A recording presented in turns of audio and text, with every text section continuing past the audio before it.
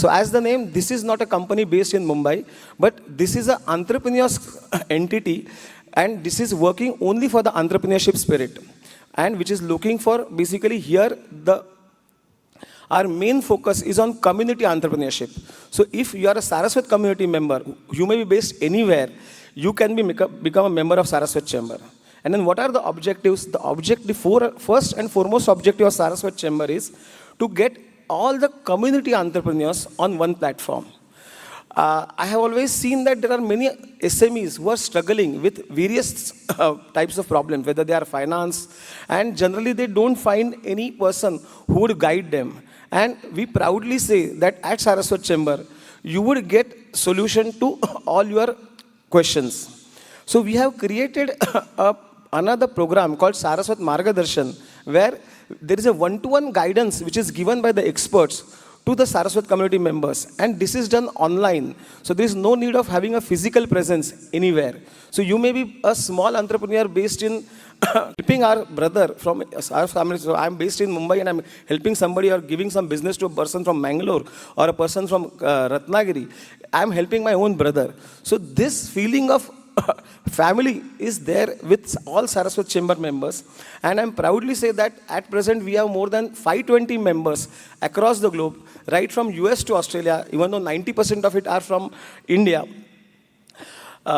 As far as Saraswat Chamber other objectives are concerned, we have been providing, we have been sharing business opportunities to other entrepreneurs.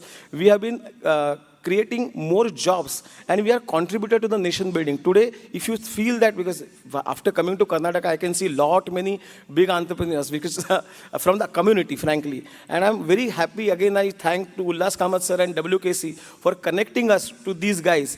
So, coming back to Saraswat Chamber, we have done so many events, seminars, and all these seminars have always been a two-way seminar. So there has not been only one-way traffic where all the participants have asked the questions to the speakers, and they have always obliged.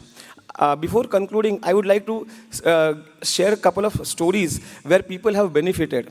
One person who is based in interiors of Ratnagiri district, who is about 40 kilometers from Ratnagiri district place, based in Maharashtra. He became a member, and he had just started about a year back a factory which is manufacturing fruit-based products.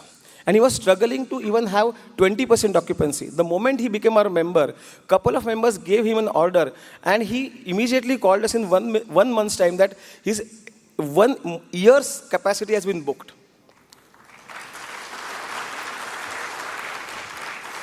So our effort is also to reach out to the interiors and help wherever there is a problem with our community members. We would certainly try to help him in whatever manner we can. When a person becomes a member, there is no compulsion that you have to give business to Saraswat person only. But yes, we always tell them that if there are two apples and you are able to compare two apples, then prefer a Saraswat apple. I'm not asking him to pick up banana over the apple. But if there are two apples, then pick up a Saraswat apple. Another thing I would like to share over here is there is a person who has a startup called Wakau Foods. So he's our member, Mr. Sairaj Dhon from Goa. He appeared on Shark Tank in India, and since then he has been very popular.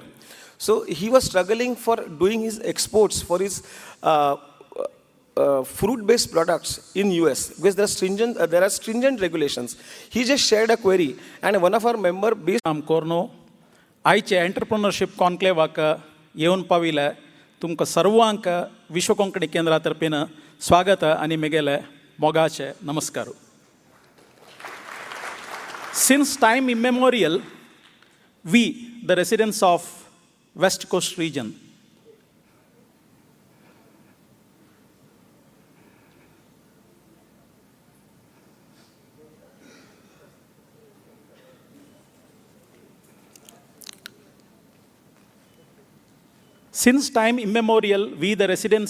West Coastal regions, we call them Konkanis. We are residents of Konkan belt, are traditionally seafarers and are expert in sea trade.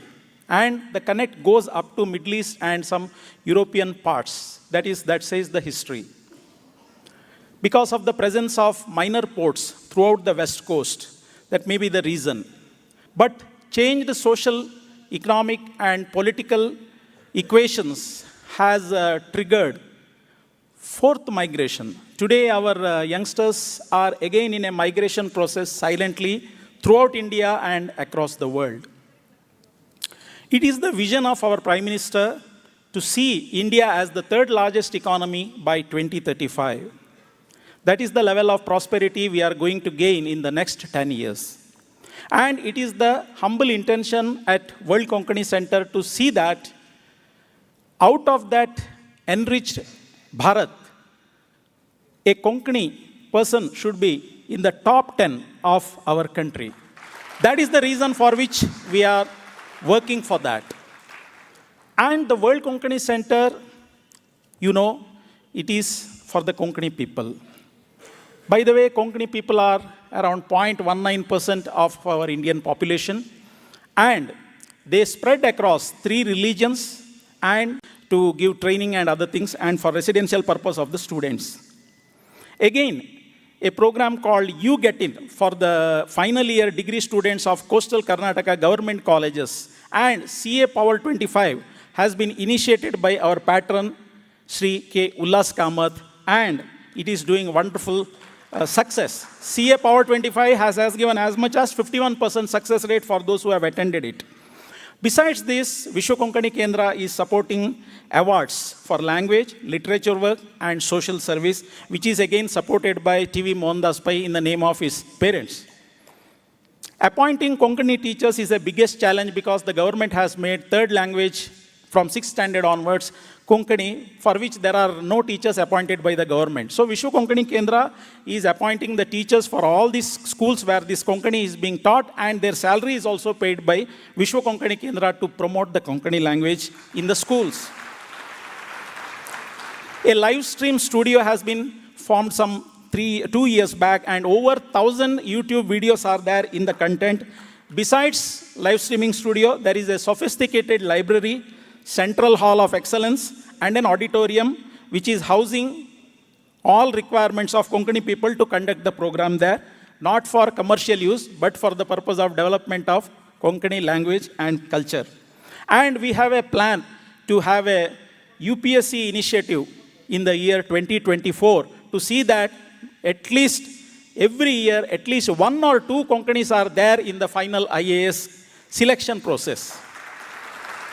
Network with the like-minded organizations like Saraswat Chamber and UK & Co. and Canara Chamber of Commerce and Industry is also being done. And there is a social initiative. Sir, to tell us more about this conclave, what is in store for us for the next 2 days, and what do we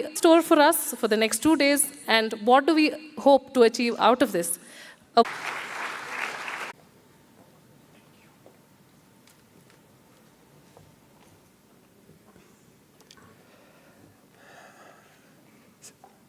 Good afternoon, everyone. Purajana namaskaro.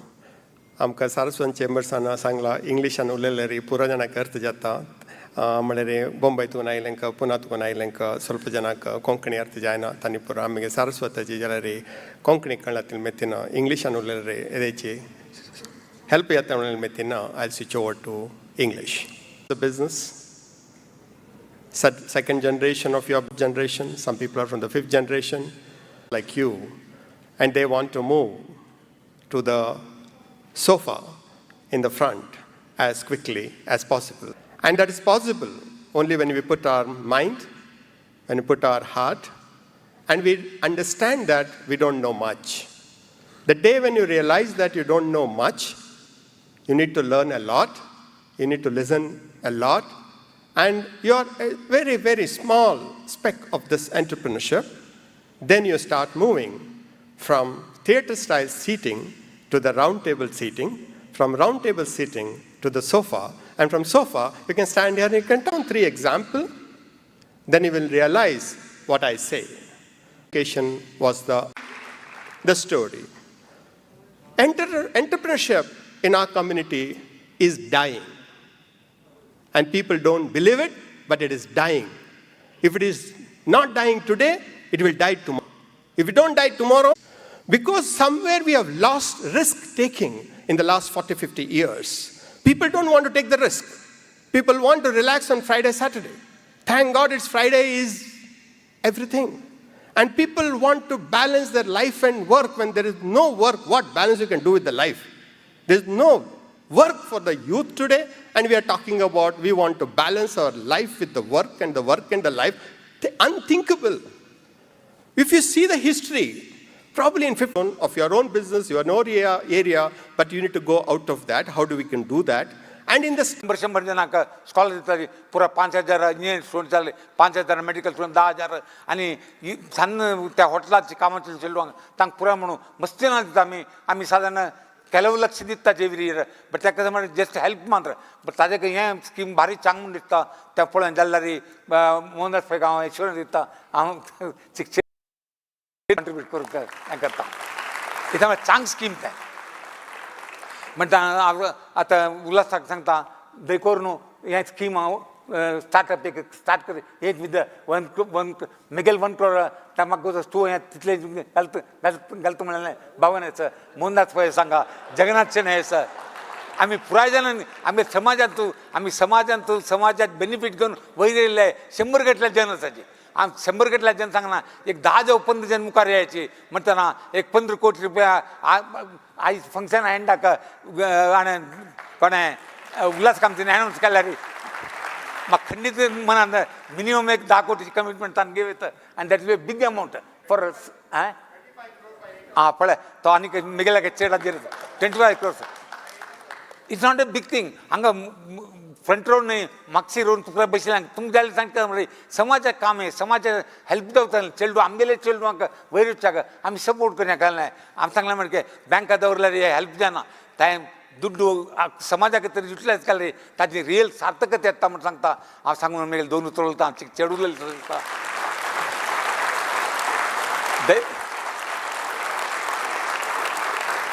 देखोर मग क्षम करायचे मी गेले physical disability ಸ್ವಲ್ಪ ಕಷ್ಟ आम्ही याना मनुष्य तांगेला request केला म्हाका हें करू नकाची क्षम करायची म्हणून बट तांणी उल्हास कामतीन वत्ताय मारता गेला जाईना आम तुगेले घरल्या तू पिकोर अंगाडता म्हणाला ताजे नाका मार येत म्हणून सांगलाय काय तान सान कन्फ्युजन का म्हणजे मेल म्हणा 3 गंटला कार्यक्रम म्हणले की 3 गंटला सुरू कोट मारचिला खरं 2 घंट्यात ते कधी चूक कशी झाली म्हणून गोत्ता काय म्हणून 15-20 मिनिट लेट जाऊन लागला देखून क्षम करे म्हणून सांगून तुम पुराय शुभ जावो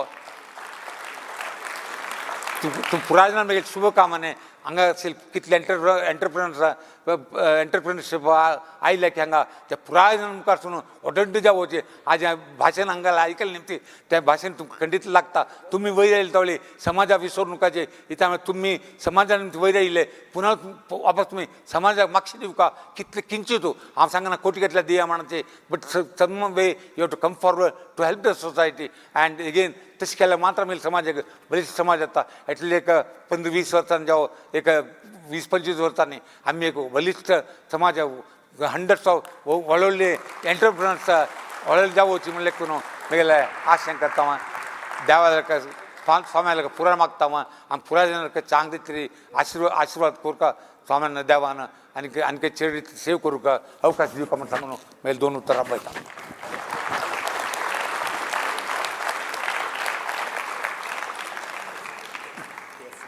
Thank you, sir.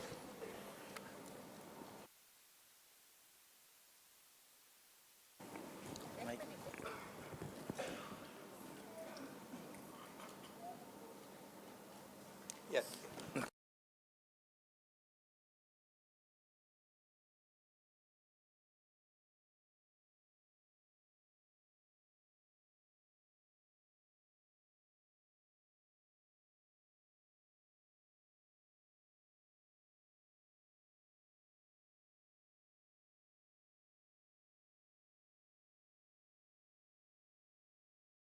Bye.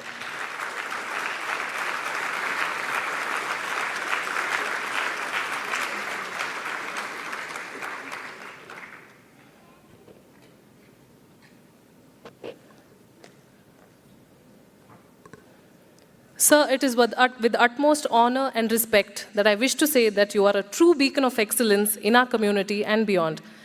A hearty congratulations to you and also thank you for gracing the occasion today. Dr. Ranjan Bhai couldn't be with us today because of some prior commitments, so let's now have a look at a video bite from him.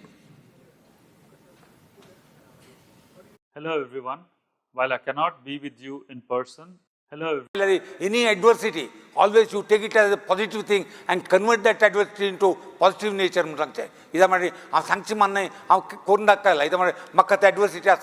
I have never felt that adversity as a life-threatening function attend kortane. Maka tanjinda anika cherd dhairala, anika cherd koreta, anika cherd itri samaj sev koret manala. Aji 4-5 वर्ष दोन आम दाखवून दिला. इथं म्हणतात तुम काय सांगता म्हणजे any adversity in life don't get worried, don't get disheartened, always take it as a positive thing and या म्हणा अनेक म्हणजे always dream bigger the dream you have greater the height you go. त्या गुडघाचोऱ्याची त्यांना सांदोन आकाश निसंदोर म्हणता मी त्यान करत तुम्ही काय होत नाही आकाश वचनातलं रे એટલે અર્ધવાટન 3 माळी 4 माळी हाईट जर वच्चे तुम्ही म्हणताना नेवर थिंक दॅट मेजर जायना म्हणले का लाईफ पण तो लेखून नकाची कसं जरी कोर येतं म्हणले का पॉझिटिव्ह ॲटिट्यूड घ्यायची तुम्ही सक्सेस जाताची. तर अनेक म्हणजे Purajana Likwa, today what we see, all big institutions, they all started in a small way. Canara Bank jao, Manipal College jao, Syndicate Bank jao, all Infosys company jao, Pura they started in a small way. Aaj startup, Ulas Kanti start kela, Tamatana, Sanritra I start kela, Mukar take word samsaya puro. Tumka te chichi, aaj tumi startup and Sanritra start kela, Likuna, ayo Yankasana, Sana Vaparvo, Sana Kitlu Urja Vetman, Patita, Sana just start going Infosys, Canara Bank, Subhapina.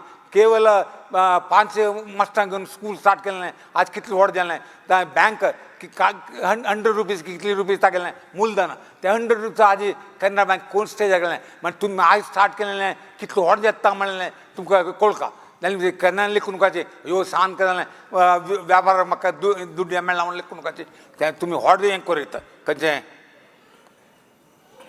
Anything small today tomorrow it will be an empire. आज तुम्ही start केलं सांगितलं रे मुखार order empire जातं म्हणून तुमक सांगता अनेक सक्सेस कॅनॉट बी त्यांना एक very very important cannot be achieved by the size of your brain. तुम्ही मस्त शिकवणे बुद्धांताच्या बरोबर मस्त but never think that success is guaranteed for you. तुम्ही बुद्धांताच म्हणणारे खाली कॉलेज आहे प्रोफेसर काम मिळेल तुमका नवे लॅबोरेटरी आहे सायंटिस्ट जाऊन काम मिळतं त्यानंही तुम्हाला ultimate aim you must be success जाऊचं आहे करा म्हणताना success cannot be achieved by the size of your brain but size of your confidence, dhairya, the dhairya is important. हांव शिकून बुद्धांतून आशिल्लो बद्दल सांगता मागीर लेमन कसा स्पोर्ट्स गेम्स तांतू हें शिकवण लिस्ट हें प्रती पटी हाई सेकंड क्लास नवे लो फर्स्ट क्लास त्याचेर पास जालो जर रेकमेंड धैर्य त्या धैर्य आशिल्लें तुमकां आज धैर्य घेया तुम्ही कसं नाही जायना म्हणले डिक्शनरी वर्ड कांचोड्याची and opportunity. There's plenty of opportunity in this world. Every opportunity you must grab. You should not so don't wait for an opportunity to come and knock at your door. Always you must run after that and you must acquire that. You will become big mono. To success खंडित जाता म्हणून निकलने. Okay, thank you. Thank you, sir, for your kind words. And hearty congratulations to you once again. Moving on, our second recipient of the Udyam Shri Business Excellence Award is none other than TV Mohandas Pai, Chairman Manipal Global Education, a leader par excellence who needs no introduction. With a huge round of applause, ladies and gentlemen, please welcome Dr. TV Mohandas Pai on stage.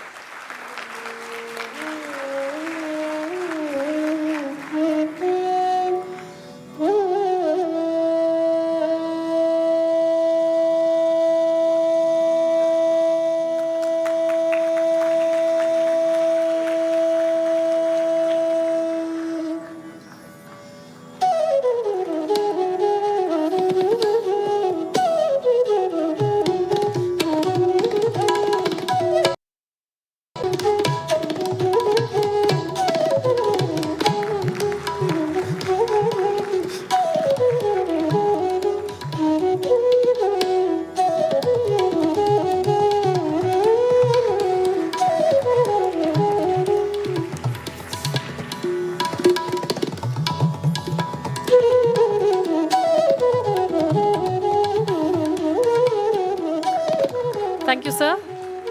Our next recipient, ladies and gentlemen, is Dr. M. Jagannath Chenoy, Managing Partner, Mangalore Ganesh Beauty Works. Based out of Mysore into the business of manufacturing beedies to a variety of other products, and also diversified into the family entertainment sector. Huge round of applause, ladies and gentlemen, for Dr. M. Jagannath Chinoy.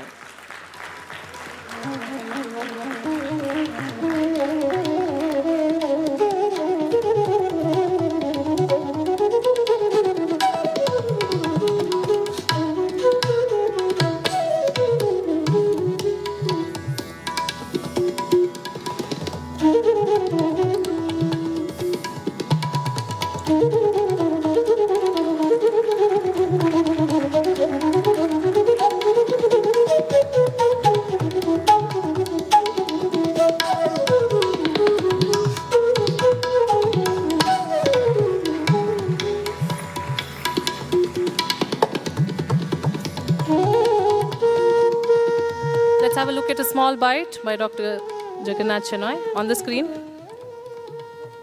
सगळ्यांक नमस्कारो सगळ्यांक नमस्कारो आजचे दिवसो ये कार्यक्रम चलता सा बारीक गोष्ट जाता एंटरप्रेन्योरशिप कॉन्क्लेव म्हणून तांतो आमगेले world Konkani centre and UK and company and Mangaluru विश्व कोंकणी आनी तेग जाणांनी मेळ्ळो हे कार्यक्रम करता थंयची व्हड बिजनेसमॅन आमचे गेले GSBचे वो घेवन तांगेले अनुभव आनी यंगस्टर्सांक आमी कशी एनकरेज करयत आनी मुखारसून कशी येवका तांगे लायफांत बरी काम करची मान न्हय.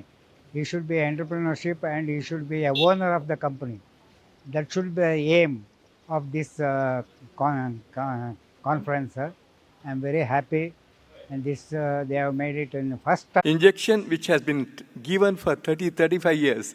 How do you develop an entrepreneur? It is very difficult. I request all the parents to tell their children become an entrepreneur rather than an employee.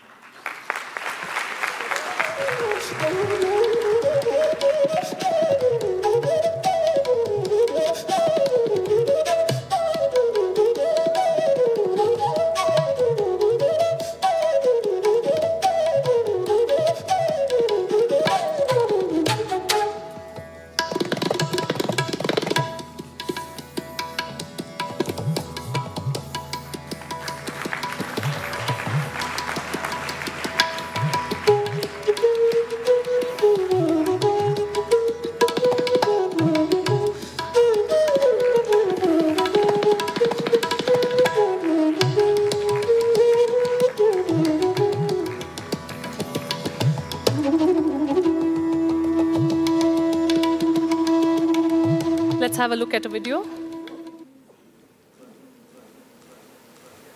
I would like to say one thing: work hard, be prompt in your work, be dedicated. That will give you success. I have to appreciate Pradeep and his team for the great initiative taken by them in organizing the conclave for our younger generation, and they will be doing very well. And this will open a Pandora box for our younger generation to meet each and everybody and take it further.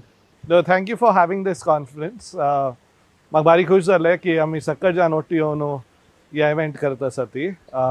I think it's a great initiative. It's a place where entrepreneurs, businessmen, our seniors and our next generation आमी सगळ्यांनी OT येवन एक दुसऱ्याला ideas घेवन एक दुसऱ्या support करून एक दुसऱ्याला एक्सपिरियन्स शेअर करता. Experience sharing is everything. I was fortunate that Miguel Prakash Payana, he educated me and also mentored me. So I wish this mentorship is available for our community, from all the industry stalwarts that have made it big. And I think this initiative is a great start towards that positive moment. All the best, and I hope this conference is a great success.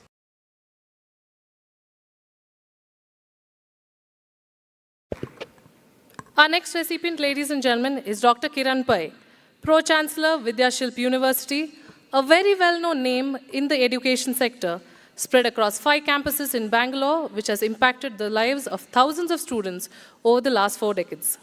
They say behind every successful woman is another woman who's the wind beneath her wings. I request her mother-in-law, Mrs. Mohini D. Pai, to please accept the award on her behalf. Oh, yes.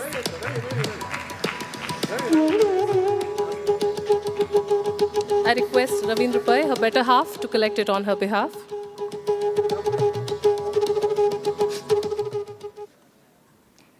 I'm here to receive the award on behalf of my wife, Kiran. Unfortunately, she's come down with a very bad viral this morning, so while she was looking forward to being here in person, she could not make it, and she passes on her regards to all of you. Thank you.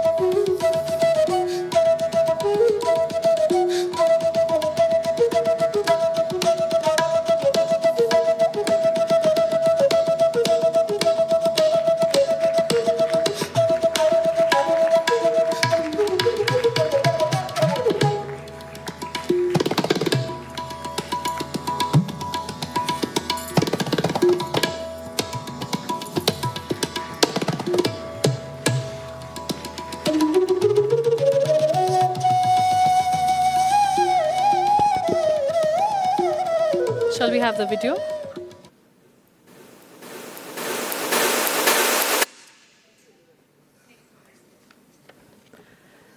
No person will leave Mangalore without sipping into the Taj Mahal Kapi. It is truly Mangalore's culinary treasure, running into the 5th generation, known for its commitment to offering rich Mangalorean flavors to both locals and travelers. With a huge round of applause, ladies and gentlemen, put your hands together for Sri Kudpi Jagdish Shenoy, Managing Director, New Taj Mahal Cafe Private Limited.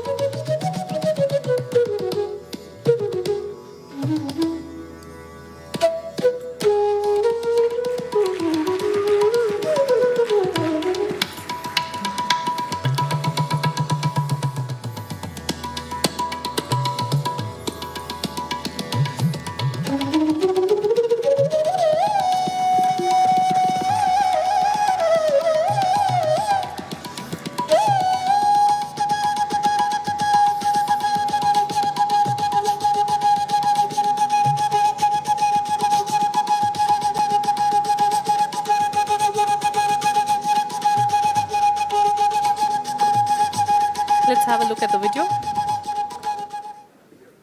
Congratulations. I'm Kudpi Jagdish Shenoy, Managing Director, New Taj Mahal Cafe Private Limited. I function like awardee, one of the awardee. आमगेले फर्मा विषय एक दोन उत्तर सांगता का इच्छिकत्तास 1926 अंतु मेगले आज जो कुडपी गोपाल कृष्ण शनय तन्नी ये संस्था स्टार्ट केले मेगले आनो कुडपी श्रीनिवास शनय ताने ये संस्था डेवलप केले साधारण 96 years चले या फर्मा का आत्म में लाना ताने अचिल टाइम मरी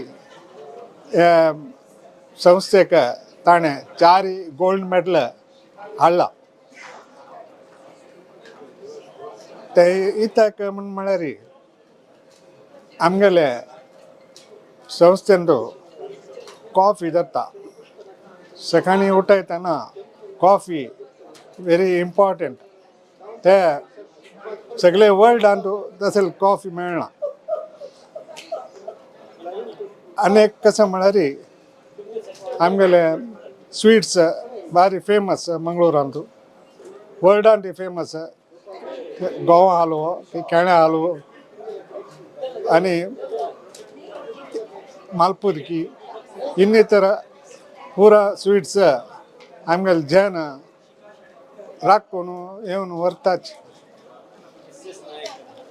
आणि आमगेल संस्थेतून 50 जण GSB स्टुडंट्सांक फ्री जेवण दिता आशिल्ले दनपाराचे ते स्टुडंट्स आतां वेड जाग्यार व्हड व्हड कामार आसताची रिटायर्ड जाल्ल्याची सुमार जाणां तशी आतां येतानी तो जेवणां उडगास काडटा आसाची आणि आम्ही एक 10,000 स्टुडंट्सांक फ्री स्कॉलरशिप दिला फर्स्ट स्टँडर्ड तुकून PG ताई फ्री स्कॉलरशिप प्लस स्टुडंट्सांक लोन तांकां शिक्षाक दिला सब जाणांक पावयनी वापस डजंट मॅटर तांणी जांग कडेन पावल्याची शिकचे खातीर आमी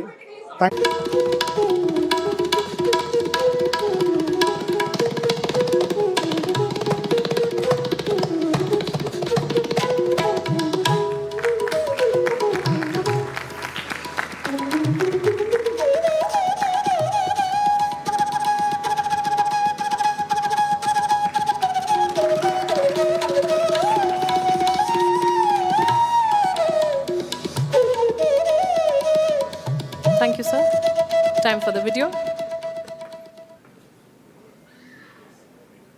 Good afternoon. I'm Manoj Kakulo from Kakulo Group, Goa. This initiative taken by Saraswat Chamber, World Konkani Center and UK company for you entrepreneurs to have this conclave, I think it is a fantastic idea. This is an opportunity for all entrepreneurs, all startups to brush against people who have achieved something in life as well as the new people who are new entrepreneurs. I think we should make best use of this opportunity. Important message I would like to give to all the youngsters here, all the startups. We're just starting in life. What is important is that we have to work very hard and importantly hire the best people and trust them. सगळेच काम आमचेकडे एकट्या कडेन जायना. One person cannot do everything. So you have to trust people, hire the best people in the industry, and I am sure based on their strengths you can grow. That has been my mantra, how I have tried to do whatever I have done. All the best to you and let us have a good time in this conclave. Thank you.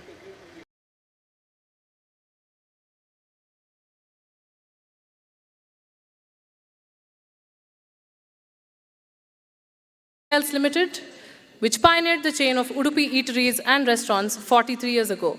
I'm sure every single individual seated here is testimony to the quality of their service. With a huge round of applause, ladies and gentlemen, let's welcome on stage Shri Lakshman R. Kamath, Managing Director, Rangappa Kamath Group of Hotels.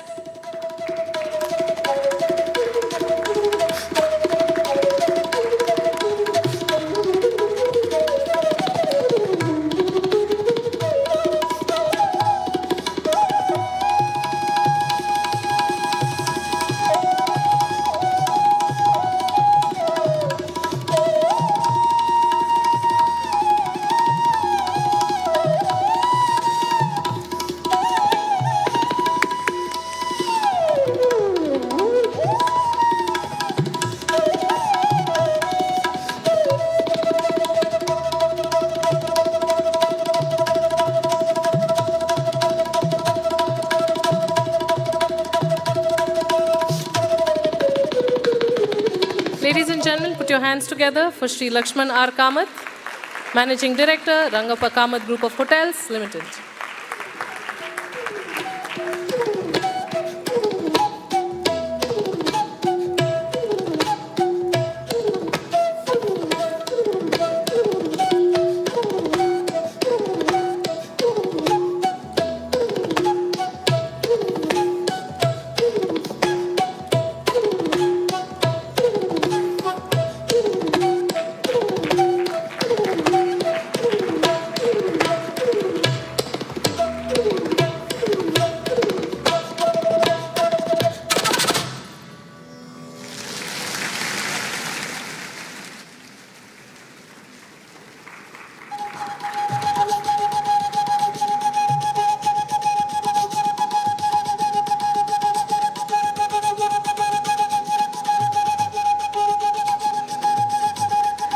next is a highly respected brand in the Indian ice cream industry based out of my city of Mangalore, renowned for unmatched quality and taste that has played an important role in establishing Mangalore as the ice cream capital of India.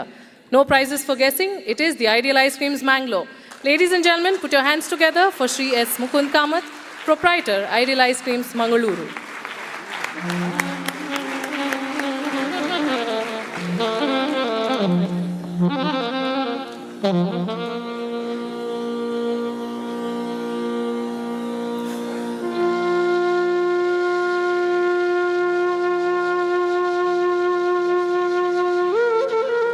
Ladies and gentlemen, let's welcome on stage Shri S. Mukund Kamath.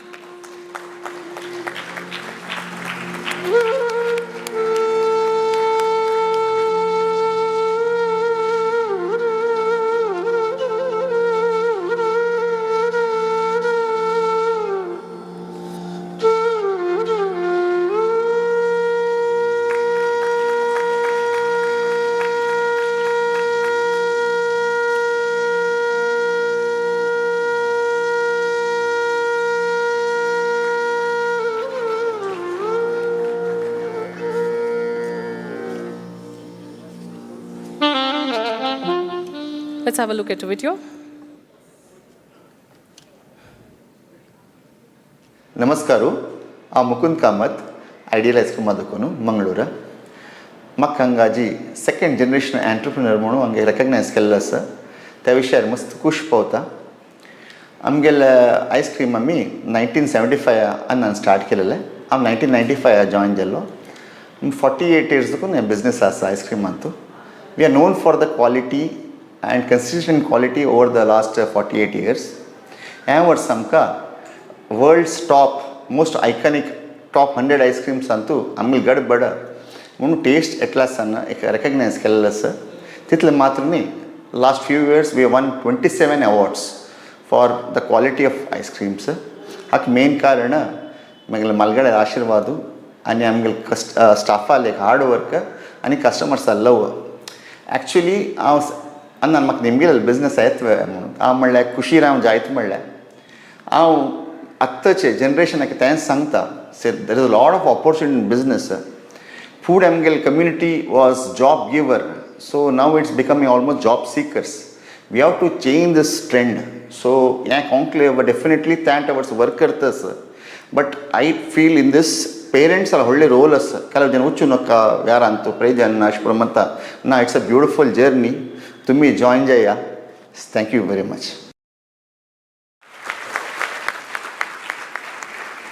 On a lighter note, it calls for a gudbad treat for all of us post the event, isn't it? Talking of ice creams, here is another brand. Those who have tasted it swear by it. It is the Natural Ice Creams, having 89 plus outlets across India. Their ice creams contain no artificial flavors, only fresh fruit pulp or dry fruits, thus ensuring quality is not compromised. Put your hands together, ladies and gentlemen, for Shri Raghunandan Kamath, founder, Natural Ice Creams, Mumbai.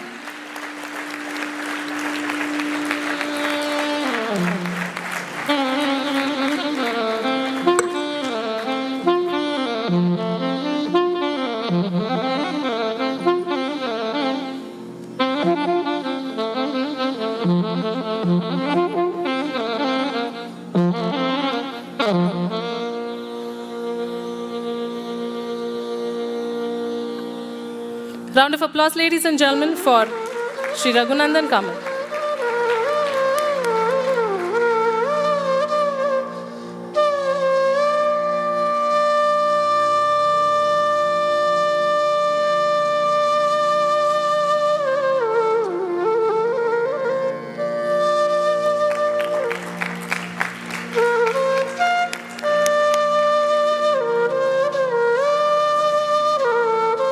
Let's have a look at the video.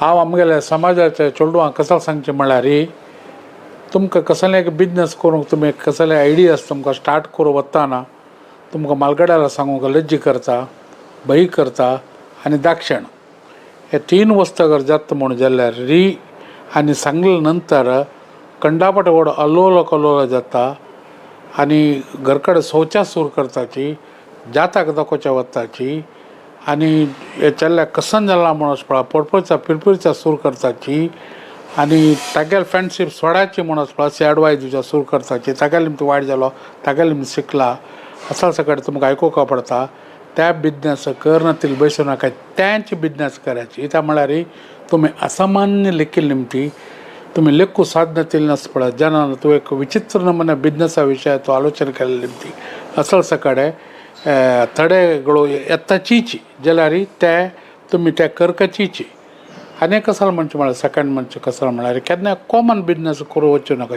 Difference some things is difference कर दुसऱ्या पासून विंगडा हटके करूं पळयाची आयस्क्रीम्साक हांव येता तशीची अतिरथ महाराज आशिल्लीची तुगेले वाडीलाल आशिल्लो Baskin Robbins आशिल्लीची quality walls आशिल्ले मस्त सकडे टॉप इन टावन आशिल्ले मस्त सकडे आशिल्लीची बट हांव तेन्ना लेखलें की बोमेन स्टार्ट करतना की हांगेल्या भशेन डिफरन्स दिवया म्हूण तो हांव डिफरन्स दिवच्याक पळयलें तेन्ना हांव सक्सेस जालो त्या निमतान हमेशा तुमी बिझनेस स्टार्ट करतना कॉमन बिझनेसा विशयान आलोचना करनाका डिफरन्स दिवच्या पळयाची आनी कसो म्हळ्यार फस्ट डे दाखोवनूची टॅक्स बरो सुरू करायची आनी कसो म्हणटा म्हळ्यार म्हगेले लास्ट जावन तुमकां हांव सांगता कसो म्हळ्यार बेस्ट दिवच्याक प्रयत्न करूं नाका इता म्हळ्यार बेस्टच पळय दितान कसो जाता म्हळ्यार कोण बेस्ट करता पळय तागेल्या भशेन लायक तुमकां केन्नाय करूं जाय ना जाल्यार डिफरन्स दियाची डिफरंट आसा पळय ते दिताना ते ऑटोमॅटिकली बेस्टाच्या पोजिशनार येता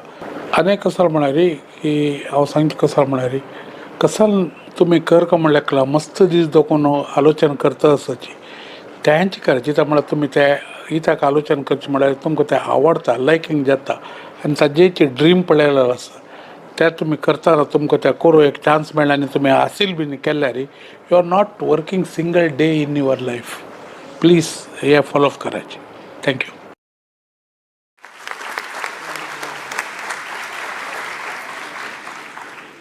दयानंद पै मामाले करेगे ಹೋಗೊಟ್ಟು म्हणटा पळय तशी हांवें मेगेल तर्फेन 25 lakhs रुपीज दिवचे म्हणलें thank you very much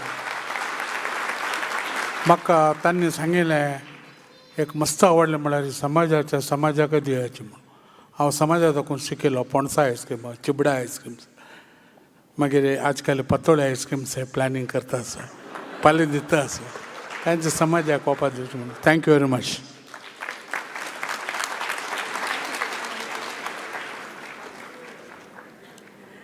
They say life is a big book, and he who has not traveled has just seen only a few pages. We have a prominent family in Mangalore who made travel easy and convenient for all. The next awardee is Srimati C. Nirmala Kamath. This 52-year-old company, Nirmala Travels Mangaluru, was founded by a travel enthusiast couple in 1971 and is today synonymous throughout India for coach tours and customized tours, both in India and abroad. Handling over 25,000 passengers annually, they have truly turned many a travel dreams into reality. Srimati C. Nirmala Kamath couldn't be here with us today, so I request her daughter, Srimati Vatika Pai, to kindly receive the award on her behalf.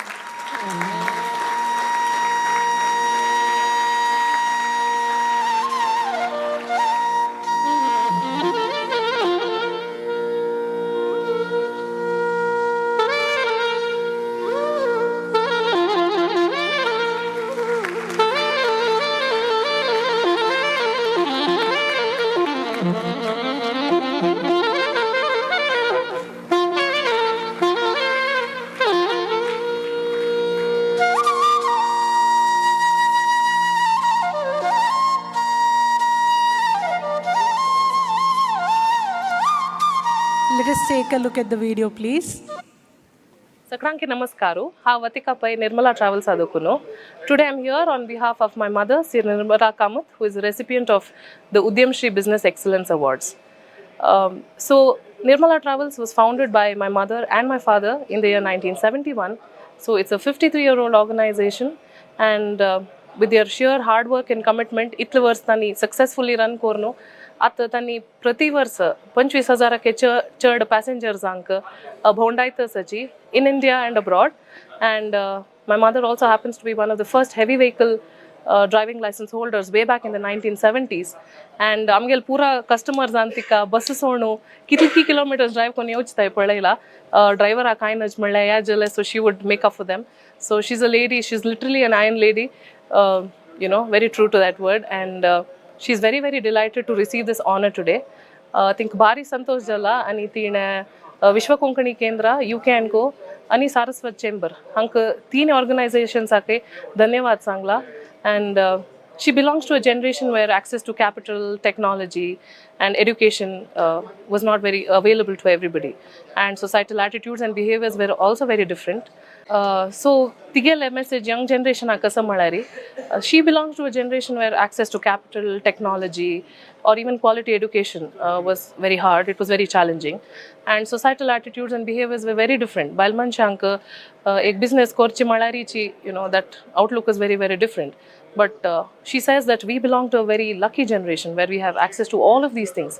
So, tumge lage ek like startup ideas, Jallari, whether you're a man or a lady entrepreneur, take it up, give it your best, and if you're committed and dedicated to your, to what you do, there's no stopping you from achieving what you want. So, she wishes green lights and blue skies to all young entrepreneurs out there. Dhanyavad.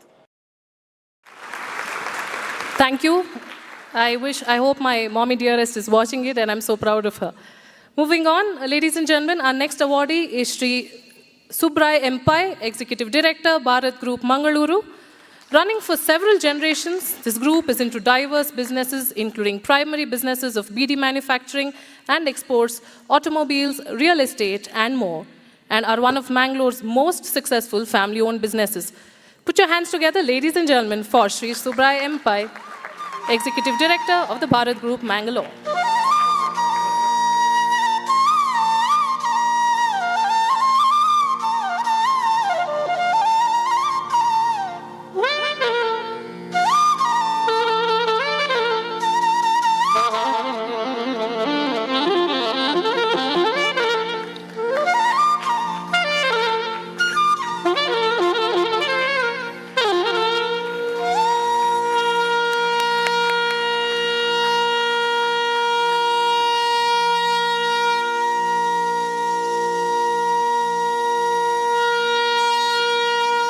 Let's have a look at the video. हांव सुब्राय पै Bharat BD Bharat ग्रुपा represent करता sir. आज ही Saraswat chamber विश्व कोंकणी केंद्र आणि UK and कोना एक छंद रीतीरी मुखारसून जनरेशनाक एंटरप्रेनर जावका म्हणून. They want the next generation to be entrepreneur. They want people to be job creator than job seeker. What has happened recently, what we find that our generation has gone more into job seeking. So they want the coming generation to be job creator. So they have created a platform for coming generation what they can do and how can we all entrepreneurs can help the next generation to be entrepreneur. So these kind of activities what has been done by Ullas Kamath and the entire team, I really appreciate and thank you. I am a part of this group. Namaskar. Thank you, sir. Established in the year 1940, they pioneered the cashew nut industry in the coastal city of Mangaluru. With forefathers in the agri-trading business, they are today one of the leading importers, processors, and exporters of agricultural commodities like cashew, coffee bean, edible oil, almond, and other dry fruits from India. Put your hands together, ladies and gentlemen, for Shri Bola Damodar Kamath, founder of Bola's Agro Private Limited.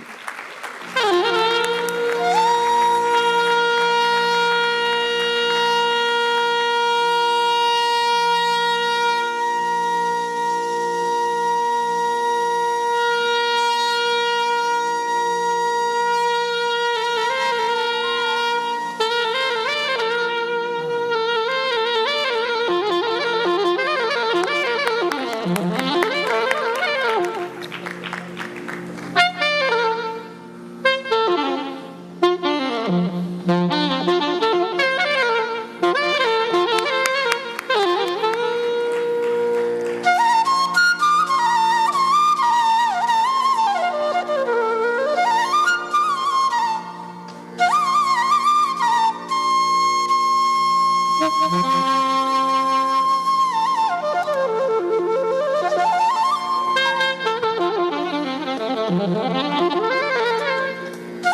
we play the video, please? I'm Damodar Kamath. Good evening. Bolas Agro Private Limited. We are into dry fruits, nuts and sweets. Next generation of Kasasanchi Malari, do your hard work. Everybody has something special in you.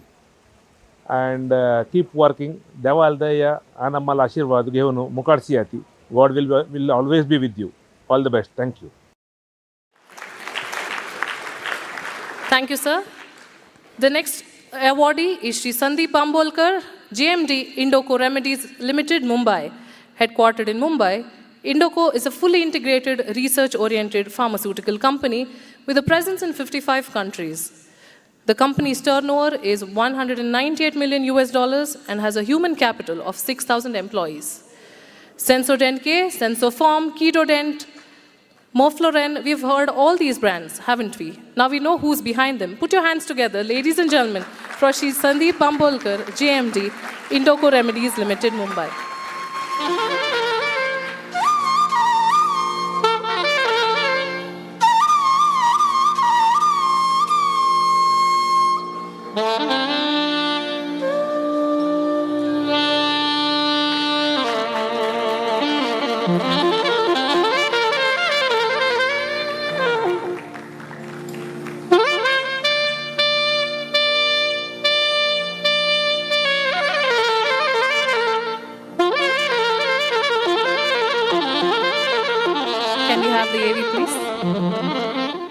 Good afternoon.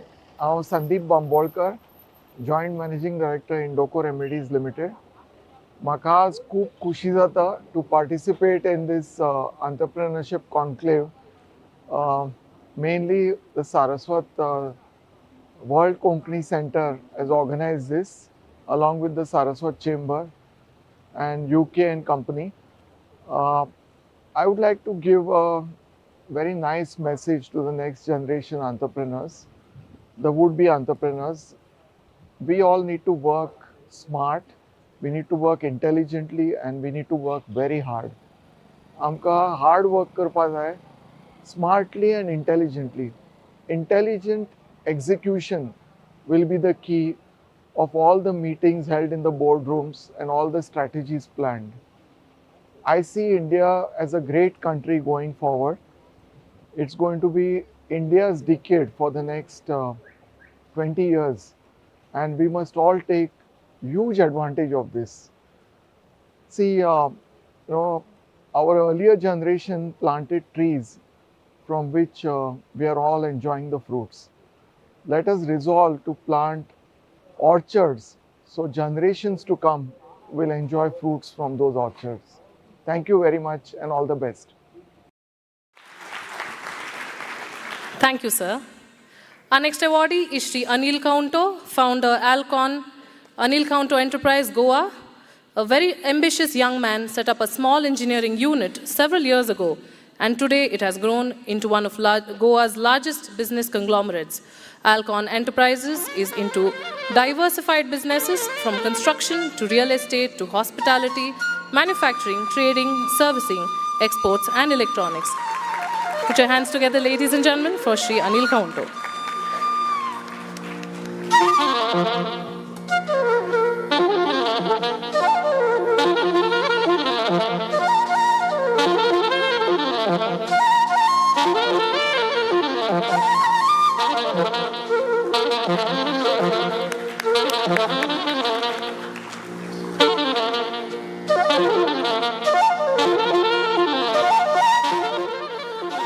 Can we have the video, please? Good afternoon. I am Anil Kaunto. I am the chairman of Alcon Group of Companies, Goa. I am very happy to come here to attend this Saraswat Chambers Entrepreneurship Conclave at this hotel at Clark at Bangalore. I have seen the enthusiasm that is there among the Saraswat youngsters that has come down here, who are going to give us their how they have started some of the startups and what is their present condition. We Saraswats are one of the most intelligent community in India, and they say that I was told by one of the leading economists that quite a sizable chunk of GDP of India is coming through the Saraswat community commercial thing. And this Saraswat chambers will definitely help India to grow it further. Today I requested the management of the Saraswat chambers to get the bite of the different startups that are going to have and other entrepreneurs, and that should be given to all the youngsters that are there in Saraswat community, so that they should be made enthused to come down and join us in this upliftment of this next generation Saraswat community. Thank you.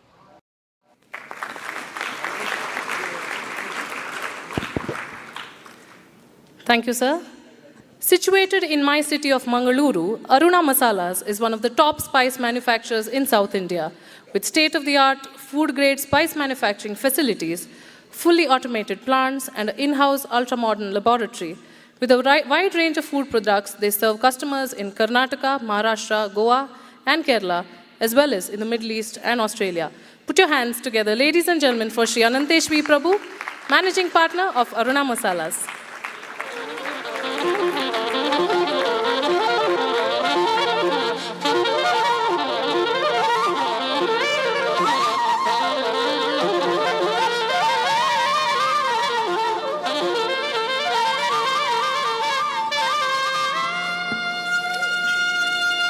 He is also the current president of the Canada Chamber of Commerce and Industry.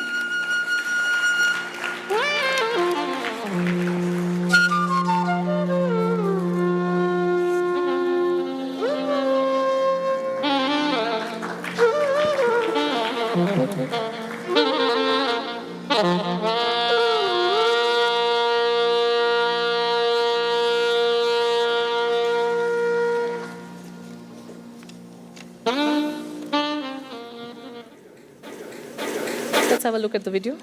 Miguel Nama Anantesh V. Prabhu, our Aruna Industries Samstheche managing partner.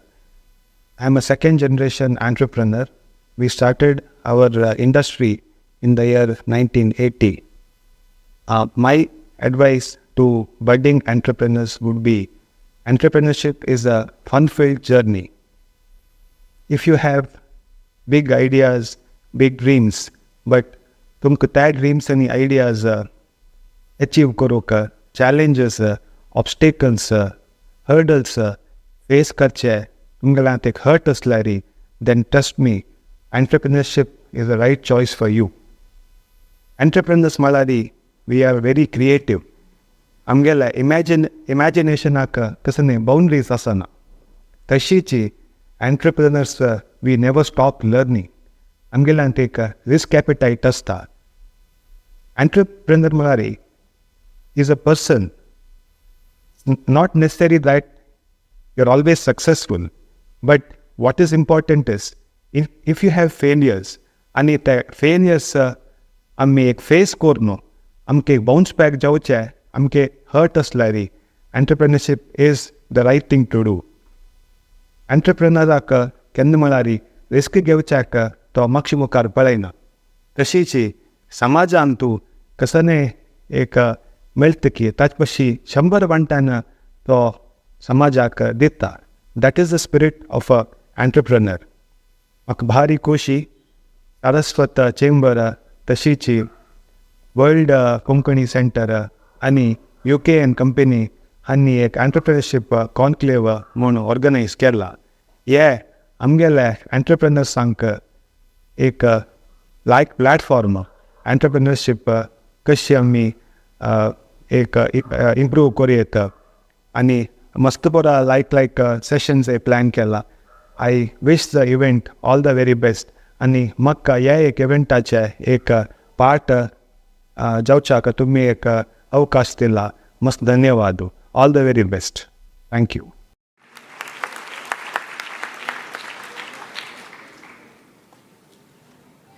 Thank you, sir. Our next recipient, ladies and gentlemen, is Srimati Usha Shenoy and Sri Nandagopal Shenoy. She's the proprietrix of Devagiri Tea Mangaluru, which is into the business of packaged tea for over 50 years, a household name in coastal Karnataka, which finds its place in every single kitchen on the coast. With a huge round of applause, let's welcome Srimati Usha Shenoy on stage.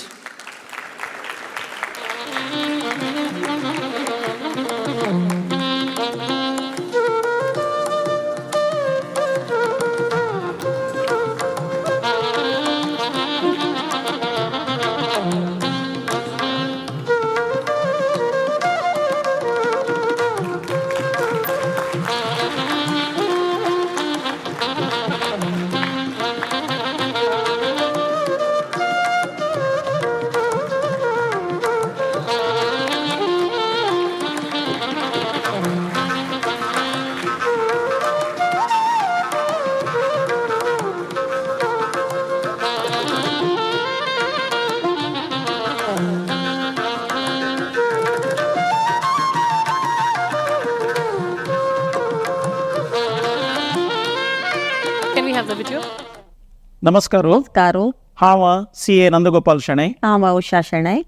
All it started in the year 1950 when our founder Govardhan Shanai started a commodity tea trade business in a small shop in Kannur, North Kerala. It is in the year 1963, 60 years back, he came to the land of promising opportunities, Mangalore, and continued the tea trade business. It is in the year 1994 when we married. It is as per the wish of Usha, we ventured into packaging tea trade business. And today we handle around 3 million kgs per annum, starting from 0.1 million kg in the year 1994. We have a distribution network of around 12,000 shops across coastal Karnataka and Kasaragod district. Today, I am the second generation entrepreneur and happy to say that third generation, my son has also entered this venture. All the very best for the Entrepreneurship Conclave. Thank you. To both of you. Talking of ice creams again, here is an ice cream brand that truly makes us say, Ami hangyo vochya. With the softies and overnight sensation and capturing the imagination of ice cream lovers through innovative flavors, Hangyo now, with an annual turnover of 150 crores, has taken their humble beginning to emerge as a preferred ice cream brand across the southern states of India. Put your hands together, ladies and gentlemen, for Shri Dinesh R. Pai, Executive Chairman, Hangyo Ice Creams Private Limited.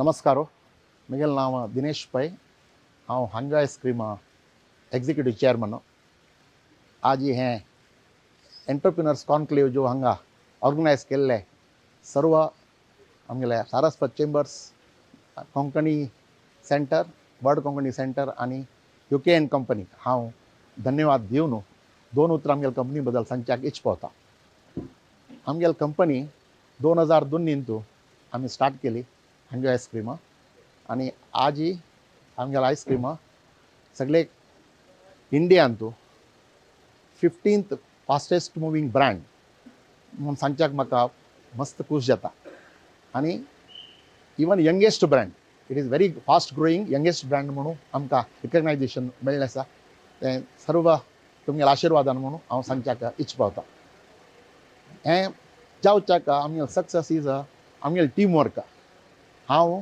Pradeep जगदीशू आणि प्रदीपाल बायला आणि आता youngsters हे सर्वांनी मेळून हे आजी श्रीनिवास जेव्हा संकीर्ण जेव्हा श्रीकृष्ण हे सर्वांनी मेळून ही company along with our dedicated staff last 20 वर्ष तुले नಮಗೆ लगी जो प्रोडक्शन अंतुरो मार्केटिंग अंतुरो इवन सर्व डिपार्टमेंट लॉजिस्टिक्स खंयच्यानूच तांणी एक टीम जावन वर्क करत देखून आज आमी हे ग्रोथ जालें म्हणून सांगच्या का म्हाका खुशी जाता.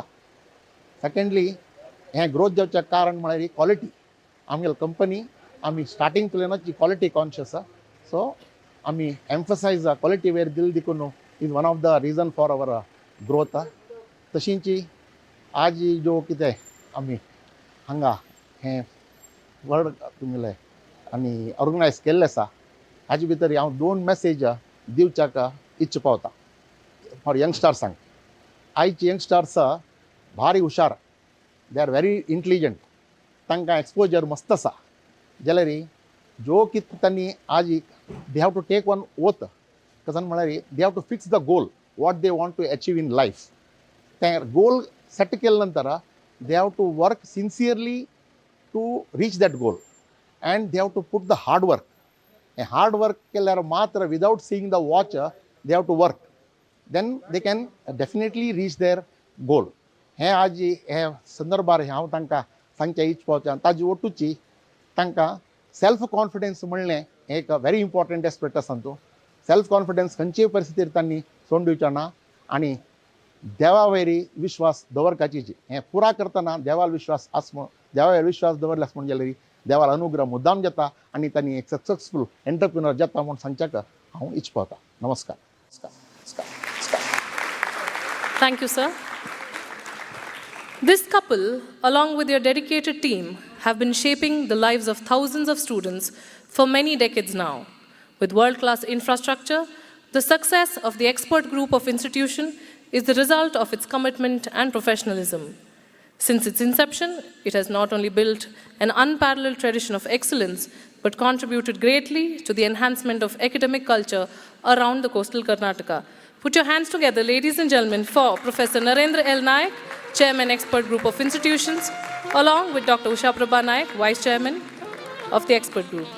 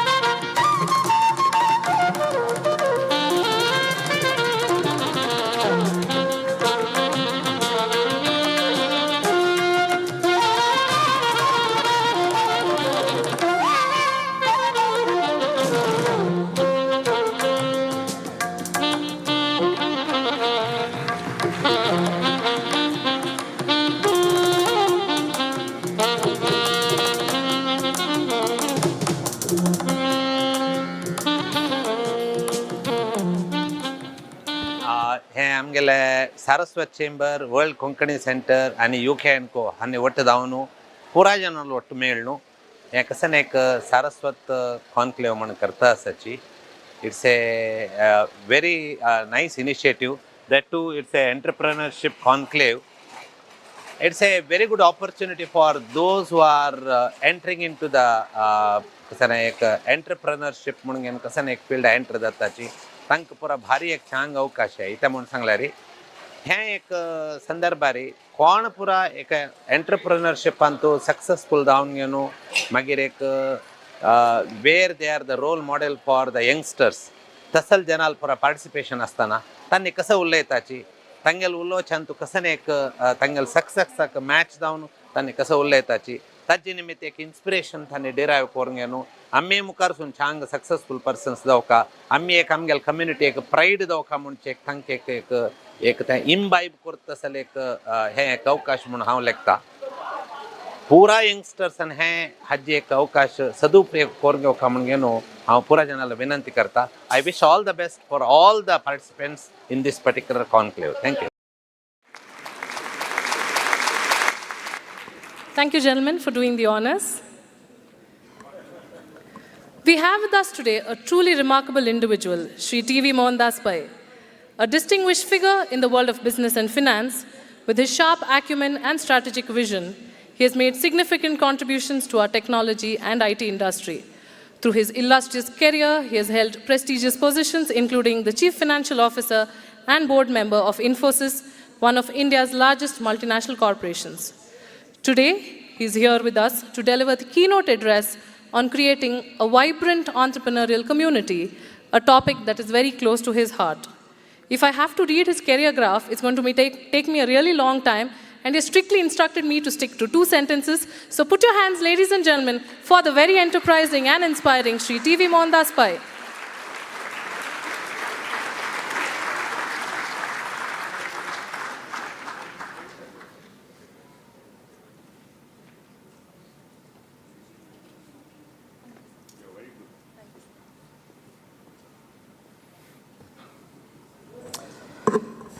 तुम पूरा जन की नमस्कारो.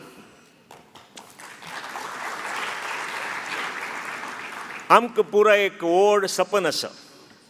All of us have a dream that the community where we are born will rise to be one of the greatest communities of our country and will lead the country forward to meet its destiny. Long ago, we made a tryst with destiny, and the time now comes when we shall redeem our pledge. 15th August 1947. And we have to redeem that pledge in our lifetime. And all of us are Saraswats, denizens of the Saraswati River, which dried up 4,000 years ago. We left our homeland, went all across Bharatavarsha, and have landed in many places in the south of the country. So we have a tryst with destiny. At that time, Pandit Nehru also said, a time comes which comes rarely in the life of a nation when we step out from the old into the new. And the time has now come when we all gathered here to work to realize our dream, to take stock of what we have achieved and what we ought to do. For any community to grow and to develop, there are many things that we must do. To me, the foremost is education. India was a rich country and the richest country the world has known because we were a riverine civilization. And in our civilization, the scholar was at the top of the totem pole, not the soldier. In every other civilization, every other country, it is the soldier who was at the top. The soldier had the power of the sword. In India, it is the power of the mind that dominated. So and so, when the Rajguru came into the court of any king, the king came down, met him, washed his feet, took him up, put him on a pedestal higher than him, and listened to him. That's the respect we gave scholars. That's why we were a great civilization. And we must preserve that tradition, and we must give education to all our children. Education is the greatest gift a society can give its young people. Because a tyrant can take away everything you have, but cannot take away the knowledge in your mind. And the knowledge creates wealth. Knowledge creates progress. We are now in the knowledge economy. Look at who are the most powerful people in the world. All of them are part of the knowledge industry, entrepreneurs, but part of the knowledge industry. And they have enormous power. And that's why we must focus on education and higher education. Educate our young people, make them realize their dream. No Konkani child should be deprived of higher education for want of means. It's a very simple statement, very complex. But we must do that because they are going to grow in a society which is going to be extremely competitive, extremely global, and very innovative, and which changes very fast. And the change is going to be so fast that most of us will not be able to understand the change. And you'll see it later in the day when young people come and talk to you. The second important thing for any community to grow up is to be economically strong. Nobody cares for a poor person. We need knowledge, but the knowledge has to lead to power. Why power? Because we have to protect ourselves. We have to compete. And the power is required to the creation of wealth, to economic might. And we live in a world where the economy is going to dominate everything, has dominated. The British took away $45 trillion of our wealth from 1757 to 1947 in today's money. We were a wealthy country. Our forefathers worked very hard to create wealth. Sone ki chidiya was what India was called. And we must recreate that. It is our duty, it's our obligation to become economically strong. Because when we become economically strong, every person in India will have the necessities of life. A roof over the head, water in the tap, power in the switch, a toilet in the house, a gas stove, money in the bank, a bank account, an internet connection, a mobile phone, food on the table, education for the children, a health insurance. Modi is doing that. He's a very smart guy. And once everybody has that, there'll be no deprivation in this country. There should be no deprivation in the land of Sri Ram and Sri Krishna. There should be no deprivation. And that's our obligation. My younger brother traveled through India when he was very young. He went on a motorcycle. And he told me, any village where he went in the night and knocked on the door, they opened the doors to him. And if they had 2 rotis, they gave him both the rotis. They did not eat. They gave it to him. That's the people of India, an ordinary person of India, with generosity in the heart, compassion. And that country should not have deprivation. We are a blessed country. We have an abundance of everything in this country. Yes, we have been exploited for maybe 1,000 years. Our culture has been destroyed. We have been looted. But now we are free. And we have to work as a community to become economically strong. And the way to become economically strong is through entrepreneurship. Yes, many of our leaders have come and said, we have become job seekers. Yes, I agree. I agree. But when you don't have food on the table, you want security. You want security. Large jobs were created. And our parents worked very, very hard. Didn't earn too much of money to educate us. My generation is possibly the first generation that grew up fully educated. And we've done well. We've done well for ourselves. And our children should have the best of everything. They should not worry about taking care of their parents, their siblings, or anybody. They should worry of the greater things of life, to become entrepreneurs, conquerors of the world, travel all around the world, be global citizens, and live a full life where all their dreams come true. There should be nothing lacking for them to realize their dream. And that is our obligation as parents. And that's why the time has come. For everything, there is a time, and the time has come. Yes, we had Dayanand Mom, we had Prakash Pai, we had many others who got awards, who became entrepreneurs. But the struggle for years and years and years, it's been hard work. Of course, she did it. I know that, but both of you worked hard. Srini is also here. They've struggled. Their parents struggled. They had nothing. Dayanand Mom had a cycle and a dream. He had no money in the pocket. Very smart man. He made money out of his skill. But that was a different time. Now, time is short. We can do things faster. And that's why we need entrepreneurs. And that's why this Entrepreneurship Conclave has come at the right time. where we showcase the successes of many people who worked very hard in industry, and we showcase young people who have a dream, and we should support them to make sure that they can grow very fast, do things at a time when the world has changed in a very different way.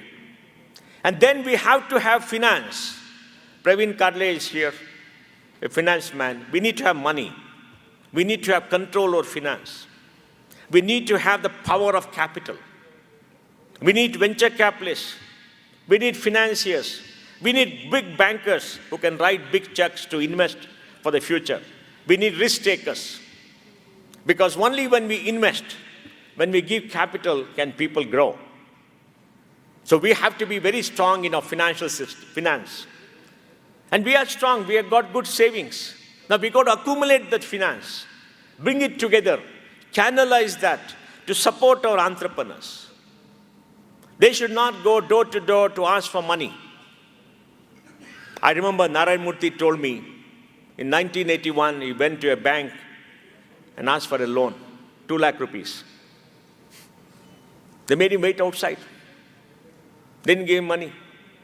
Only KSFC later gave him some money to buy a computer. Then when our CFO used to come to my room every day, once a month, and tell me, don't ever go to a bank and don't more borrow money from the bank. He didn't need money, but he tell me, don't ever go to a bank. Because he was humiliated. Going before somebody asking for money, being turned away, come tomorrow, is humiliating, Praveen. It's humiliating. We have to bear that humiliation. But that's why we need financiers. We need people who are venture capitalists. We need fund managers. We need to collect all our money in savings, invest properly so young people will get access to capital and they can become entrepreneurs and they can grow. So finance is very, very important. Then technology is important. We live in the era of the digital revolution. The industrial revolution era is gone. We live in the digital revolution. The digital world is changing the way we live. Out of 8 billion people on the planet, 5.5 billion people have a mobile phone. Nearly 5.5 billion people are on the internet. They can interact with each other on this internet platform synchronously, asynchronously, 24 hours a day. They can do business. They can get entertainment, they can get education, they can get financial services, they can get health advice. Almost everything is available. The accumulated knowledge of humankind is available free of cost to everybody. The barriers to geography are gone. Wherever you are, if you have access to a mobile phone and a cheap data plan, which we have in abundance, we have access to everything the world has to offer. And the world has become flat. And the moment you join the internet, you get part of a network of 5.5 billion people. So technology is important. Artificial intelligence, machine learning, 3D printing, quantum computing, biotechnology.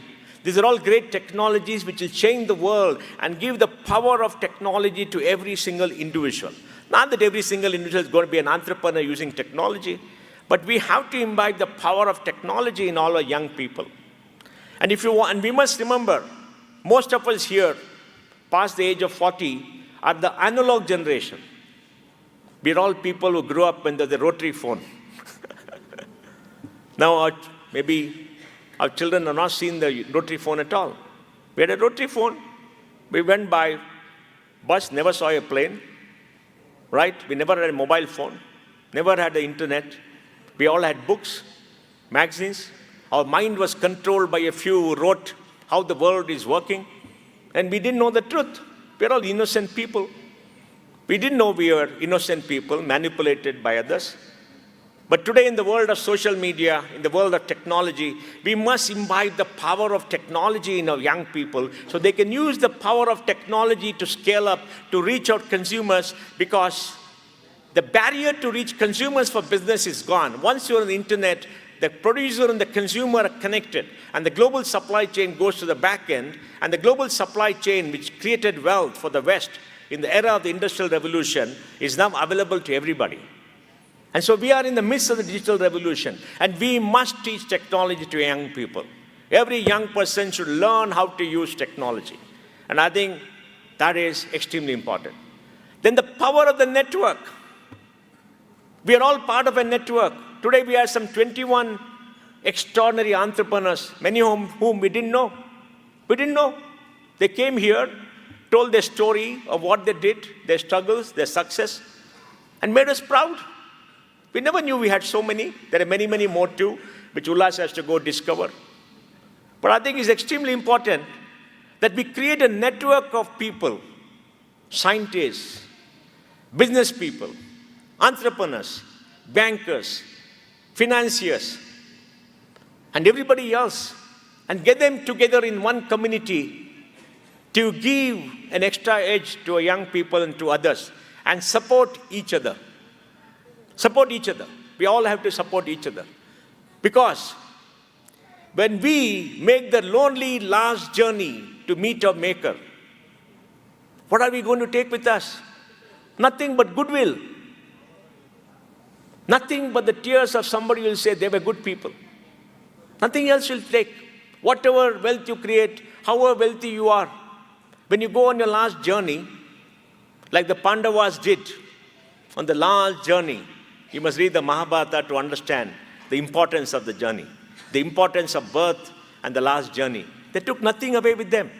The power of money is the power to give away money to do good for others. Rohit, remember. We must earn a lot of money in our lives. Because we are talented, we have to do it. We must create wealth. We must give it to our children to give them an edge. But we must give it away for the betterment of society in our lifetime, not create corpuses. When we ran Akshaya Patra, we said we'll not have a corpus. We said so long as the child is hungry, we'll feed the child. Now 21, 22 lakh children are being fed every day. We gave about we gave more than 300 crore, 400 crore meals. It's going on.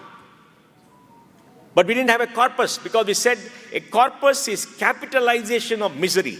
If there's misery today, elevate misery today. So there's no misery tomorrow. Right? So we need to have this network of people who are going to use their wealth for a larger purpose during their lifetime. And they will make our community better. They'll make the country better. They'll make everything better. And see it happen in their lifetime. Because after we are gone, nobody will care for you. You go to Bangalore, to MG Road, there's the statue of Queen Victoria. The birds sit on her head and shit on her head. Who cares? The greatest empress of the world, the Victorian era, the age of imperialism, when Great Britain conquered the world, who cares? They're all destined to be in the dustbin of history. So, all of us. So do things in your lifetime, whatever you can, to the maximum extent. I think networking, helping others is extremely important. That's why in our culture, Ullas, you must tell your entrepreneurs, at the age of 60, you're supposed to hand over your empire to your children and go away into the forest. For all entrepreneurs, tell them, there's an expiry date. Don't sit in the chair forever. And my advice to all of you, those of you who have entrepreneurs made wealth, when the children are grown up, give them their share of the wealth. When they're grown up, 21, 22, divide what you got, give them their share. Right then, when you are still around, to help them. And let them do the business, give them the independence. Or give them your business and hand it over. Not like Prince Charles, who had to pray for many years that his old mother passes away so he can be king.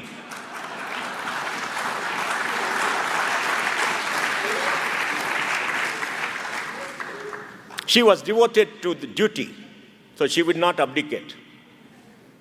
But he had to wait a long time.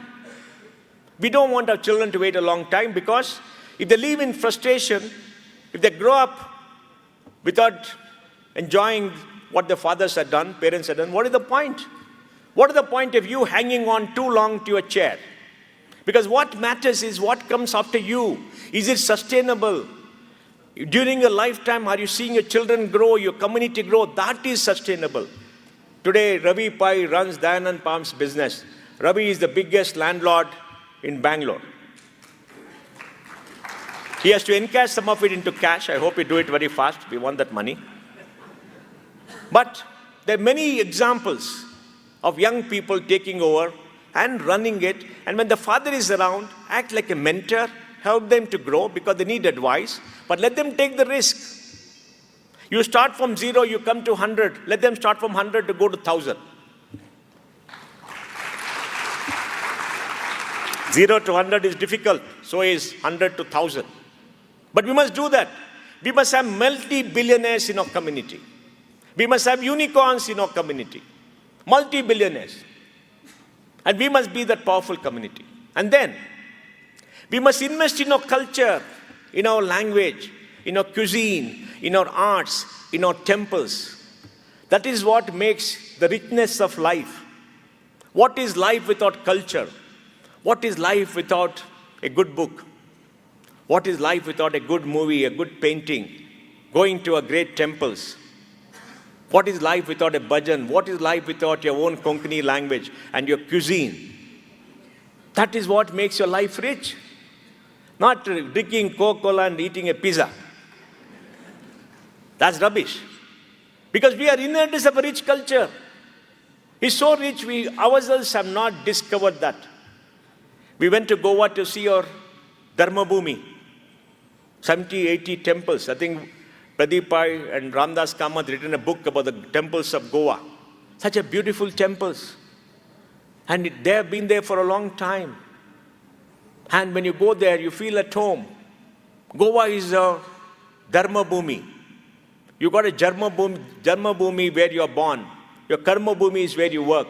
But we have to go back to a Dharma Bhumi. We have to go back to our roots. And we must pass on our language and culture to our children like parents passed on to us. And my generation has not done well.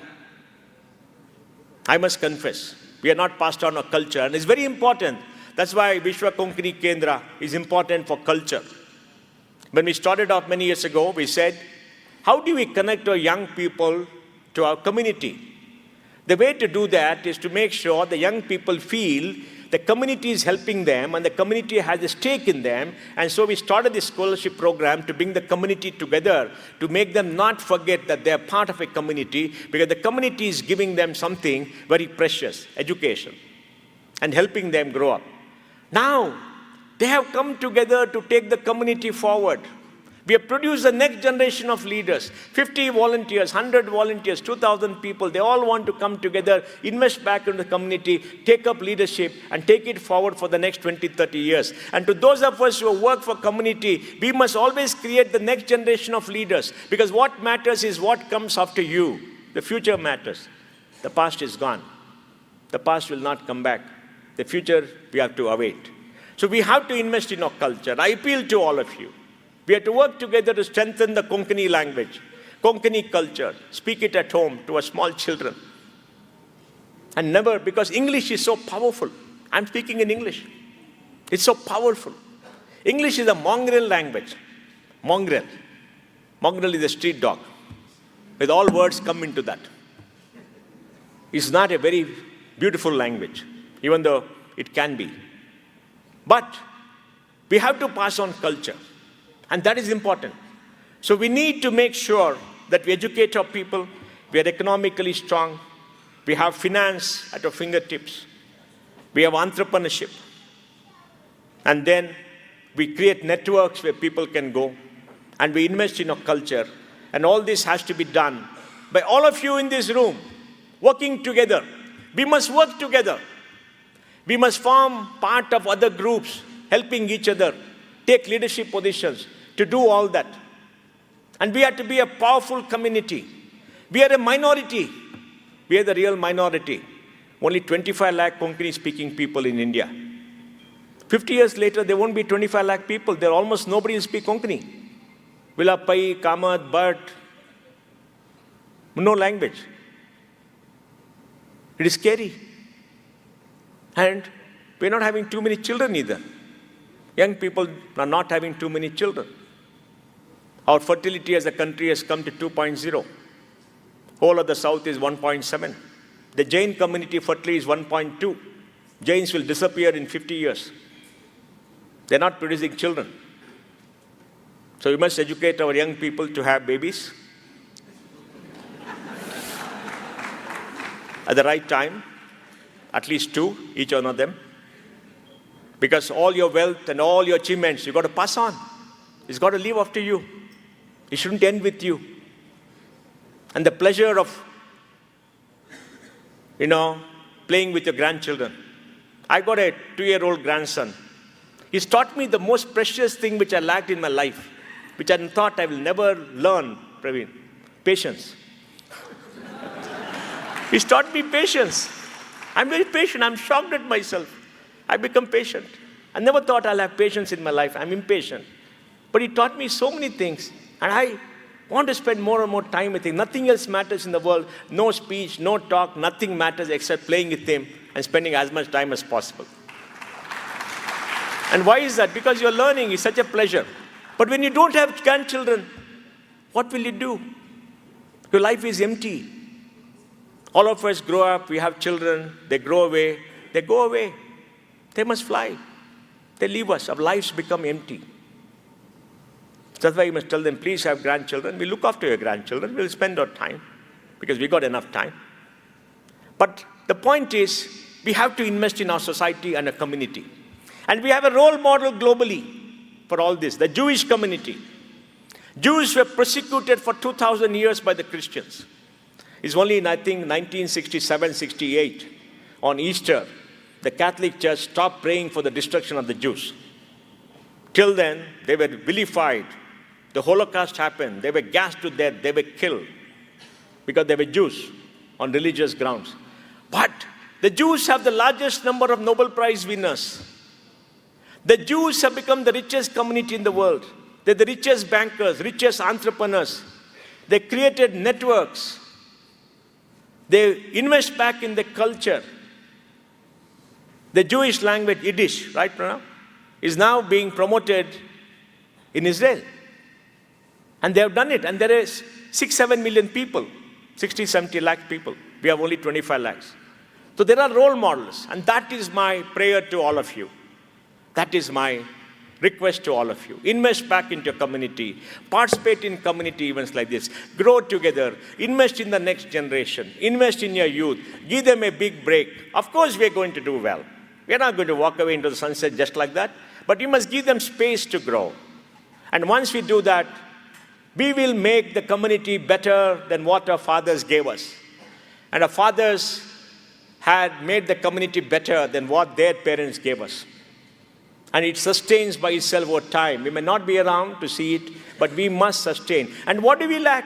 We lack nothing. We have great entrepreneurs, great leaders, bright young people, good educational institutions, availability of capital. But what you require is the compassion, the passion for your community. Now, the question you may ask is, if you focus too much on your community, are you forgetting your duty to your state and to your country? No. We are a collection of communities in India. We must do something for our country. Our country comes first. We must do something for our Rajya, state. It comes first. We must do something for our city where we live to make life better. And then you must do something for a community. They're not in conflict with each other. They're in congruence with each other. Each one helps to build the other. You invest in a community, your community becomes better, the Rajya becomes better, city becomes better, the country becomes better.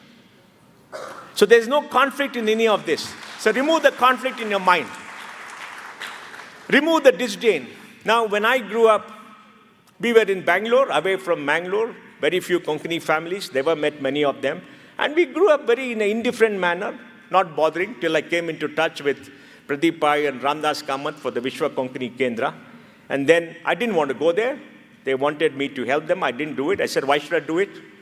I went to our Swamijis and told them, I've never come and met you. Why should I come and meet you? What is it that I should look forward? I said, why didn't you work to help young people in the community to grow? I told our Swamijis that if you don't attract the young people, you'll only have Dayanand Mom and his group coming to them every other month and seeking the blessings. You won't have Ravi Pai going there. Am I right, Ravi? Because what does Ravi Pai feel as a connection?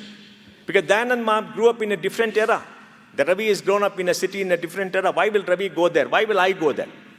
Except one Swamiji told me in Goa recently, God will send you to me at the right time. I am not worried. Well, we don't have to agree with that, but we went there, whatever it is. So, I want to end by congratulating Ulas, Pradeep, Girimam, Guru, Sana, and everybody else for doing this wonderful thing. This is a very high-class event. You walk from outside, you see the quality of the event, the quality of how it is held. The timing, the perfection. The compeer is an extraordinary woman. I'm so impressed with the way she's conducting and what she's doing. And she says her mother is an entrepreneur. I'm really wonderstruck. So what do we lack? We don't lack anything, but we must come together. And we must make a resolve to come together. We are not individuals. We are part of a community. If the community prospers, we prosper. If India prospers, we prosper. If Karnataka prospers, we prosper. If Bangalore prosper, we prosper. And my appeal to all of you, come together. And today, we will celebrate entrepreneurship. We'll see your young people come together. Join that Ullas Kamath Fund. Ullas by 8 o'clock, 50 crores. Get 50 people to sign up and give 1 crore. Many can give more than 1 crore, but take it later. But the name should be there, the commitment should be there, and we will all join together. And in this community, if we don't have 50 people who can give 1 crore or 1 or 2 years as a fund, we have not done any work. Otherwise, you sign that 50 crore check yourself. So thank you very much. I'm very grateful to all of you for coming. I wish you all the best. And please, take the community forward. We should be the most powerful community in India and in the world. And we should have billionaires in the next 10, 20 years. We should have unicorns. And every young person in the world should want to be part of the Konkani community. And it is your responsibility to make it happen. All of you in this room, all of you to make it happen and say you're going to make it happen because you want to make it happen. Thank you very much. Thank you. Thank you.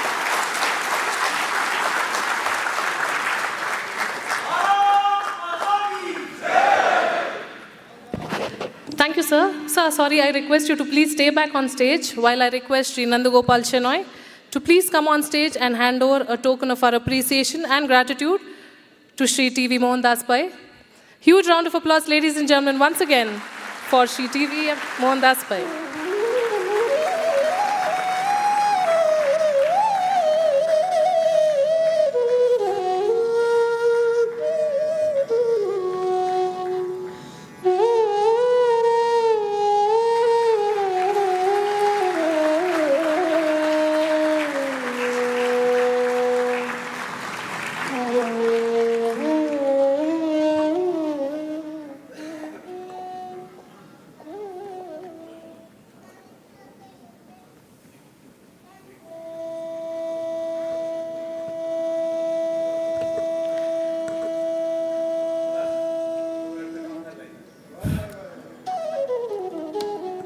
Sir, we are fortunate to have someone like you with us today and every day to support entrepreneurship. You are undoubtedly the backbone of our community, and with your guidance, I'm sure our delegates and participants in this conclave will only rise higher. Thank you so much once again. In today's rapidly changing business world, SMEs are the backbone of innovation and economic vitality. Our sponsors, DBS Bank, understand the challenges and aspirations and are committed to be our value partners. Please reach out to the DBS team here for financial solutions. Moving on, ladies and gentlemen, coffee and tea is being served outside the hall. Let's take turns and help ourselves to avoid crowding. The program will continue simultaneously. Up next is a very important session on business opportunities in the infrastructure and industrial sectors. In this session, we will explore the exciting prospects and potential for growth in these critical sectors of the economy. Join us as we delve into the latest trends, innovation, and investment opportunities that are shaping the future of infrastructure and industrial development. Before we get started, let me introduce our speaker for this session, Sri Vinayak Pai, MD, Tata Projects, who's responsible for steering the company's overall strategic direction while implementing its vision, mission, and long-term goals. An avid environmental crusader, he has carried forth his passion for promoting and supporting sustainable practices in all his assignments. At Tata Projects Limited, he is spearheading and keenly supporting the company's foremost sustainability initiative, that is the Green Thumb. An active sportsperson, Mr. Pai is also has taken keen interest in upskilling of workforce across Tata project sites. As a part of this initiative, unskilled workers are provided free training and upskilling so that they can achieve faster growth in their respective trade professions. He was recently lauded for his exceptional leadership skills in the construction and completion of the new Parliament House in New Delhi. He has been a frequent speaker and well-known member of business. Ladies and gentlemen, join me in welcoming on stage Mr. Vinayak Pai, MD of Tata Projects. Sir, the stage is all yours.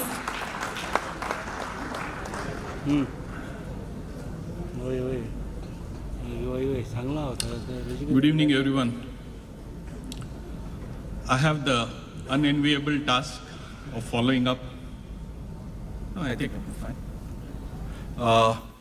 Mr. Mohandas Pai, after his scintillating performance, it's never easy.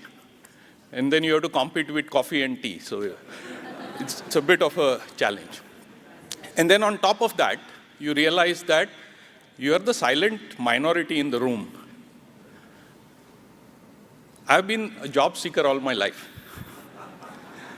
So having joined a job within a month of graduating and having continued on that journey, and then you have to come here and address this August gathering. But yeah, then I reflected that, probably entrepreneurship is not just a vocation, it's also an attitude. And if you have that attitude, there is something each one of us can learn from the other. So, first, I'll talk about the opportunities. Now, the opportunities are changing dramatically. I think we have reached a stage where India is almost the center of the universe. And I think, at least when I started my career, I never thought possible. I always say this with humility, that when we started our career, you have a meeting with either a German or a US national, you would go and tell your friends that today we had this, great experience. And now, I can tell you since January of this year, the number of global boards who have come to India, which I have hosted and met, and the number of global ministers and senior people from industry all over the world, especially from Europe, who come to India. And I'm sure now they go back and say, I had the pleasure of going to India and having a conversation with some of the best business brains. And I think that's the change which at least this generation has been able to do and set up for the next generation to come. And with all the talent in the next generation, I think the world should wake up to the fact that India is going to be in a very different sphere in the times to come. And when I look at the opportunity, I think India went from being the agricultural economy to a services economy. And as Mohandas said, there's so much opportunity in the services space today in terms of technology. But wait, I think the game plan is changing. And of course, India in the technology and services space has gone from being the back office to the front office of the art of the possible. But I see a little different game plan, and I see that we are very slowly but surely moving into being also a big manufacturing economy. And there are going to be significant opportunities in that. And I think the whole game plan which I can read, I've been away for a few years, but when I came back to India, I could see that what's happening is we are very fast moving towards being the manufacturing hub of the world. Recently, a couple of weeks ago, I had the fortune of breaking ground on a semiconductor manufacturing facility in India, which is the first facility built by a company called Micron in India.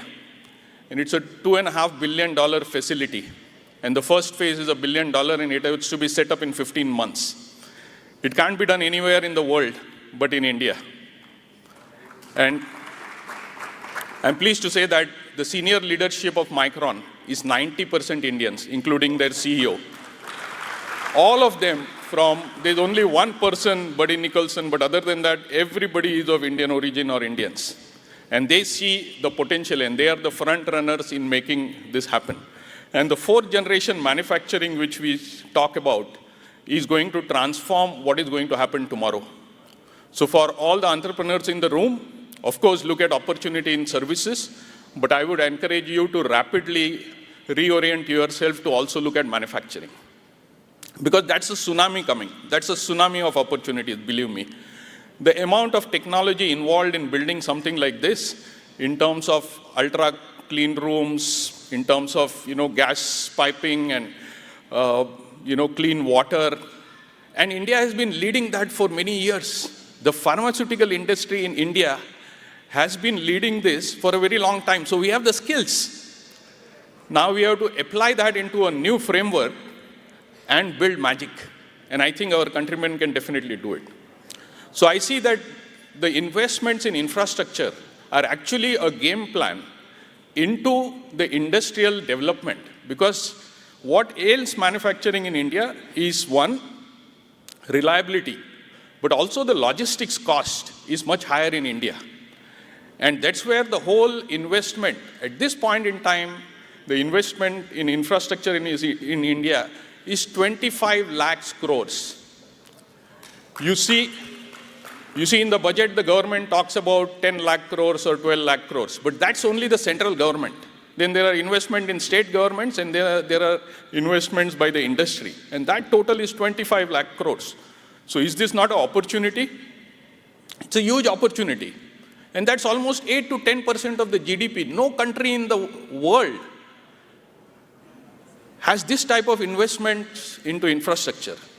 And that is then going to lead us into making India the manufacturing hub. And with the global ecosystem, where most of the multinationals, especially the US multinationals, are looking for an option beyond China, India is ideally positioned geographically, globally, and talent-wise.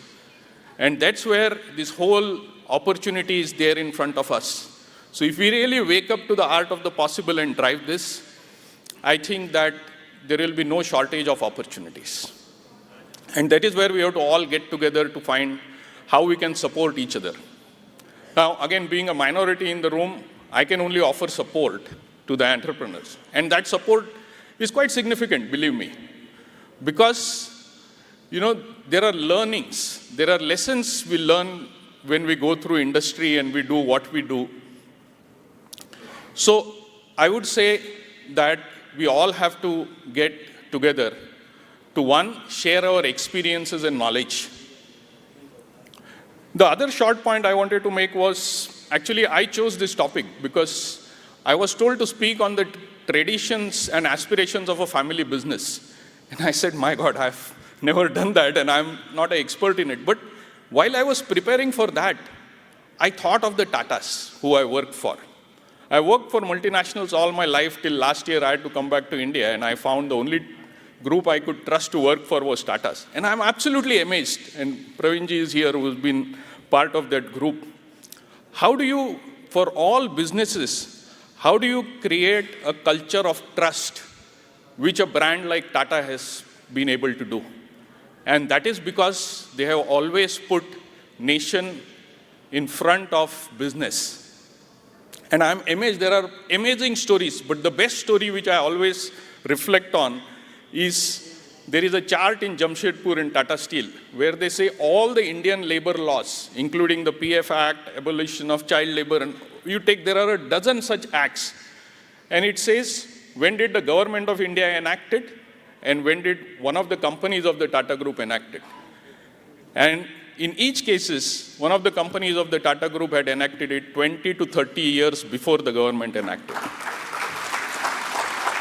So when you build an empire, how do you have thoughts like this which will then be sustainable for generations to come, rather than thinking short term. So I think culturally we have to think very long term is my advice to entrepreneurs.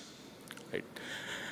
And finally, I think before I leave, I just want to share my experience, which has defined how I have been thinking over the last 4 or 5 years, because, I've had this experience of going on a global journey and then reflecting on what I want to do. And I chose to come back to India and spend the last part of my career here. But at that point in time, I realized, and we had this conversation, that, and I learned this through one of my coach in the US, is that life is like the button. There are 4 holes in the button.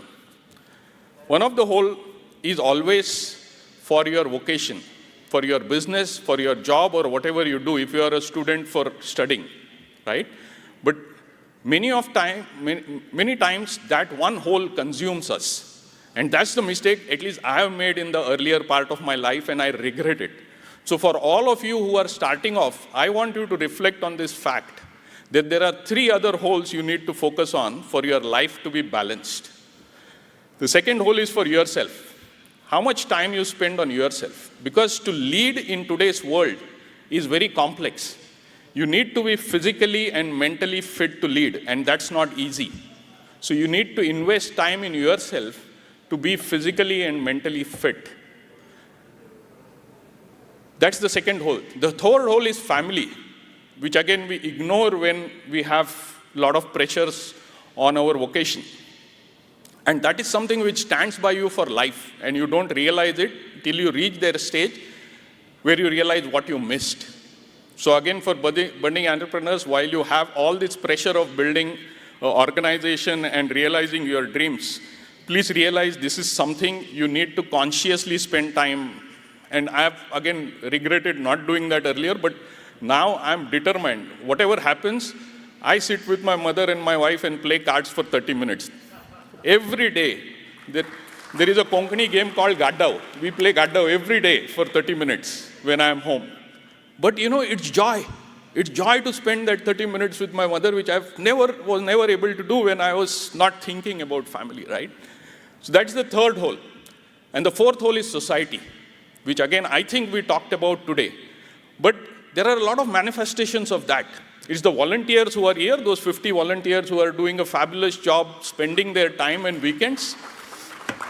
It's all the 50 crores or 100 crores which is going to come from all of you into the fund, which is, we talked about. But again, even time. And there are a lot of big social causes which are very visible. But you go to the interiors of Karnataka, you will see a lot of small causes which are making a phenomenal difference to the life of people. I would encourage us to think of how we can get involved in supporting that. So I think these four holes, if we are able to really balance, many a times, of course, our work hole, the whole which is related to our work or our vocation is bigger, but if we have to consciously think of the other 3 things as you develop businesses, you will be sustainable, your business will be sustainable. Thank you very much.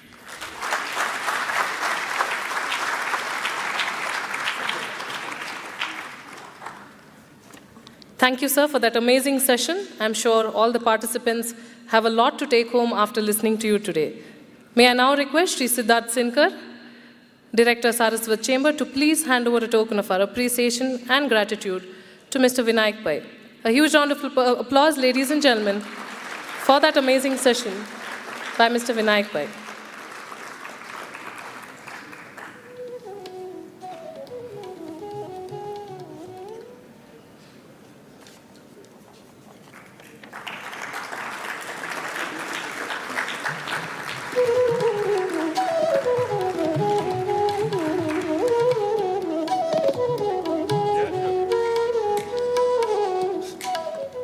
Next is a session of paramount importance, one that delves into the dynamic realm of involving professionals in family business. Family businesses have long stood as bastions of tradition, resilience, and heritage, often nurturing generations of dedicated entrepreneurs. However, in today's fast-paced, competitive business landscape, they face a compelling need to adapt and evolve. One of the key strategies for navigating this evolution is the strategic engagement of professionals from diverse backgrounds and expertise.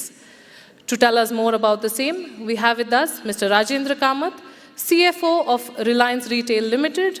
He's an experienced head of finance with a demonstrated history of working in the retail industry. Skilled in auditing, management information systems, accounting, forecasting, and finance, he's a strong finance professional with an FCA focused in accounting and auditing from the Institute of Chartered Accountants of India.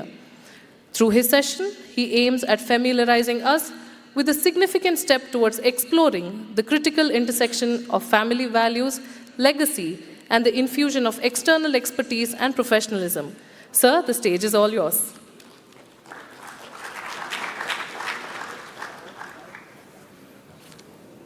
So like Vinayak, I'm also a minority. I'm working for different companies for last so many years, but I was job seeker 30 years back because since then I'm working in Reliance Group only. So I got this topic some 15-20 minutes back, so I'm not prepared. So I'll keep my speech very short. But before that, just I want to say a few things about this Saraswat chamber. So like, if we see in different communities in the world, like Jew community or Marwadis or Kutchis, they are very close bound, and all the entrepreneurs in those community are doing well and they are supporting each other. They must be having some informal platforms for supporting each other. But we are lucky as a Konkani, because Konkanis, we have different things which other communities don't have.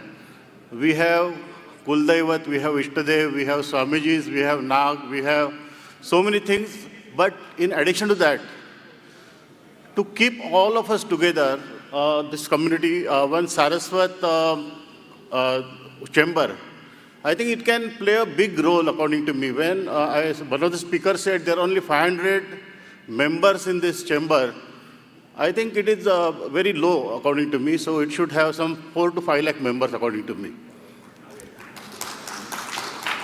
Because this chamber can do wonders for our community. Because see, for example, I am working for Reliance Retail, Vinayak is working for Tata, okay.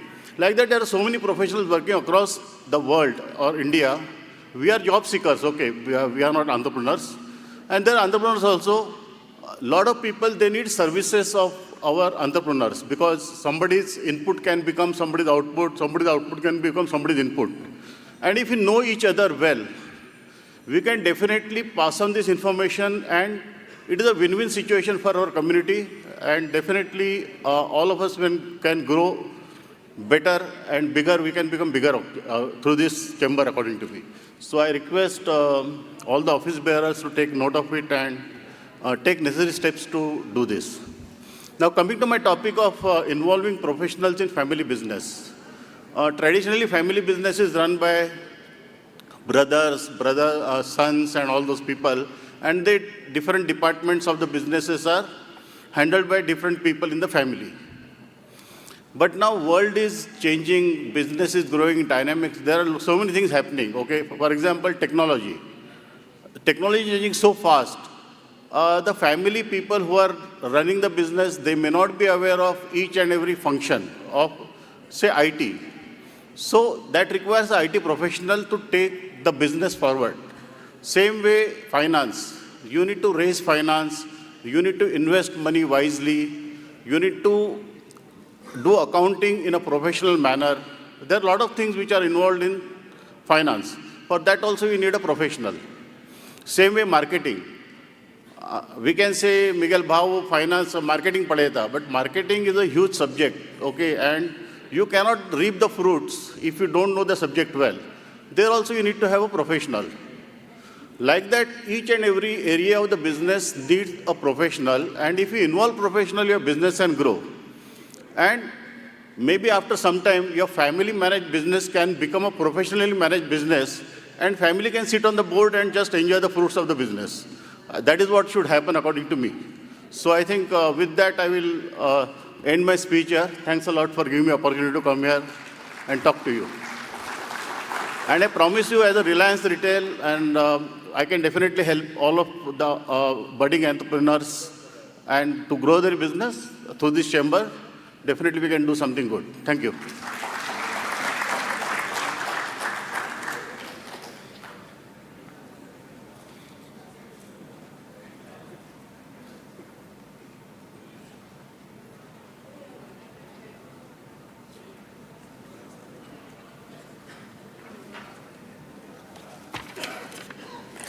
Thank you, sir, for that brilliant session. May I now call on stage Shri Siddharth Senkar to please hand over a token of our appreciation and gratitude to sir.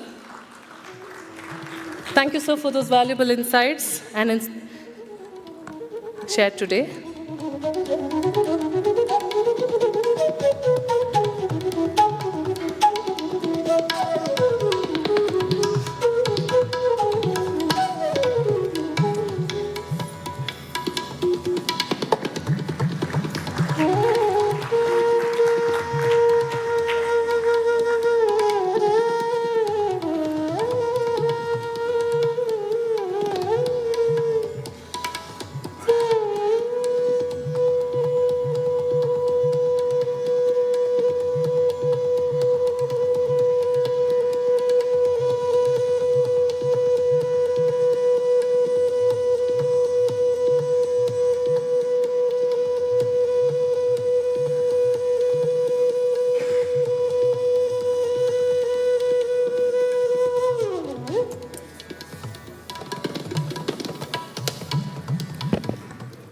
Ladies and gentlemen, we'll break for tea and we'll gather again at 5:45 for the next set of awards, the Udyam Shri Business Excellence Awards.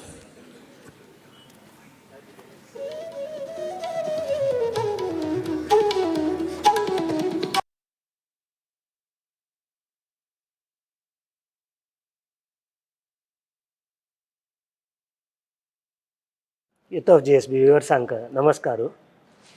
Bhari ek like quote asa, great leaders inspire others and help them become leaders म्हणून.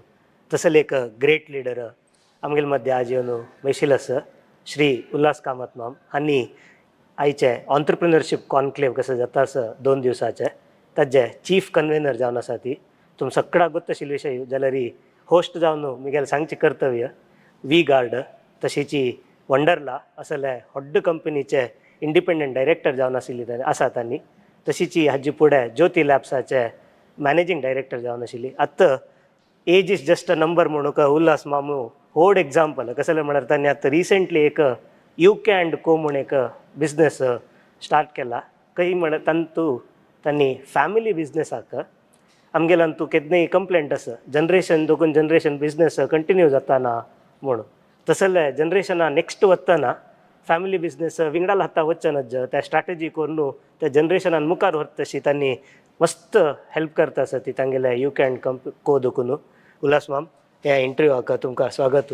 Thank you for giving us this time. Thank you. Entrepreneurship conclave 2023 मस्त बज करता आसा Indian मात्र न्ही in fact internationally वरके मस्त बज करता आसा. हाजी म्हाका अशें विजन कसलें कसले हे कॉन्सेप्ट तुमगेले तुमके आयडिया आयले. हे आयडिया म्हणल्यार आमगेले एक कम्युनिटींत सारस्वत कम्युनिटींत हिस्टॉरिकली मस्त जेन्ना बिझनेसमॅन पुरो आशिल्ले ते 50s 60s पुरो पळयले रे बिझनेस कम्युनिटींत आमी लिडर्सान आशिल्ले स्पेशली कोस्टल कर्नाटकांत आनी महाराष्ट्रांत पुरो. मागीर 70सांत आमगेले पुरो जनरेशन्स पुरो बँका पुरो जॉयन करून स्टार्ट केले. तांणी बँकांत क्लार्क ऑफिसर जावन जॉयन जावन तांणी general manager executive director manager director चमकलें तांणी मस्त परफॉर्म केला बँकिंग इंडस्ट्रींत.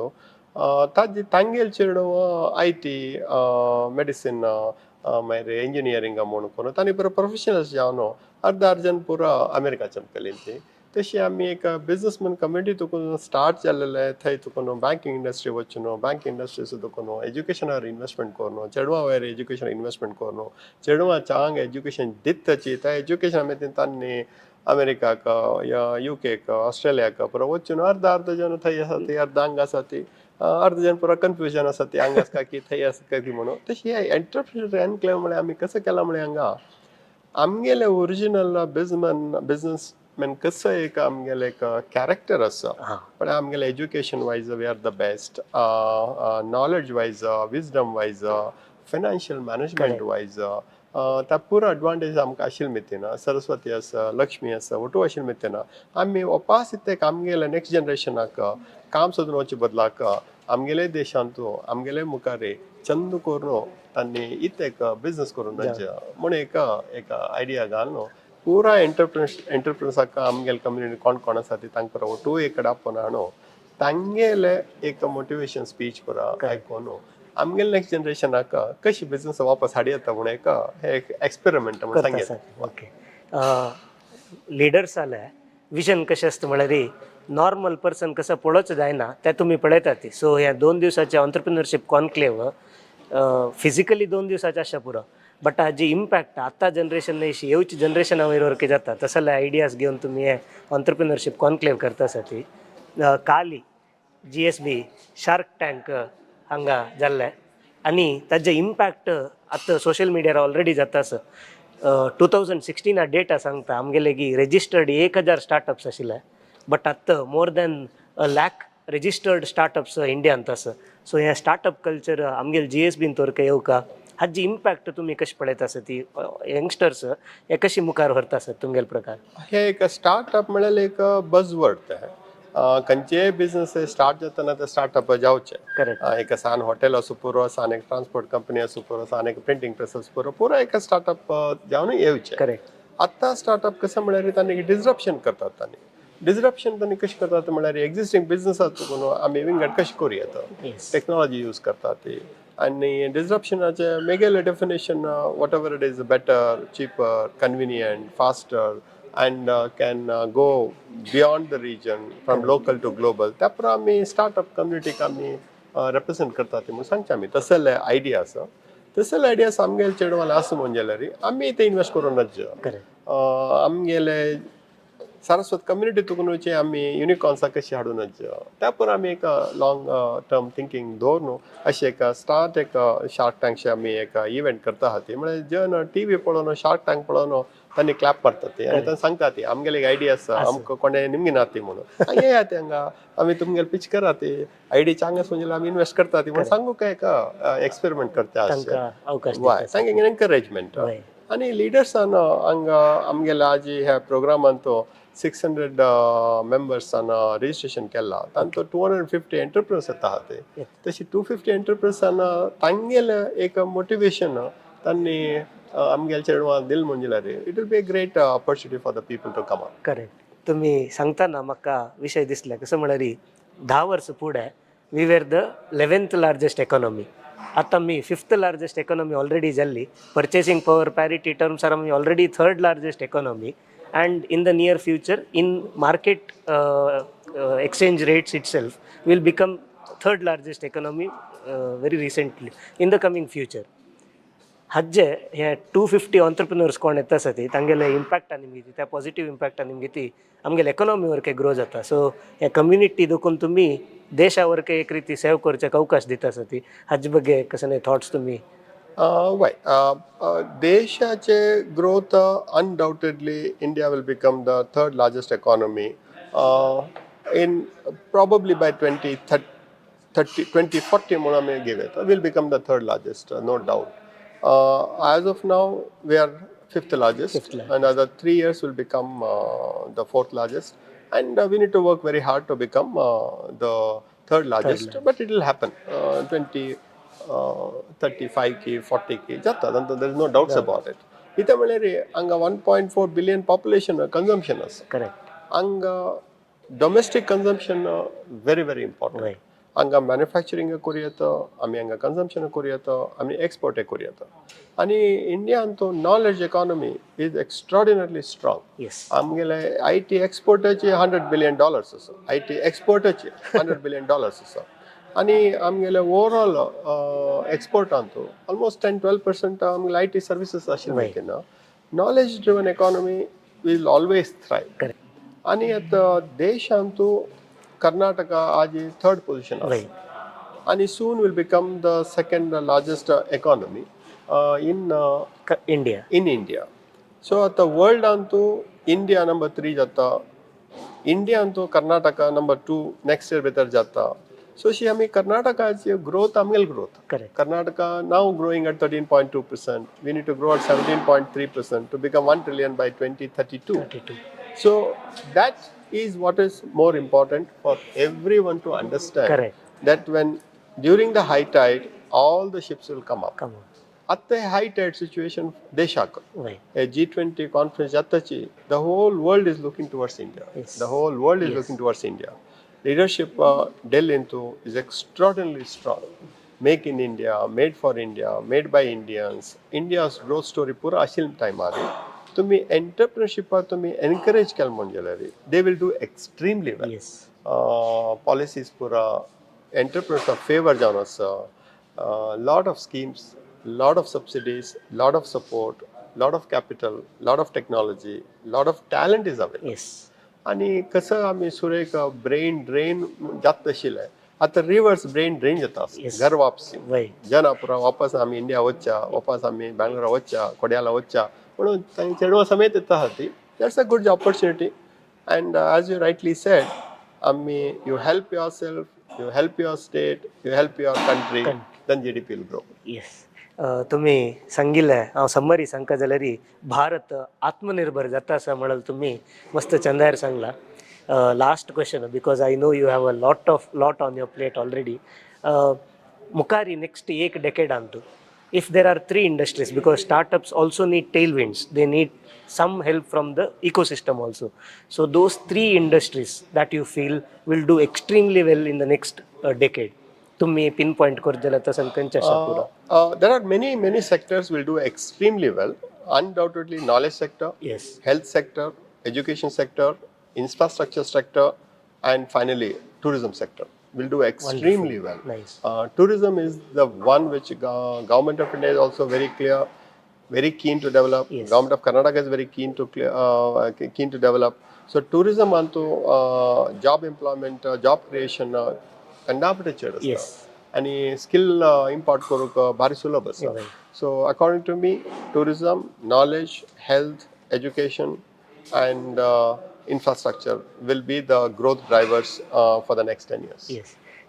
मस्त चंदारी मल्टिप्लायर इफेक्ट कशें जाता इंडस्ट्रीक गव्हर्मेंटा सपोर्ट आयला रे म्हणून उल्हास मामान सांगलें. ऑन्टरप्रिन्युअरशीप कॉन्क्लेवाचें आयडिया कसं लायलें, विजन कसं ना तांणी ह्या एजारी हांव तांकां एज मस्त जाल्ला म्हणून सांगतना जाल्यार तुमकां कळका his life itself is an inspiration. तसले उल्हास मामू आमगेल मध्ये येवन तुम्ही आमकां टायम दिल्लो सर. उल्हास माम मस्त धन्यवाद. तुम्ही यंगस्टर्साक कशें एडवायस करता म्हणून जाल्यार लास्ट आनी हांव तुमकां गॅरंटी कशें निमगिना यंगस्टर्साक विते सांगचे कोणा मुखार काम कोर नाका ती. तुम्ही एक 10 जाणां काम दियाती, तुम्ही एक 50 जाणां काम दियाती, तुम्ही 5000 जाणां काम दियाती. Become a job creator, don't seek employment, and stand on your own feet. Country needs you, state needs you, your community needs you, and you should become a wonderful employer and not an employee. That's all my request is. And there are plenty of opportunities today in India for you to grow. And we don't need your capital, we need your ideas. Yes. We don't need your smartness, we need your hard work. Everything will fall in place. So wish you all the best, do well in your life and become an employer, create job for few. Life will be beautiful for you and others also. Thank you. उल्हास मामान मस्त चंदायर सांगल्या एकची लायनार हांव हे समरायज करता म्हणून जाल्यार country needs you, community needs you. If you work for the community will stand behind you. That is the whole motto of EC Conclave 2023. Last one, must thanks to me. I'm time will like. Thank you so much. Thank you.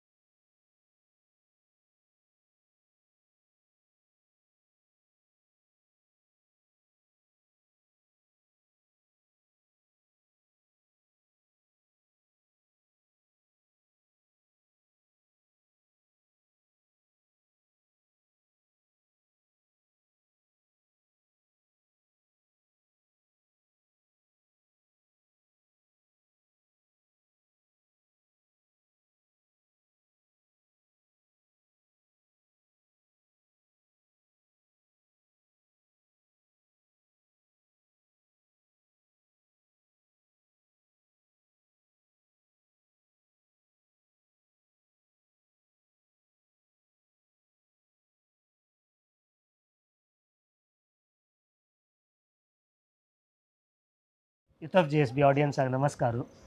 आम्ही मस्त कडे कार्यक्रम गेल कडेक आमकां inspiration दिवचेक आमगेले दोळे येद्र पळोवप तसले मस्त पर्सनॅलिटीज मेळटा ती जाल्यार केलो पर्सनॅलिटीज कशें आसता म्हळ्यार तांणी मागशी राबून युथाक सपोर्ट करता आसता ती कम्युनिटी रायट डायरेक्शना वत्तास की ना म्हणून पळयता आसता ती बट तांणी येद्रा येवन केन्नाय आमकां दोळे येद्रा मेळची तसले पर्सनॅलिटी आसना ती तसल्यान ती एक wonderful personality a big believer in India story Balaji भटमाम आणि गोवा आणि बँगलोरान तूं मेंटरिंग करता ती तशीची इज एन इन्व्हेस्टर आमगेले युथ आतां हे ऑन्टरप्रिनरशीप कॉन्क्लेव 2023 कसो जाता सर यंगस्टर्साक बिझनेस येवच्याक एक मोटिवेशन दिवचे कसकर ह्या 2 दिवसा कार्यक्रम जाता सर हाजे बगे तुमगेले थॉट्स कशे म्हणून सांगता I think it's a great beginning.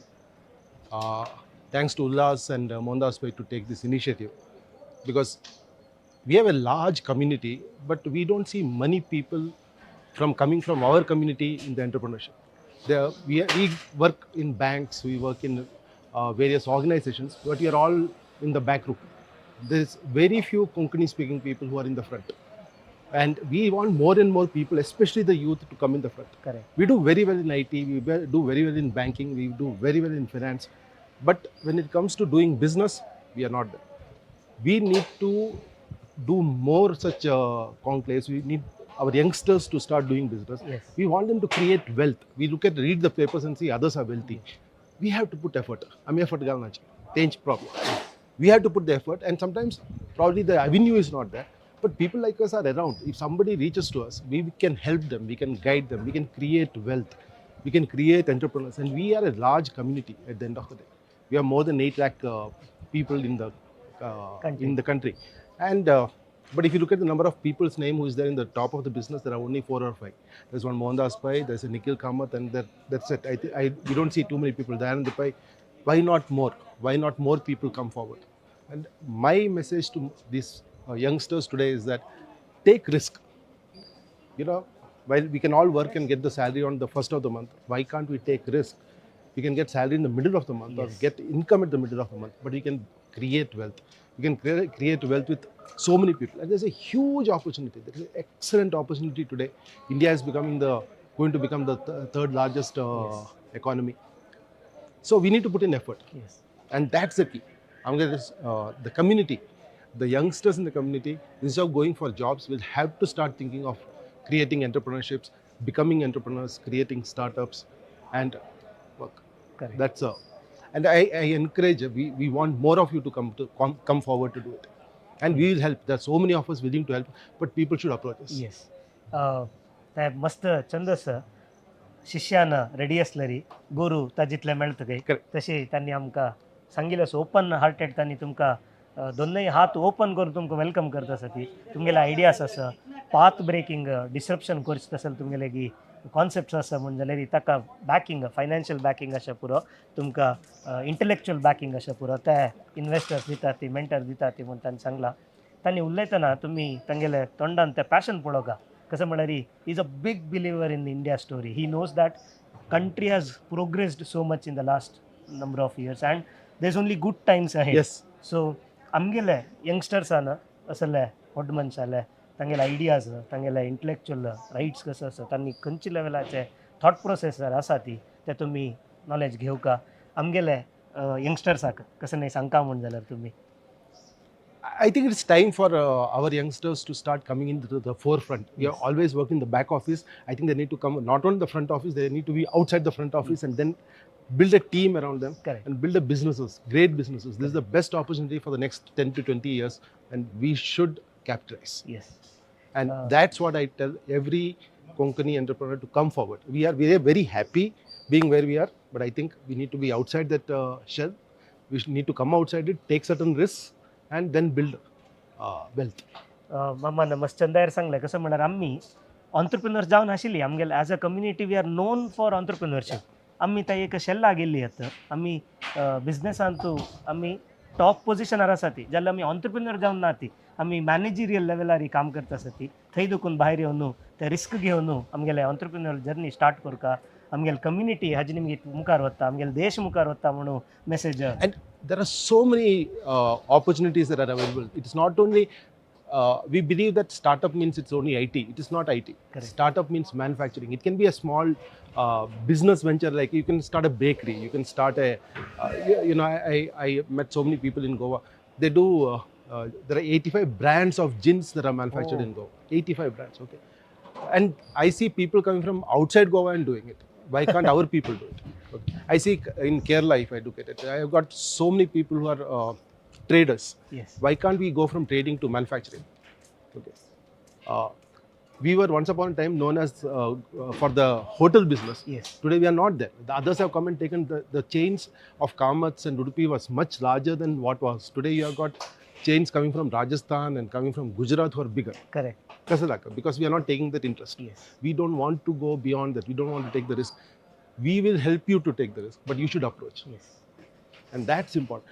Manufacturing, I see so many people working, so many of our people working in the, they are very good engineers, but they all want to be very happy working in IT companies in the US. Why can't you come out and start something? Correct. That's the तुमगेले address निमगे ती 100% impact जाता. Yes. कोण youngster I ह्या hope. Video पळयता आसा तो ते खंयचे डे जॉबार आसा Yes. तागेले वर्क आयडियाज आसा Correct. ते पुश जावक आशिल्ले ते इन्स्पिरेशन जावक आशिल्ले ते तुमगेले निमगे येता आसा आमगेले देशांतू ऑन्टरप्रिन्युअर जर्नी आनीक व्हड लेवलार वचका. Yes. मागे लास्ट क्वेश्चन तुमकां नेक्स्ट डेकेडांतू तुमगेले प्रकार which are the 3 industries that will do exceedingly well? Okay. In the next decade, the biggest industry is going to be manufacturing. Yes. Okay. India is going to be the manufacturing hub in the for the world for engineering products and electronic products. This is not only for domestic consumption; it's also going to be for exports. Yes. So if I look at that's one, the biggest industry. The second largest industry which is going to also drive this is going to be the auto industry. Yes. Auto industry and the ancillaries, that's going to be the second one. The third industry which is going to drive is going to be the IT services, which will anyway come, but is going to be the consumerism.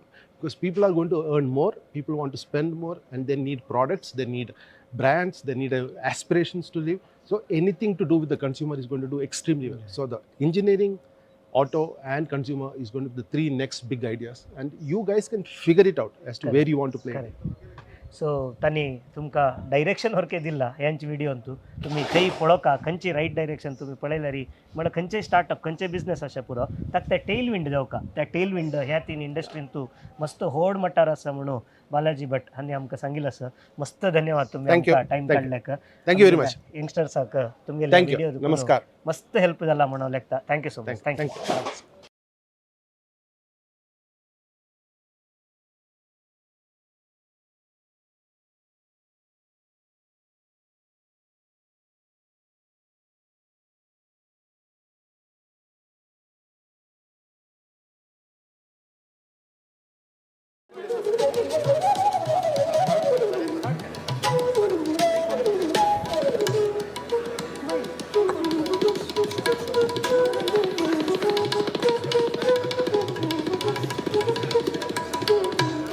Ladies and gentlemen, the first recipient of the Udyam Shri Business Excellence Awards of this set is a business tycoon, a leader par excellence, who has a history of 5.5 centuries of business interest and social responsibility behind him.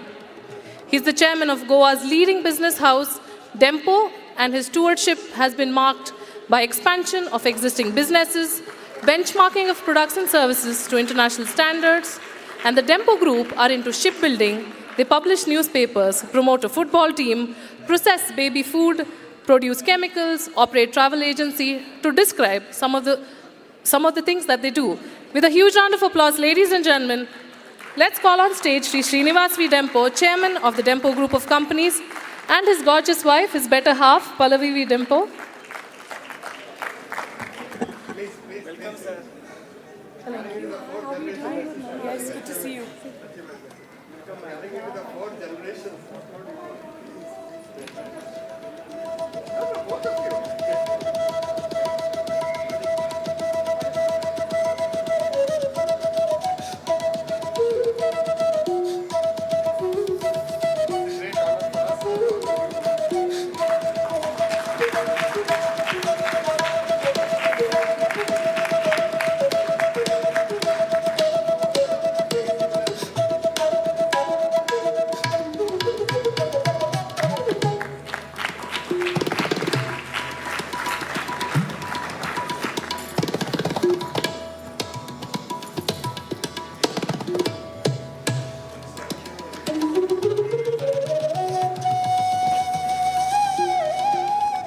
Sir, the stage is all yours. We'd like to hear a few words from you, sir.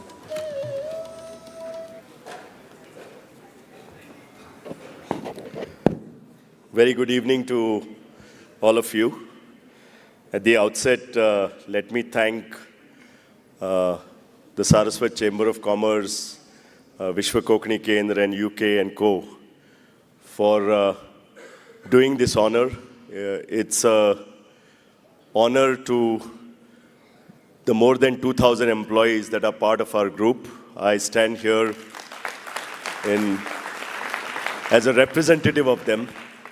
It's also an honor to the legacy that was started by my grandfather, late Vasantrao Dempo, who ventured out to do business without education at the age of 18, went and sealed his first Japanese contract without knowing English at the age of 22, and started selling iron ore to Japan.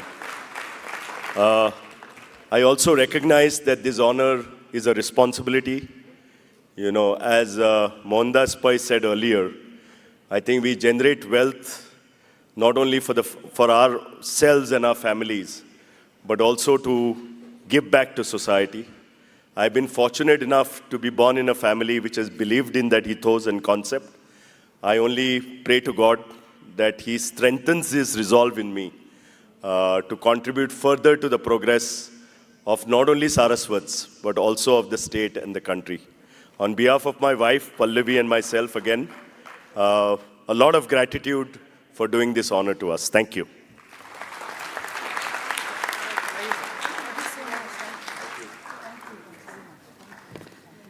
Ladies and gentlemen, the next recipient of the award is Shri Vinayak Pai, MD, Tata Projects Limited, Mumbai.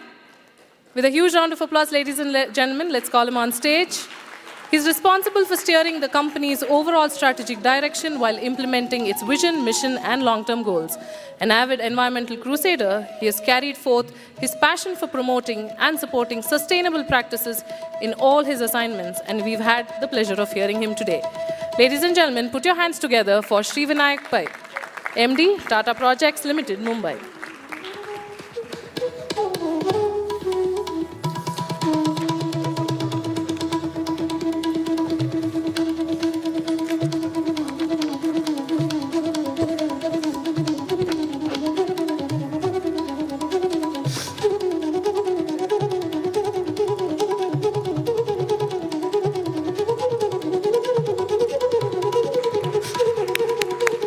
Round of applause, ladies and gentlemen, for Shri Vinayak Pai.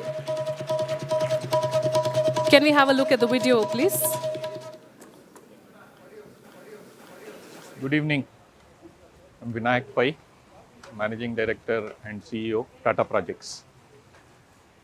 Very excited आज Hong Entrepreneurship Conclave 2023 जाता आसा आणि इतले आमगेल पुरा experience लोक आणि youngsters सगळे एकत्र येता आसाची.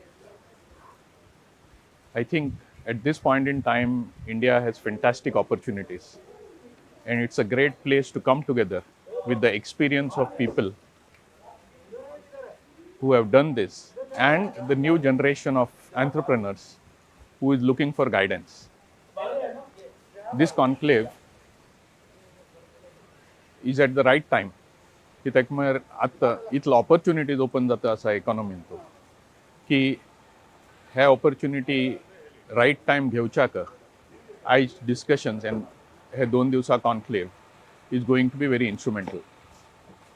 सो I wish all the participants all the best and I look forward to the conclave. Thank you. Thank you, sir. The next awardee is Shri Rajendra Kamath, CFO, Reliance Retail Limited. We had the pleasure of listening to him today. Skilled in auditing, management information systems, accounting, forecasting, and finance, he's a strong finance professional with an FCA focused in accounting and auditing from the Institute of Chartered Accountants of India. With a huge round of applause, ladies and gentlemen, let's congratulate Shri Rajendra Kamath.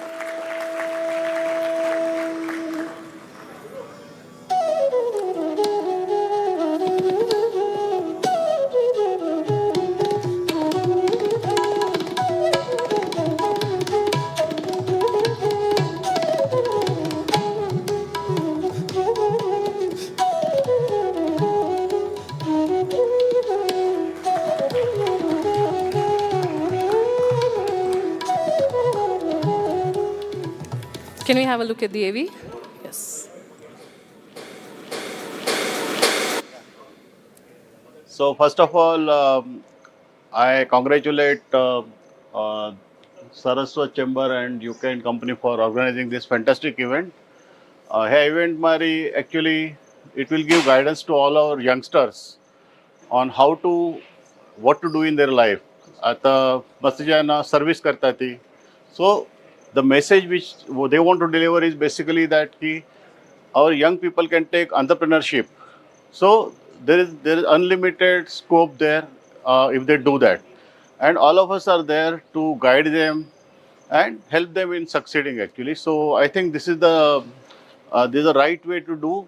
Along with job is one option and second option is entrepreneurship. So I think we should aggressively look into this because there are unlimited opportunities in this. So I wish all the best to all the youngsters and we are always there to guide all of them. Thank you very much. Congratulations, sir. Moving on, when we talk of jewelry, we talk of Arbor and Timeless Jewelry. From a trusted family jeweler to a brand trusted by families across India, Arbor has come a long way since its inception in 1935. While their designs are the epitome of craftsmanship, every piece of jewelry resonates the quality that has preserved their patrons' trust for almost 100 years. Put your hands together, ladies and gentlemen, for Shri Pratap Kamath, Managing Director, Arbor and Timeless Jewelry Limited, Bangalore.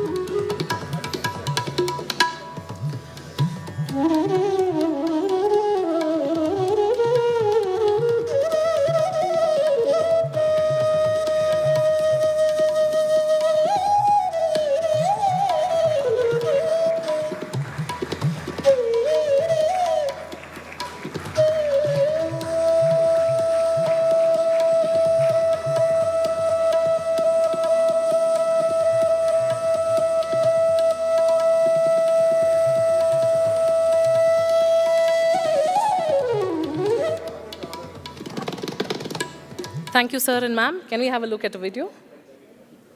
Hanga servale samaj bandhavaka migele preeti purvak namaskaru.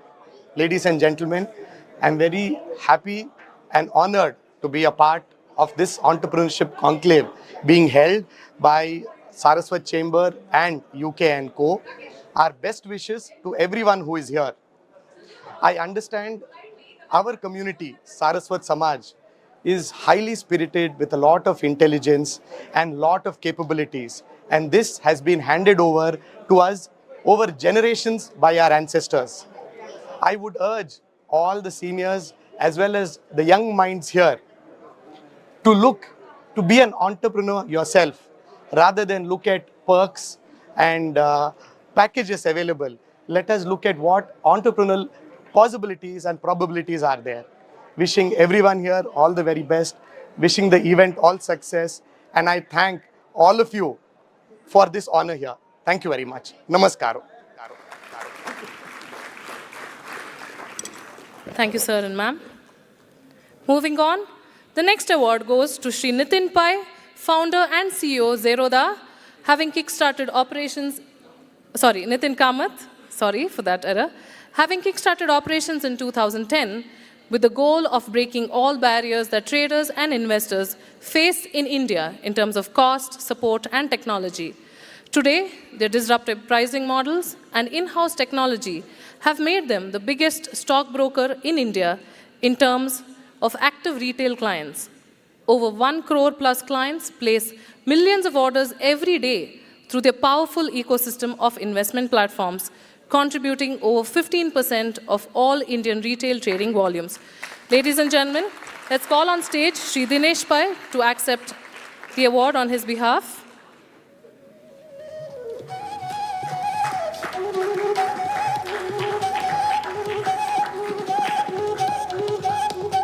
He's a proud alumni of WKC.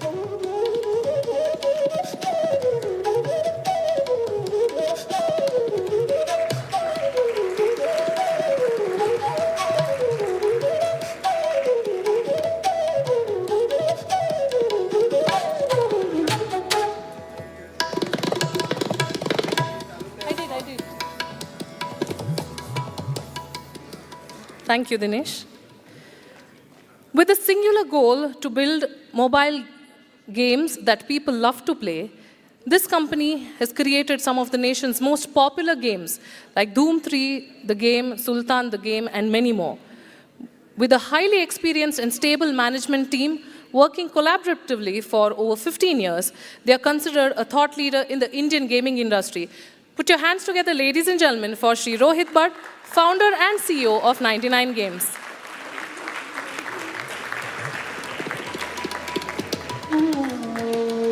Congratulations to you, sir.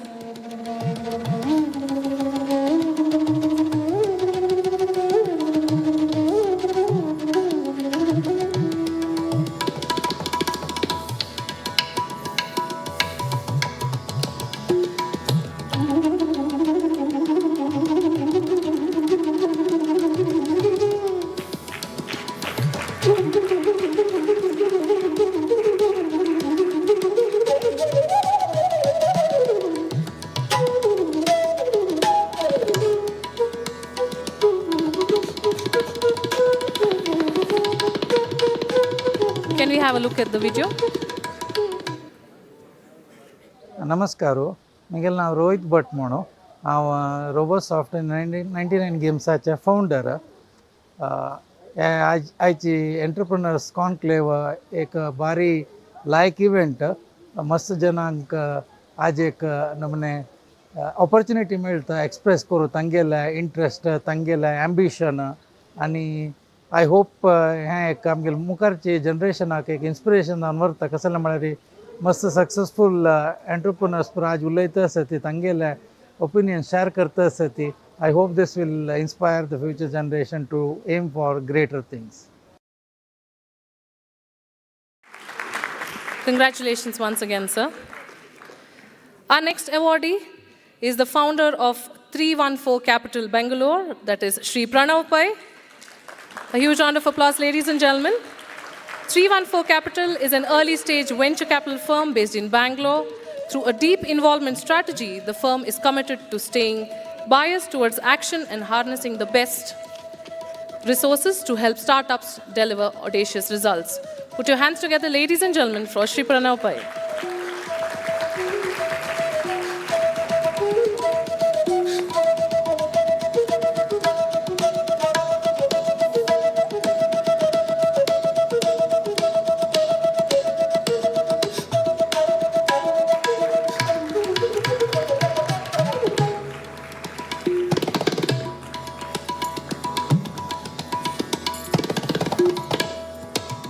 Shall we play the video? Hi, my name is Pranav Pai. I'm one of the partners at 314 Capital. As an investor in venture capital in India in 2023, we are excited and truly awed by the vast opportunities available to us as young entrepreneurs in India. And going forward in the next 10 years, India is definitely set up to make one of its biggest leaps forward from an economic perspective. So the next 10 years, I hope us as a community, we can come together, we can build large companies, we can give each other support, we can network with the broader community of the country, and we can truly align on one common vision to take ourselves forward in one great leap. I see young people, I see experienced people all coming together in the spirit of entrepreneurship to bring this community's vision, its ambitions, and most importantly, its potential to full strength. So I look forward to working with a lot more startups, a lot more young entrepreneurs, and hopefully being a part of their journeys going forward. So once again, thank you very much, and looking forward to participating in this event. Congratulations. This is the real joy for any of the Konkani people what Pranav and Siddharth are doing. I'm not saying that Mohandas Pai is here. I'm saying that because Pranav is extraordinarily brilliant human being, manages 5,000 crore of capital, 5,000 crore of capital. And I don't even know his age, but he manages 5,000 crore capital. Why I'm saying that he's so special, when I travel abroad, people ask me to fix an appointment with him and not with Mohandas Pai. And they say that, do you know Pranav Pai? I said, yeah, I do. Can we get an appointment with him? I said, difficult. If you want, I can get an appointment with Mohandas Pai if he's free, but Pranav Pai is difficult. Even to get an appointment with Pranav Pai, there is a process to be followed. There is a process to be followed, and if he says 11 o'clock, it's at 11. If it closes at 11:20, it closes at 20, and you get what you want. And this is how they are functioning. And according to me, his office is the most beautiful, well-organized, process-driven office, which is comparable to any of the world's best investment banking venture capital offices I have seen. I've seen the best of the best in the New York and the best in the UK, best in Singapore, but his office is way beyond that. You feel that you want to stay there for more period of time, and every boardroom of his is written as Hampi, written as Kaveri, and it makes so much to feel that you belong to this country, you belong to this state, and we are extremely proud of Pranav and Siddharth, and they make Konkanis very, very proud in the years to come. And he has already created 4 or 5 unicorns, Pranav? 4 unicorns, and he will create 1 unicorn every month. That is the kind of capability he has. We wish him from Konkani community all the very best, and we are extremely happy that today he was able to make it, and it's an honor to honor kids like him, and we are extremely happy, Pranav, that you made it. Thank you. That is remarkable indeed. Huge round of applause, ladies and gentlemen, for Shri Pranav Pai. Moving on, our next awardee is Shri Kishore Masurkar, Chairman, Entod Pharmaceuticals Limited. It is one of the fastest growing pharmaceutical companies in the ophthalmic ENT segments in various markets around the world, with 40 years of specialized expertise in product development and manufacturing. Huge round of applause, ladies and gentlemen, for this pioneer and visionary in the field of specialty pharmaceuticals, Shri Kishore Masurkar. I request Mr. Ashok Kumar to please accept the award on his behalf.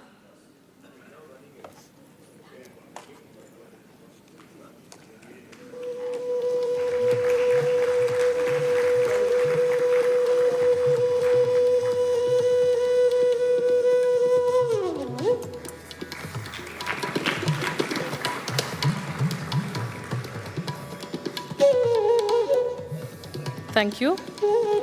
Moving on, the recipient of the next award is Shri Ravish B. Kamath, CEO, Big Bags International Private Limited, Bangalore.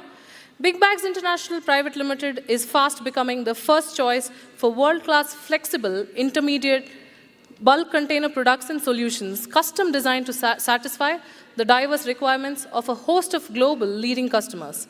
A 3,000-strong, trustworthy team excels in consistently raising their bar. Put your hands together, ladies and gentlemen, for Shri Ravish B. Kamath. Okay. We'll move on. So he had to leave due to some emergency. Moving on, our next recipient is Dr. Ajit Gunjikar, Director, RX Laboratories Private Limited. RX Laboratories Private Limited is a professional research-based pharmaceutical company specializing in manufacturing and sale of formulations, APIs, and intermediates. With a strong product portfolio and manufacturing facility having WHO GMP approval, RX has been in operation for over 6 decades in India with vast experience in providing healthcare solutions. Let's congratulate him, ladies and gentlemen, Dr. Ajit Gunjikar.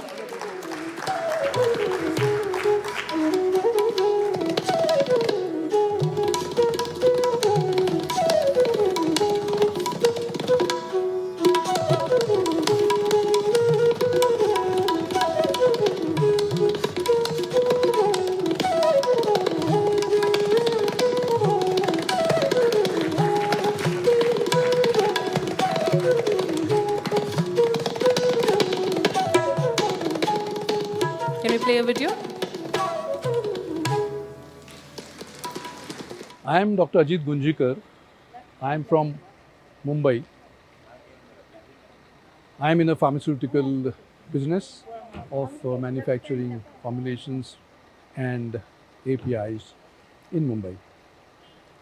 I am here for this Entrepreneurship Conclave jointly organized by Saraswat Chamber, Vishwa Konkani Kendra and UK Company. It's a highly commendable effort and idea for this initiative, and my all best wishes for this conclave. There is one thing which is there is the startup for startup business people, and which is more important in these days. What is my experience is one should have passion, perseverance and sincerity to be a successful either in business or any time in life, anywhere in life. So first of all, these three factors, in my opinion, play major importance. Of course, after that, your core competence, team building, all these things become an important factor later on. But one should like what one does. One should love what does, and then success is yours. This today, in this couple of days' time, all these delegates, the entrepreneurs, the young startup business people will have opportunity to have a great networking, and which is the most important thing in business. Networking is the crux of the matter. There are a lot of big people here, successful people, whom they can meet and have advice from them for their starting of the startup journey and for the success.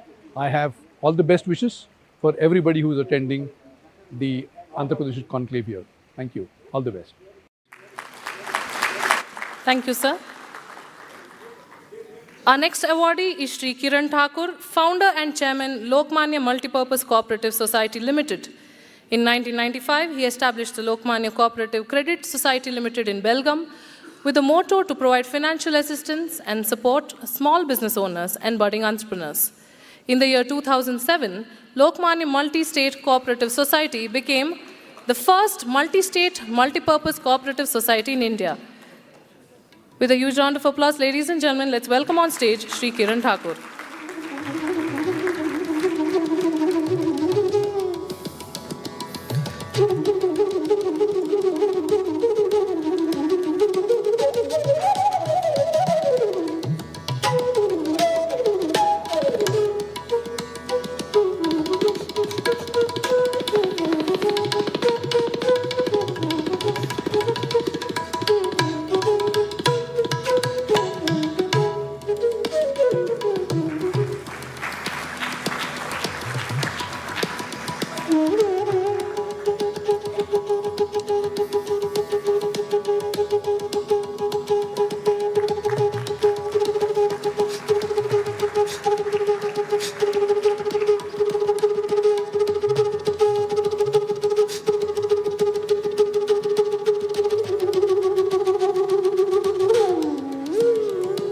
Can we play the AV, please?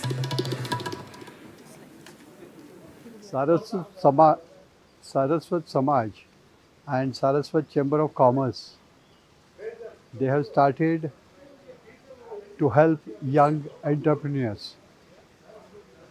We have several banks, Saraswat Bank, Shamra Vittal Cooperative Bank, North Canara Saraswat Bank, and mine is Lokmanya Multipurpose Multi-State Society. So we want to help young entrepreneurs. So those who apply, we will consider their loan application as early as possible. So India is progressing fast, very fast. So Saraswat people, they are everywhere, all fields, they dominate, and they should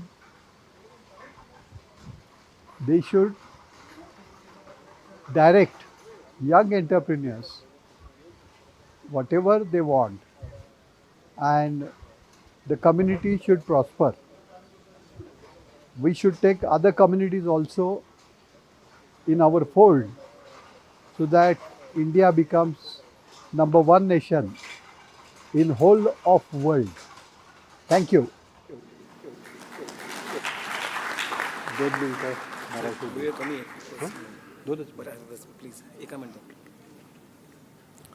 Konkani माणसं ही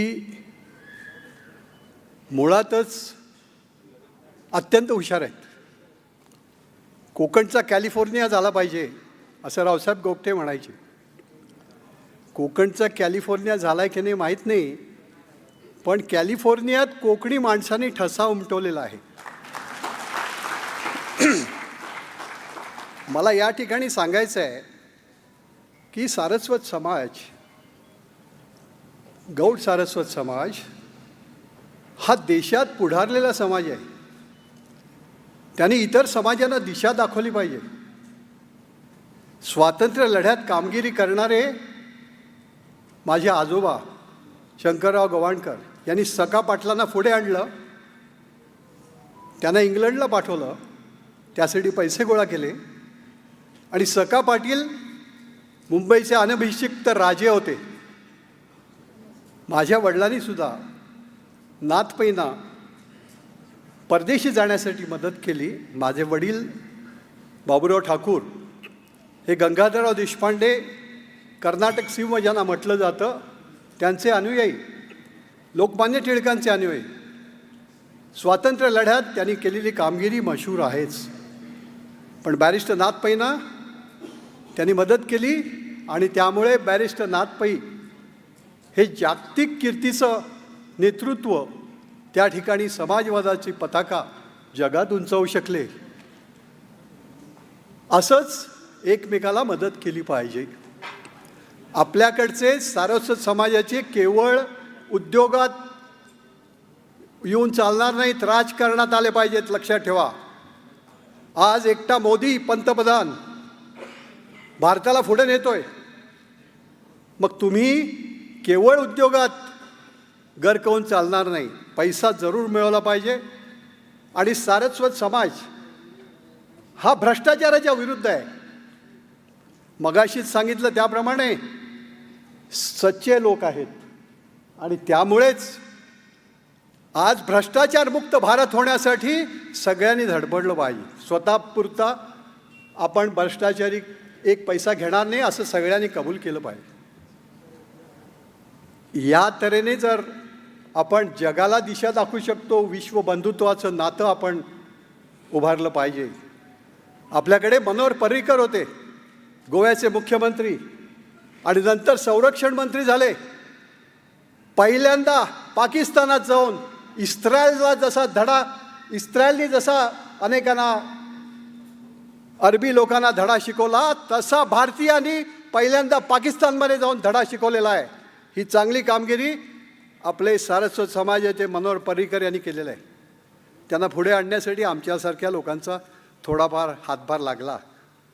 आम्ही वृत्तपत्र क्षेत्रातले लोक आहोत. नानासाहेब परुळकरांनी सकाळ काढला.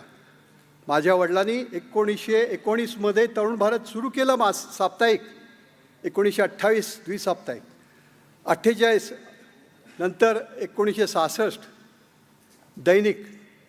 माझी मुलगी मला इथे बोलवलं म्हणून मी आलो, नाही तर मी सत्कार स्वीकारत नाही. माझ्या मुलीला मुद्दाम घेऊन आलो, कारण ती जन्माला आल्यापासून आमचा उद्योग वाढला, मोठा झाला. जवळजवळ तरुण भारत 1.5 लाख लोकांपर्यंत, 1.5 लाख खप आहे आमचा. गोव्यामध्ये नंबर 1ला आहोत, बेळगावला आहोत, कर्नाटक, महाराष्ट्र आणि गोवा. त्याचप्रमाणे लोकमान्य सोसायटी आम्ही सुरू केली, त्याची ती डायरेक्टर आहे, तरुण भारतची डायरेक्टर आहे. आणि म्हणून पुढच्या पिढीकडे सोपवायसाठी इथे आलो. आमच्या वडिलांनी जे केलेलं कार्य आहे शिक्षण क्षेत्रामध्ये, त्याची एक झलक सांगतो. 180 प्राथमिक शाळा 37 साली सुरू केल्या, त्याच्यामधनं कितीतरी लोकांना 66पर्यंत चालवल्या. त्यानंतरच्या काळात टीचर्स ट्रेनिंग कॉलेज काढलं 42मध्ये, 15,000 शिक्षक त्यातनं निर्माण झाले. एका शिक्षकाच्या हाताखालनं 1,000 विद्यार्थी घडवतो तर 15,000 इंटू किती बघा. सावंतवाडीला जे कॉलेज चाललं नाही, राणी पार्वती कॉलेज, ते चालवलं आणि त्याच्यामधनं 6 लाख विद्यार्थी बाहेर पडलेले आहेत. मी सुद्धा अनेक कॉलेजेस चालवलेले आहेत. लोकमान्य सोसायटी कुठल्या कुठल्या उद्योगात आहे, मी आत्ता एक त्याला तास लागेल, त्यांनी मला 2 मिनटं दिली, त्याबद्दल मी आपला आभारी आहे. नमस्कार.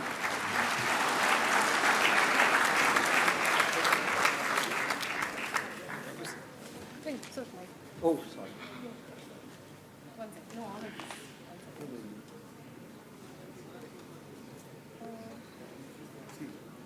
Yes. No, I think there's some more of them. Thank you, sir. Moving on, our recipient of the next award is Dr. Satish Wagh, Chairman and Managing Director, Supriya Life Science Limited. Can we have you on stage, sir? Supriya Life Science Limited has a well-established presence in API manufacturing with focus in products of various therapeutic segments like antihistamine, antiallergics, vitamins, and more. Their focus is to develop APIs and intermediates for both innovators, generic companies, and they also partner exclusively as CMO. Put your hands together, ladies and gentlemen, for Dr. Satish Wagh.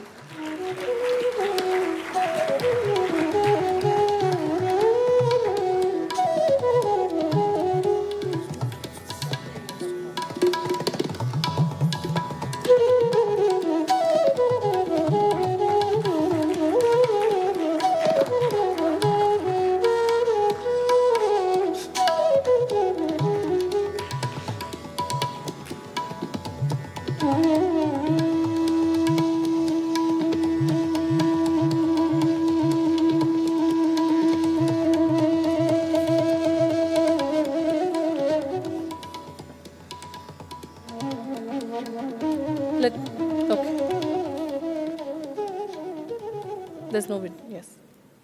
Thank you. Moving on. The recipient of the next award is Shri Bhushan Nemlekar, Director, Sumit Woods Private Limited. 3 decades ago, Sumit Group was incorporated with a dream to be amongst the most reputed names adorning the skyline of Mumbai today. And with more than 50 projects and 4,700 happy customers later, Sumit Group is one of the most trusted real estate developers in the city.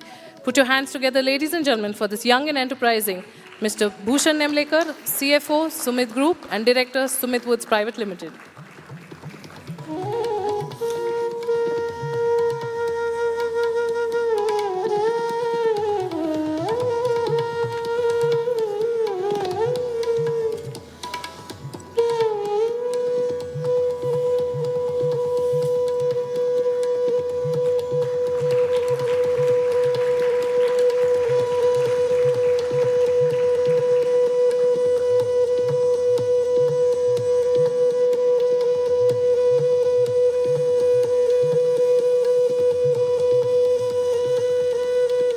Congratulations, sir.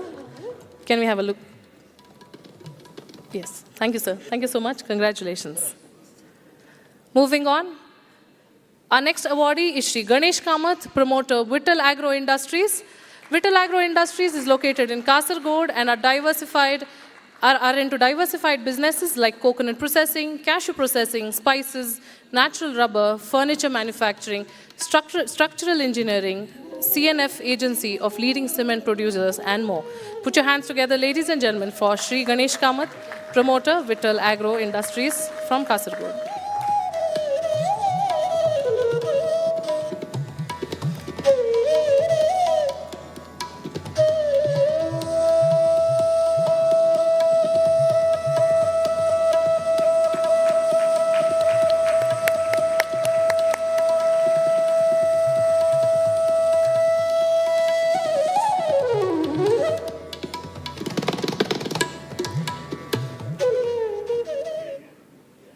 Good evening, everybody. Our Ganesh Kamath, Kanjangada Dukunu, Gajanana Group. I am into the 3rd generation of business. We are into food processing, education, Masakad industry from Kasargod district. So, this Entrepreneurship Conclave, आज यांग जावचा वत्ता sir. So, आमगेले youth अंक मस्त enthuse करत म्हणून लेखता.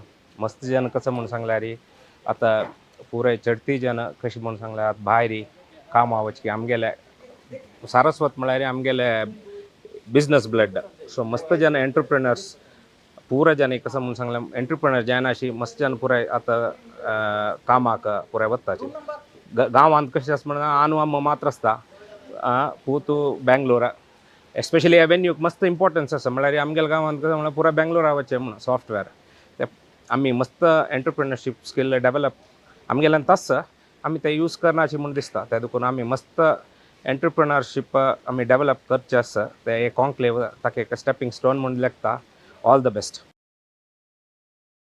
Thank you, sir, and congratulations to you once again.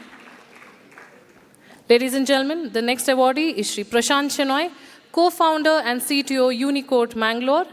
Unicourt is a legal tech startup based out of Los Angeles, with its primary development center being in Mangalore. Unicourt is a big data solution for ongoing cases, case management, and case research in US federal and state courts. Put your hands together, ladies and gentlemen, for Shri Prashant Shenoy, co-founder and CTO Unicourt Mangalore.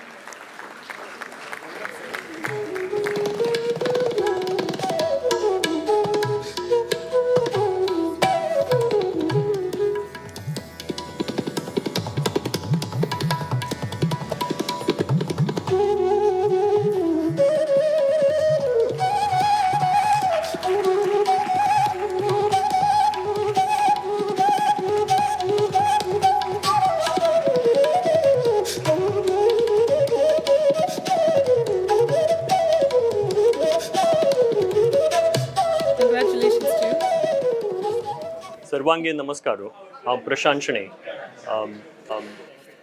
Sorry, we'll just play the video. सर्वांगे नमस्कारो हांव प्रशांत Shenoy I'm really honored to be here today and thank you for considering me as an awardee. 10 years ago when I decided to quit my job in the US and come back and start something of my own, little did I think that I was going to be standing here in front of so many people. I'm an engineer at heart. I started, co-founded Unicourt in the US in 2014. We are primarily a data company, a deep tech company, and we aggregate court data, which is litigation that is filed in the US. 100% of the engineering happens here from our Mangaluru office, which is, we are about 150 engineers here. Sales, marketing, and the entire business unit is managed in the US by my co-founder. I'm really glad to be here today and thank you for considering me as an awardee. A message that I would like to give today, I think it is not very often that I think this is probably the first place where entrepreneurship is being celebrated in our GSB community. I think more and more such events should happen. People should celebrate starting businesses, no matter what the outcome is, because that's how our community has been since the beginning, and that spirit has to continue. Thank you everyone for inviting me here today. Thank you so much. The next award, ladies and gentlemen, goes to Shri Shashidhar Pai, founder and CEO, Medisense Healthcare Solutions Private Limited. With a vision to build a worldwide digital healthcare ecosystem to make quality healthcare affordable and accessible to everyone, Medisense is a globally integrated healthcare delivery ecosystem. It has curative, preventive, wellness, fitness, everything on one platform, reaching 36 countries in 89 languages with 1,508 doctors and 50 specializations. Put your hands together, ladies and gentlemen, for Shri Shashidhar Pai.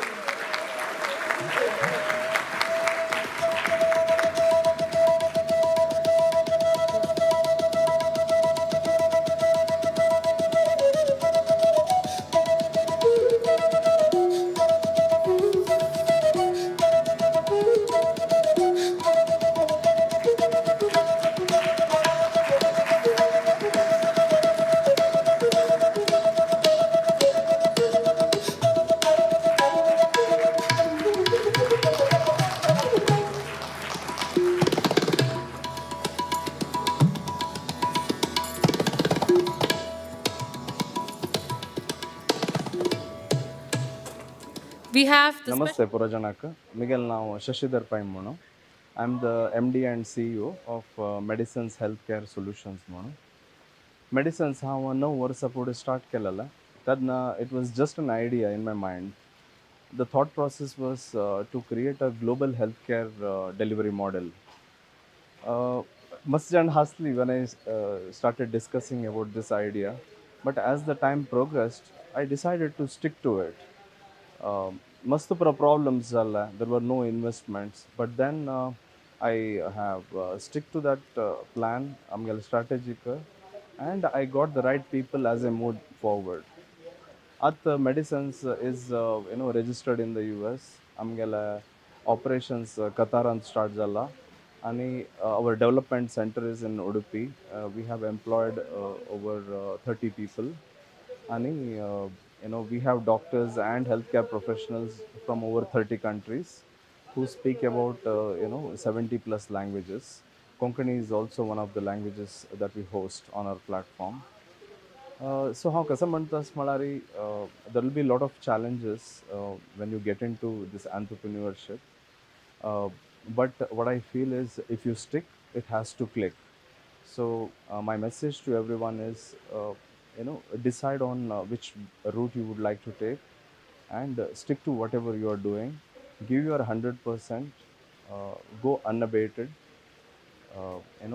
accept all the challenges, overcome them, and you will get support from the right people at the right time without even you having to look for it. The only condition is absolute dedication for whatever you are doing, and the base is knowledge. Without that, you cannot move forward. So gain as much experience as possible and move forward very positively. All the best.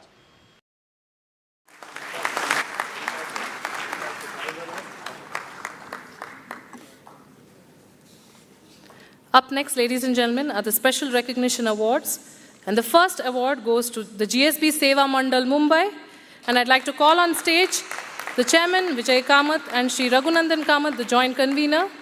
As you know, GSB Seva Mandal Mumbai was established in the year 1951 on the auspicious day of Vijayadashmi, and since then are known for their yeoman service to the society, along with their hundreds of volunteers. It is headed by Sri Vijay Kamath, and the annual Ganeshotsava celebrations, held with pomp and grandeur, are a testimony to their commitment and dedication. Put your hands together, ladies and gentlemen, for the GSB Seva Mandal.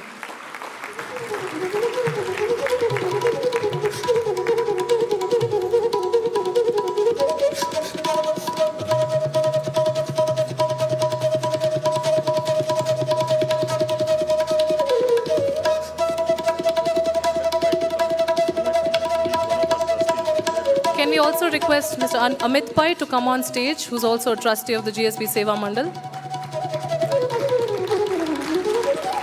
Can we have you on stage, sir?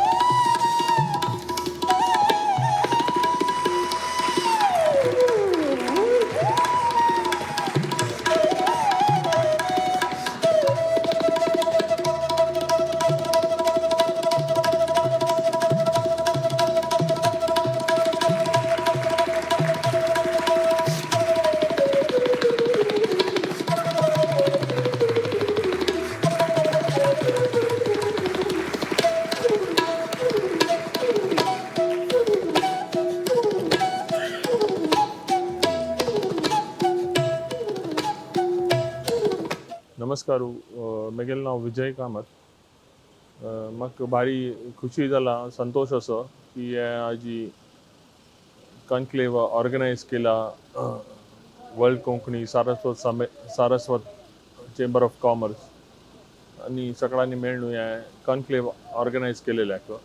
ह्या कॉन्क्लेवा मितानं मस्तू young जनरेशनाक एक प्रेरणा मेळणू आणि एक स्वतः तांगेले business जी आंतरप्रनर मा service करनाशी तांणी खंयचे तांगेले व्यवसायांत की कशी तांणी मुखार वचूका हाजी उत्तेजन मेळटा म्हणून म्हाका खंडीत विश्वास आसा.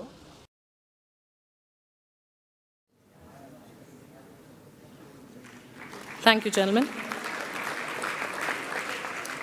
The next special recognition award goes to a journalist based out of UK, curator and researcher of the Indian influencers list in Manchester. He's a senior journalist with cumulative experience of over 3 decades and has worked with media houses like Times of India and more. Ladies and gentlemen, put your hands together for Shri Rahul Lad.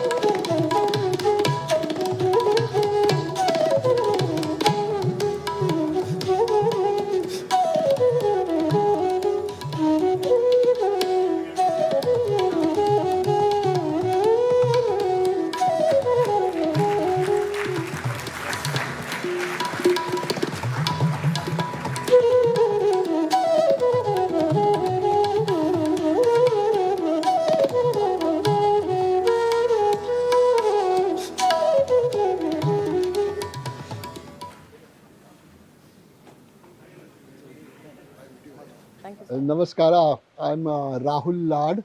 I've come all the way from England, from the city of Manchester to meet young entrepreneurs here and at the Entrepreneurship Conclave.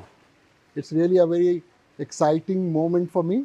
At the outset, I want to congratulate all the organizers, the rich list, I would say, of young and old, but the Saraswat Chamber, the World Konkani Community Center, and UK company of Ullas Kamatji. So Mr. Pai, Mr. Kamath, Siddharth Sinkar and their teams across Karnataka, Goa and India have really put in a lot of effort to encourage and excite youngsters. I've come here all the way to invite all of you to UK and India, which is the second largest investor in UK. All of you youngsters and everybody who are here are most welcome, because today everybody across the world is looking at New India. All of you are part of New India, so most welcome to the UK. Congratulations to everybody to be part of this conclave. Thank you. Ladies and gentlemen, the last award for the day goes to an association formed to unite the young crowd of the GSB community. They are also our media partners for today and have been organizing and covering various GSB community events across India on the very popular YouTube channel. A huge round of applause, ladies and gentlemen, for Shri Naresh Prabhu and Chetan Kamath from the Youth of GSB.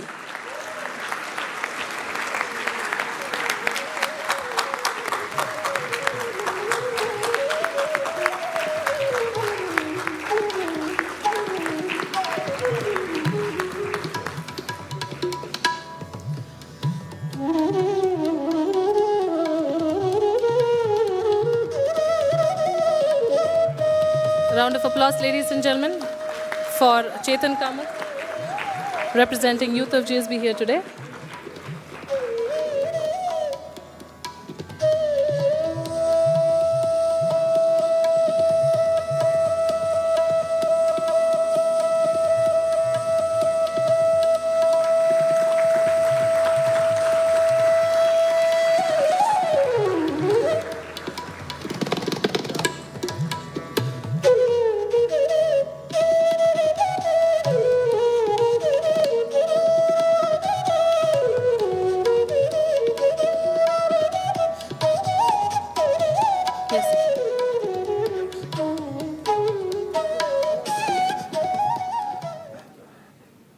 We are done with the recognition of the wonderful entrepreneurs, but I must say that every entrepreneur deserves an award because he creates job.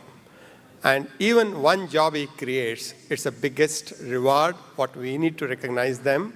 And to that extent, 43 people we have recognized by looking into their hardship more.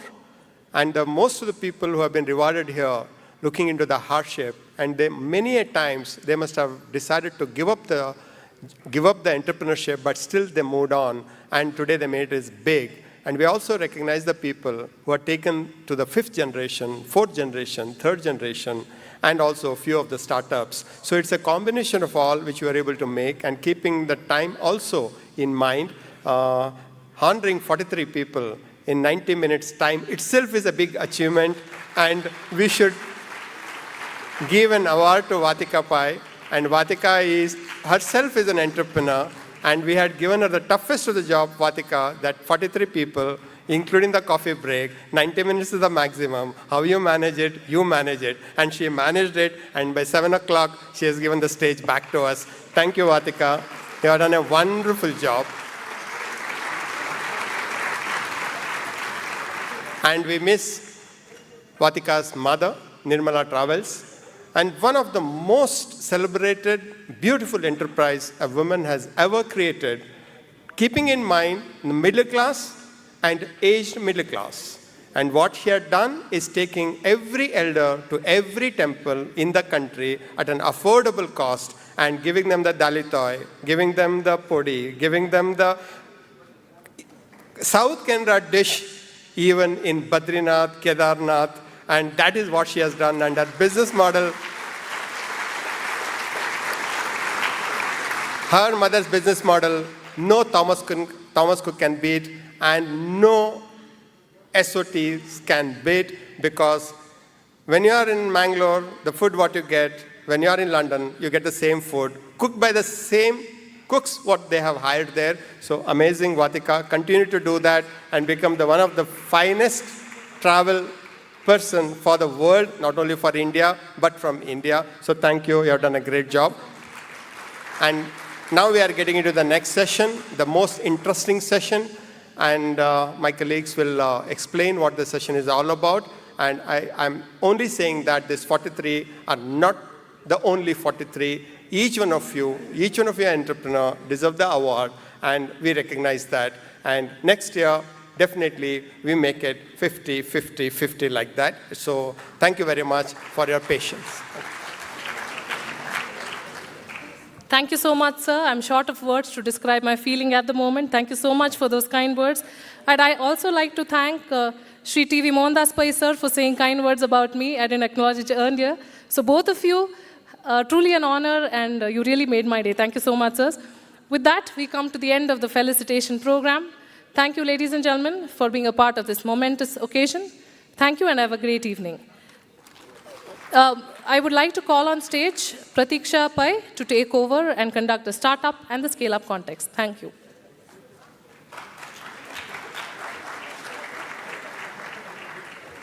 Thank you, Vatika. Dear fellow entrepreneurs, welcome to the most awaited adventure ride of the evening, the Scale-Up Contest. And I, CA Pratiksha Pai, am your host for the evening. Before we jump into the conclave's Shark Tank, let me give you a small background of the filtering process through which the startups have gone to be able to reach here today and have that grand opportunity to pitch their businesses before the sharks. Almost 2 months back, when the conclave was being planned, the scale-up contest was being ideated. Many applications from various startups started to pour in. Here were our Saraswat startups waiting to rise and shine. After a lot of deliberations, 23 startups were selected to pitch before the judges in the preliminary round yesterday, and 8 are pitching in the final round today. The preliminary round was judged by dignitaries with varied backgrounds. Mrs. Mridula Goyal, professor at BITS Pilani, Goa, and founder of BITS Goa Innovation Incubation and Entrepreneurship Society. CA Pratiksha Pai, that's me, a practicing chartered accountant and co-founder at the Fintelligent Investor. Shri Krishna Pai of Hangyo Ice Creams Private Limited. Ashrit Rao, CFO of Swish India, and Siddharth Pai, managing partner at UK & Co. Now, let's take a look at a short video of what happened yesterday at the preliminary round of the Scale-Up contest.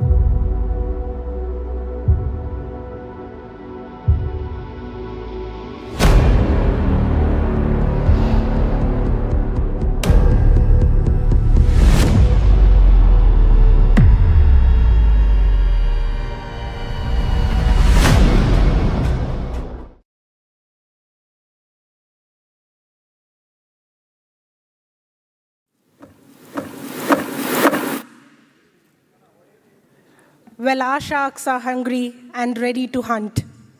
Let's welcome our sharks to the tank now. I request Shri Rohit Bhatt, the founder and CEO at 99 Games, to kindly step onto the judging panel. He is also the founder of Robosoft Technologies, which was acquired by Technopro in 2021 for $100 million, as well as Global Delight. He has worked on all aspects of startups, right from coding and product design, all the way up to fundraisings and exits. Welcome, sir.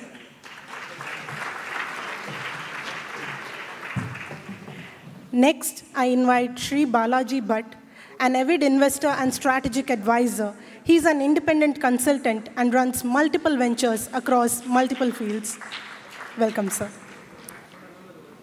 Now, I would like to invite Shri Ajit Pai, the Chief Operating Officer for Operations at Delivery.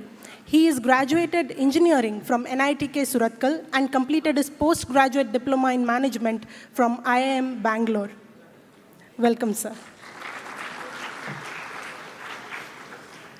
And our last shark for today, I invite Shri Prashant Shenoy, the co-founder of Unicode, a legal tech SaaS solution which caters to both consumers and businesses in need of structured and normalized court cases via an app.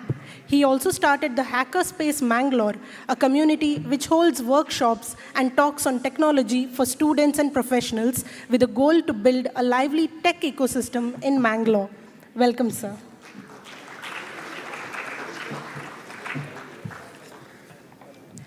Today, here we have entrepreneurs and stalwarts from coastal belts of Maharashtra, Goa, Karnataka, and Kerala.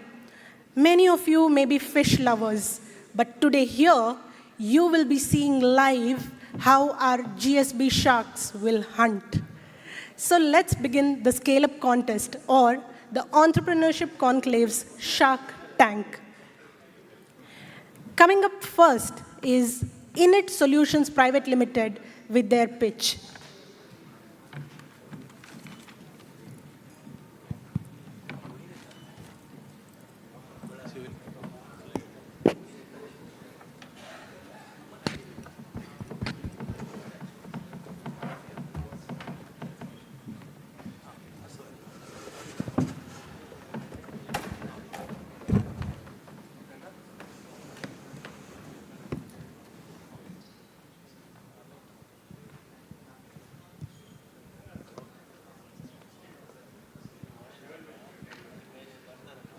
Hi.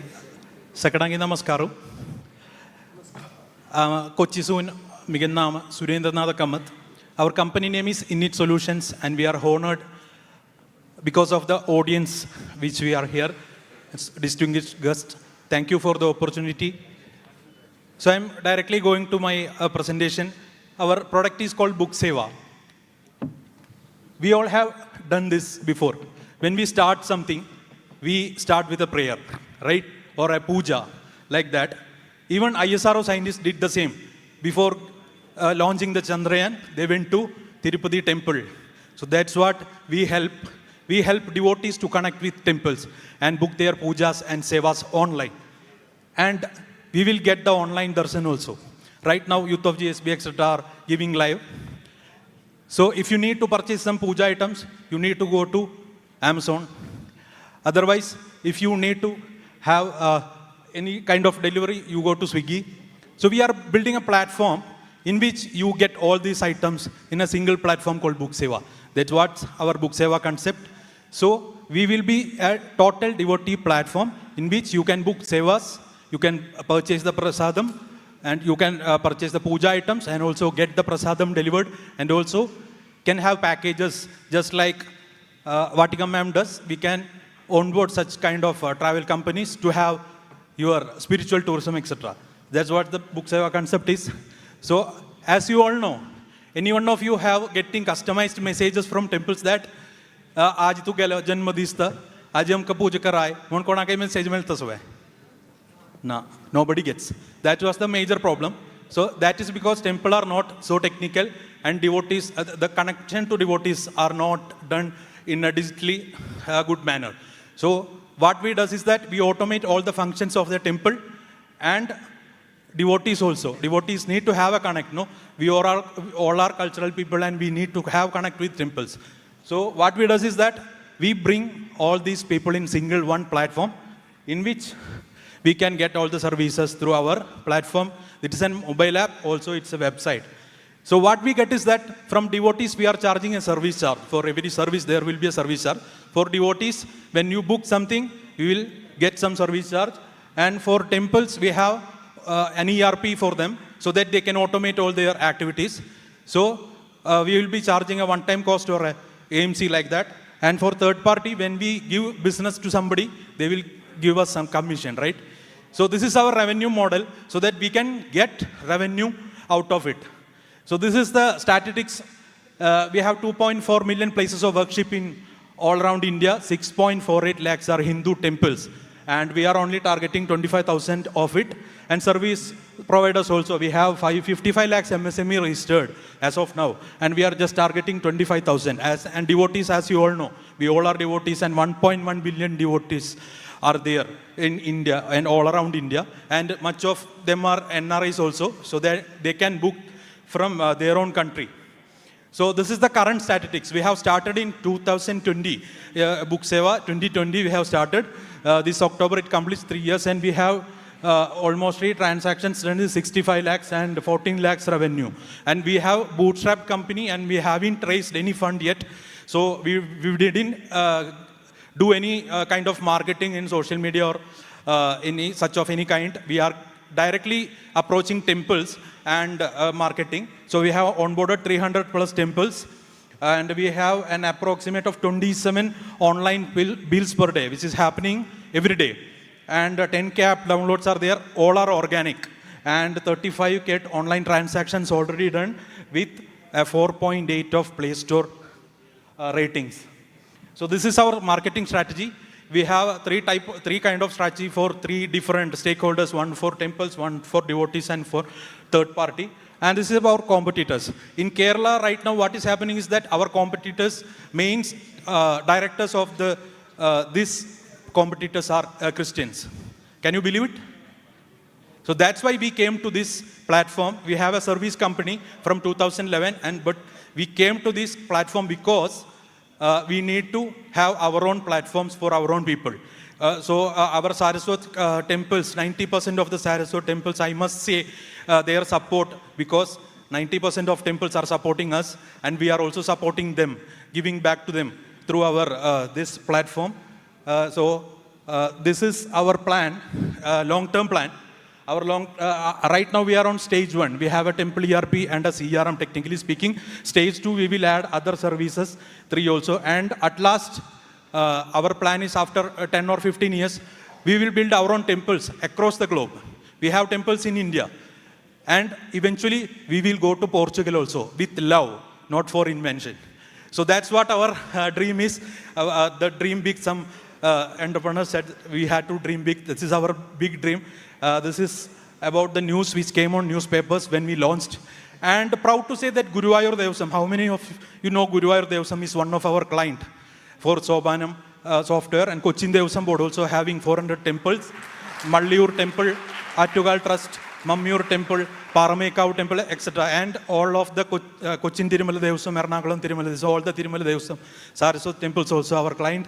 And we got an award last Saturday from here in Bangalore itself, from Head Start. We are one of the emerging startups of year 2023. Proud to say that in front of you. So that is what the latest news. And thank you. It's all about us. And thank you for supporting. Even Naresh and Mom from Youth of GSB had supported us when to connecting Bangalore temples also at that time. So Samaj is giving very much support to us. This event is also a very big support to us. When we say that, it's a goosebump coming to us. So thank you once again for the organizers of the event. So that's my pitch. Hello. When did you start this? Actually, we have a service-based company from 2011, and 2020 is we have launched this Booksa app. And how large is your team? We have a 20-member team, development team. Okay. And we have 3 directors also. And what about your marketing team? Your biggest challenge seems to be marketing. Yeah, marketing, we have 1 guy and 1 telecalling staff also. But 3 of us are doing the marketing. And what is the response of the temples? Pardon? What is the response from the temple? Response is initially, we are getting this Booksa for free. We are giving the Booksa for free. So they, if there is a referral or there is a connect with temples, they will onboard. Otherwise, they have a doubt that we will be troubling them in future. So that is the major part. So if somebody come and invest or some people can directly refer to us, so that is the major support I ask to the audience. If you have any connect with temples, that is the biggest support without financial support. So if each of us have temples in your nearby places, right? So if can you connect us to them, we can give a free app, free website for the temples, so they can improve or what to say. I don't get your name. What's your name? My name is Surendranath Kamath. Surendranath Kamath. Surendra, so what do you want? You want money or you want that yes, connect to the temple? Anyway, temples also. God. Actually, money and temples also. Money and temples. Money in the temples. Good. So we need money to run this business, no, anyway. If you had money, what would you use it for first? Pardon? If you had the money, whatever you're looking for, what would you use it for? I will invest on marketing. Actually, that product is ready, and we have a strong team also. So we'll go directly to the market. And in marketing, you have 3 different avenues or 3 different stakeholders, right? Whom would you reach first? Right now, we go to the devotees only. Actually, we have already onboarded 300 temples and across Kerala. Yeah, thanks. Thank you. Any large temple that you onboard, so let us say Guruvayur, etc. How much revenue do you generate from that, let us say about 6 months after the temple is onboarded? Actually, Guruvayur temple we have onboarded as a one-time cost, and it is approximate 10 lakh rupees one-time cost. That is what the amount we got from Guruvayur. How much revenue do you generate from all of the other services you provide? How many devotees, the devotees who come and book the services, etc.? Okay, that services we are yet to onboard. Actually, we are right now onboarding temples, and we are onboarding third party after this marketing stuff. So and the temple gives you a one-time fee? Yeah, the temple gives you a one-time fee for that ERP. Understood. And your monetization model from devotees is based on actually charging them a convenience fee? Yes. you have not yet started charging that? Yeah, actually we had started in initial days, and now we are, for last 1.5 years, we are giving as free for acquiring more customers as a marketing. You had said 65 lakhs of revenue. What was that? Yeah, 65 lakhs of transactions done. From the temple or from the customers? From the customers, online bills, total. But they're not getting revenue from it. 65 lakhs transaction, 12 lakhs is the revenue you said, right? Yes, revenue That's out a of commission on the 65 lakhs. Yeah, from the 65 lakhs, that is the total revenue we get. Otherwise, that balance amount went to the temples. That I understand. So 12 lakhs you got as commission from that 65? Did you earn anything or no? Yes. From temples, we get that one-time cost. That is also there, and also commission. And this is over 4 years, for the last 4 years? 3 years. 3 years. Okay. Good.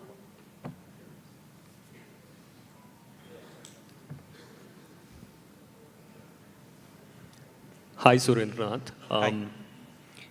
What is your background and why this idea? Actually, I am a Biotech graduate, and my partners is also there. One, his name is Sudhir Shanai, and one is Govindraj. So he is an MCA graduate, and we started. We were together from 2014, and we were into services company. And one of the temple from Chendamangalam, our own temple, Saraswat temple, came to us and asked whether you can develop an this thing, ERP for means automating their activities. And we have started doing that. And after they only referred to other temples and became a product. That's why we came into this temple, this thing. And thus we came to know that other competitors in the market, even Sabarimala temple, they are using a Christian management, the software company's software product for temples. So it was a shock to us. So that we have started marketing our ERP. It is already we have 100+ temples onboarded for that ERP. And when you approach these temples, what is the challenge? Is it convincing them to adopt your product, or do they even have something in place already? Yes, so the biggest challenge when we approach temples is that committee is owned by a committee. The temple is owned by a committee. So decision should come from a number of people, in which like a board of directors or some kind of like that, and politics will be there. So that is the major challenge we face from temples. If it's an entrepreneur, it's easy to get the decision. But from a committee, it is very difficult. Just a last question. When you take, when the bookings happen, does the money flow into your account and then you transact, or is it directly going into the temple's accounts? No, it directly goes to temple account. Our commission only come to our account, and all the other temple money directly go to the temple account. That's so how you it is just designed. generate an invoice at the end of the month for the transaction? Yes, only for that transaction amount. That temple money doesn't have GST and all. Our money only have the GST and all, so that's why. Any more questions, sir? No. Thank you. Thank you, Surendranath. Thank you all for the opportunity.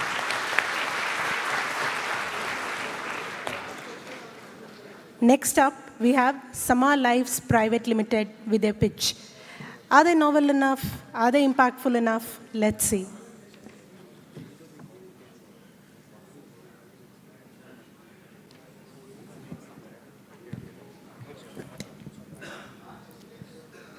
Ma'am, on the request of the cameraman, I ask you to stand at the same place where Surendranath Kamath stood, because it's easier for them to cover. You have 7 minutes for your pitch, and then we have an 8-minute question and answer session. Sorry, can somebody project this? Okay, good evening, everyone. Such a pleasure to be here. Thank you so much for having me. My name is Payoshni. I have a co-founder called Mridvika, and both of us form Team Sama. We set up Sama with a very clear vision of increasing women's representation in the workforce. India has a leaky bucket crisis. When you look at the number of college graduates coming out of the country, almost 50% of them are women. But a smaller number enters the workforce, and their numbers dwindle dramatically as they rise up the ladder. There are multiple other studies that substantiate this claim, like this one from LinkedIn that talks about how 7 out of 10 Indian women have quit. This one that talks about how only 1 in 10 corporate Indian women are in leadership positions. Or this one from 22, which spoke about how only 9% of urban Indian women were employed in early 22. The question that we asked ourselves when we were setting up Sama was that one is there is a societal mindset at play when women are entering the workforce. But once they have entered the workforce, are our organizations doing everything they can to fix this leak? And we decided to solve this problem. What Sama is building is an AI tool that helps organizations do two things. Number one, identify why women are dropping off from the workforce, and then work with them to plug those gaps. The little iceberg that you see, so when we talk about women in the workforce, we often say, okay, women are getting married, they have children, that's why they're leaving. But we don't talk enough about all the other microaggressions at place, the feeling of undervalued, not feeling enough. That's really pushing, in some sense, almost contributing to the mass exodus of women in the organization. What our tool does is analyzes all of these patterns and recommend the right interventions to retain the female workforce in a particular organization. Once we enter into the partnership with an organization, this is the approach that we take. We start with deploying a short diagnostic survey for all the women employees. Our diagnostic survey is globally validated and has academic tutelage from IIM Kozhikode as well as Indiana University in the US. And it's a globally validated tool, so we deploy that. Once the data comes in, we use AI classification to really slice and dice the data in multiple ways to figure out what are the most pressing areas of improvement for that particular organization. And then we deploy our matching algorithm to find what are the best programs and policies that will really help this organization transform itself into an employer of choice. And for that, we have 200 plus validated solutions that we are curating. A little bit in the future, we also want to bring tailored benchmarks from across the world, because currently in India, gender disaggregated data for corporate India is not easily available. So this is a digital public good that we want to build for the future. This is a quick bird's eye view of our model. Sama as an AI platform has two parts: the diagnostic tool that offers quantitative and qualitative insights to the tool. Examples of two insights are in front of you: a gender inclusion score, as well as a turnover intention at a group level for women. We also have a solutions hub where we have specialized recommendations that are aligned to the unique pain points of the organization. Some of the examples of the solutions that we offer are here as well. We truly believe we are the right team to build this. Mridvika and I collectively bring 36 years of work experience, but most importantly, we also represent our beneficiary. We are both working mothers who have worked in corporate India for 18 years each. We have also put together an illustrious advisory board that advises on our key aspects of our business, including organization behavior, behavior analytics, as well as tech. Our revenue model, we are projecting a revenue of about 2 crores in the first 3 years of our existence. We are currently in year 0. The way we look at commercializing our tool is in these 4 ways. Number one, the diagnostic tool that gets deployed, we charge a fee per cycle, per participant to the organization. We have 2 cycles in a year. We are also hoping to license our diagnostic tool to other diversity, equity, inclusion practitioners, because we really believe that this space needs more data-driven approach, and we have seen a lot of reception for this as well. We also will, the solution hub that we curate, we will charge a platform fee for folks who want to come on board as solution providers. Let's say somebody who does POSH trainings or somebody who has specialized insurance for women.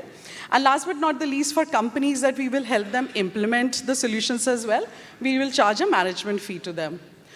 Really quickly, our ideal customer persona looks like this. We have prioritized 3 sectors: IT, ITES, financial services, and pharma healthcare. And we are looking at countries that have at least 800, companies that have at least 800 full-time employees. The reason for this is that these 3 sectors tend to attract more women. They have more job opportunities for women, and hence will have more skin in the game when we talk about retention of women. And we need a critical mass of employees answering the survey, hence the number of employees that are required. Here is just a quick look on the differentiated approach we are taking currently, given each organization is at a different path on their diversity, equity, and inclusion journey. Very quickly, our go-to-market strategy. So we are a fairly early-stage organization. We set up in December of 22. This is the 10th month of our operation, and we started going to market only in June and July. Our majority of our time currently and the bulk of our business will come from outbound sales motion, which is the B2B enterprise sales, which is directly reaching out to HRs, DEI heads, etc. We are also hoping to get significant leads coming in from channel partners and solution providers. As I said, it will be a mutual exchange of the tool that we provide them and the clients that either of us bring on the table. And we have also found events and conferences to be a good place for basic lead generation and really just starting the conversation around gender parity, workplace diversity, etc. Very quickly, where are we today? As I said, we set up in December. We spent the first 4 or 5 months just really developing a world-class tool. We did a proof of deployment in the second quarter. We acquired our first paying client in July this year, and we are currently in the midst of our sales partnerships and marketing campaign. We are hoping to get some funding and hire our engineering and product lead and really build a strong foundational team that can help us ramp up our product roadmap. We are currently a bootstrap company with a revenue-first focus. We need the grant funding largely to finish our product and create a proprietary web-based application. Currently, it is hosted on low-code tools. And 65% of the cost that we are projecting for this quarter, which is overall 20 lakhs, will be invested in just building our product and setting up a founding team. Mridvika and I will continue to lead the sales and BD process for the next 1.5 years. Just a quick look on the traction so far. We have 3 paying clients currently. We have about 10 proposals in pipeline, 40 ongoing sales conversation. Our current average ticket size is 1.5 lakhs, and that's because we are meeting organizations where they want to be met. But we are projecting it to reach to 8 lakhs once they start buying our full model. Ma'am, your time's up. Yes, I'm done. We are supported by world-class institutes, as you can see on the screen. And that's my time. Thank you very much. Thank you. And now we are open to questions from our sharks.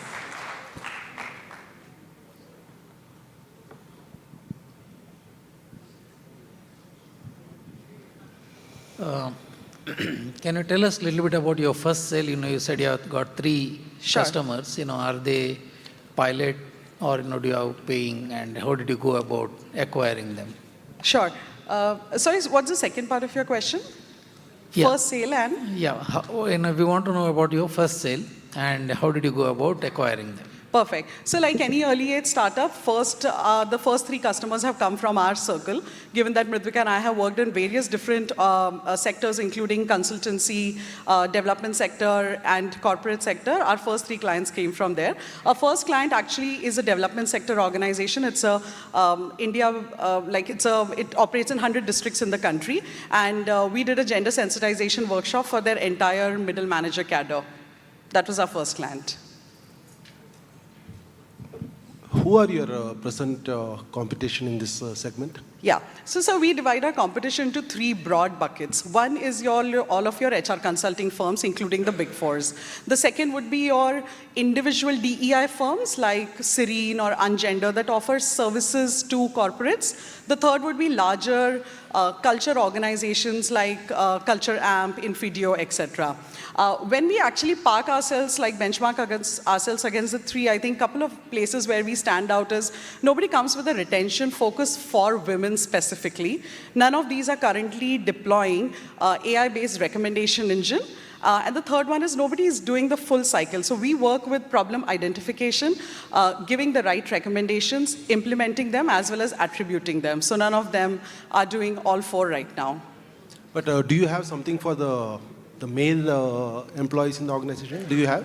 So not currently, yeah. So it's whether it's for women or for the men in the organization, the same product should apply, right? Yes, so that's another thought that we have had. It's an expansion that we are thinking of, where we are, like what we heard when we started reaching out to our potential customers is that in some way we should be able to distinguish on what's a culture issue versus what's a gender issue. So our next idea is to actually expand the tool so that we deploy it across all genders, and then we are able to pick out what are the nuances based on each gender's role in the organization. Just one quick number. You said 800 plus employees, right? Yeah. What is the universe size as per you?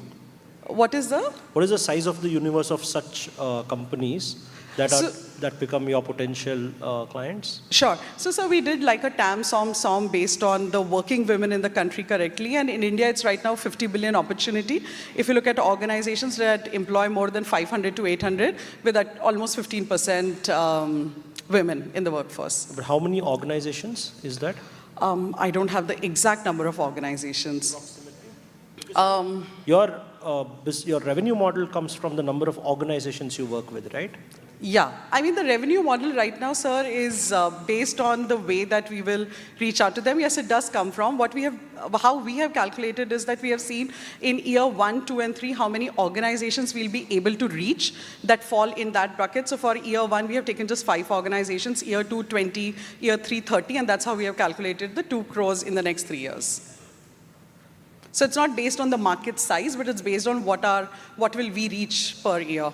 Also, sir, I want to point out our model is such that we will have multi-year partnerships because within a year, you will not be able to show any kind of mindset shift in the population. So we will enter into multi-year partnership with these organizations to really be able to show how the needle has moved for the women in the organization.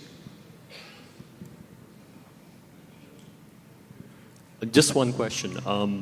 When you say AI-based recommendation engine, is there some USP that you have in terms of the data that you've collected regarding why women actually exit an organization? That's something that's only unique to you, which other HR providers, which are already in place, they don't have? Yeah, so sir, we believe the diagnostic tool that we have made, as I said, it's globally validated as academic tutelage. It's a proprietary tool. We have looked at multiple different studies across the world and adapted a model which basically, I don't have the slide up, but basically it says that there are 6 key pillars or levers on why women enter the workforce, continue, and progress. So our entire diagnostic tool is designed on those 6 key pillars. It's a globally validated tool, so all the data that comes in goes back into like a larger pool that exists. So it's publicly available data that you have used? Yeah, but really spread out. Like we have extracted some of our questions from over 300 plus international journals. So it's a spread out database that we have put together and contextualized it to Indian context. Thank you. Thank you. We're done with the questions, right? Thank you, ma'am. Up next is Dharani Biotech Private Limited with their innovative pitch. Are they innovative enough? Let's see.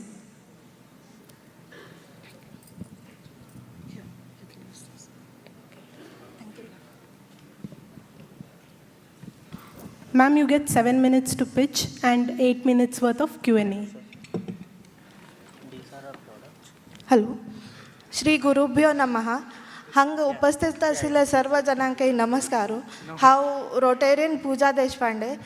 आमी महालक्ष्मी कुटुंब सिरसीच्यान आयलाची. हे आमगेलें एक startup आसा धरणी biotech म्हणून. आमी actually हांव आनी म्हगेले हस्बंड दोनी लोक इंजिनियर्स आशिल्ले. हांव आयटींतू काम करताशिल्लें आनी तांणी BHELांतू आशिल्लें. But there was some issue at home आनी आमकां टाउनां शिफ्ट जावचें बरें आवडलें and we move to Sirsi.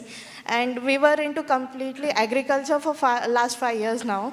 And तदनंतर हमका एक baby, we were blessed with a baby boy. तक regularly skin infection जावचे सुरू जाले. We consulted doctor. Antibiotics चालव पासून तक problem नाशिले. As soon as we stopped the medication, it used to reoccur. Which triggered कि हे एक lifestyle disorder आसा and it is nothing to do with his health. So we started researching and आमकां कळ्ळें की the kind of chemicals that we are exposing ourselves is more causing more harm than doing cleaning alone. So आमकां कळ्ळें की this sector has lot of scope. Also being in the heart of Malnadu, we were very close to the natural resources. Like आमगेले तोटाचे सोपनट आमी 8 रुपये केजीक विकून येत आशिल्ले, which is invaluable actually. आमगेले roots पळयल्यार आमगेले ancestors were to, they used to use naturally available resources for cleaning purposes. Neem जावं, अंटवाल soapnuts, then आणले काय locally available ingredients घालून use करता आशिल्ले. Basic problem is आमगेले जे advertisements आसा ते आमकां brainwashing करनु. We don't look at the backside of the label of any product that we buy. We usually ignore with the brand that we prefer. It is due to the appearance and the fragrance that we are used to it now. So here's a small introduction. I would like you to play the video for us.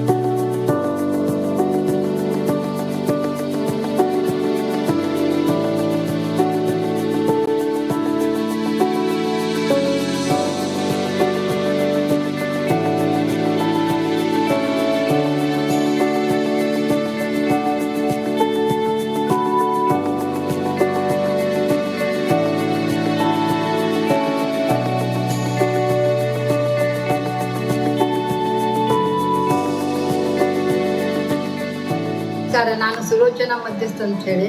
ಮೊದಲು ನಾವು ಸಾಬು ಅದ್ರ ಇದ್ರ ಪಾತ್ರ ತಿಕ್ತಿದ್ದೆ, ಅವಾಗ ಕೈಯೆಲ್ಲ ಒಡೆದು ರಕ್ತ ಬರ್ತಿತ್ತು. ಈಗ ಪೂಜಾ ಅಂತ ಹೇಳಿ ಇದ್ದಾಳೆ, ಅವಳು ನೆಲ ಒರೆಸೋದು ಪಾತ್ರ ತೊಳೆದು ಲಿಕ್ವಿಡ್ ಮಾಡಿದ್ದಾಳೆ.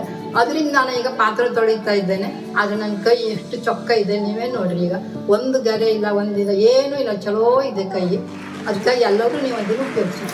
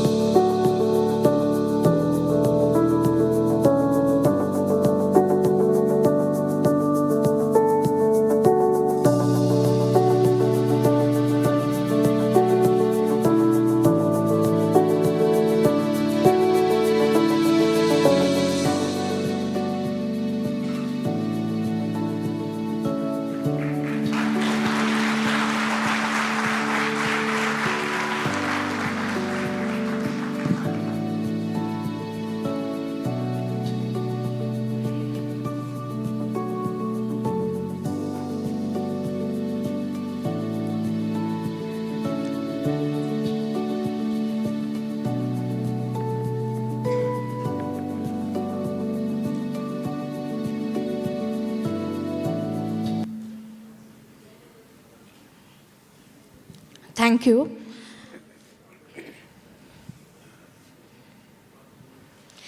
Basically, we have 4 major focus areas wherein we are converting waste to wealth. As in, we are collecting the waste from temples, floral waste, market reject materials, and also Sirsi, Banwasi region is known for its pineapple farming. And there are a lot of canning factories in and around us, so we procure the raw materials from there and we are converting into our products. It is the major source of raw materials for us. And also, we are doing a control over the brain drain that is happening from village and town level to metro and tier 1 cities, wherein we educate the other youngsters about the schemes and facilities that we are having these days. And starting a business is not a lengthy or very harsh process as it was earlier. We are educating them on that part. We are also saving the biodiversity, which was limited and which was replaced by the cash crops like areca nut, soap nut and all. We are having a nursery wherein we develop our own saplings and distribute among the local and rural farmers like the very basic and indigenous species of dodle, mauling, kanchikai, arnale, soap nut saplings. Also, major concentration is a value addition of the local produce that we have in our Malnad region. One of the key product is the wild turmeric, which was being sold for 70 to 80 rupees a kg. It is one of our key product wherein we have a Sanatana procedure of converting turmeric into kumkum that is very natural and authentic, and it is very pure. So now, which the turmeric that was sold for 60 rupees, we are selling it for 600 rupees a kg, converting it to a pure kumkum, and that is a seva from our end. And we also have a sustainability goal that also defines the major focus by being like... Ma'am, your time is up.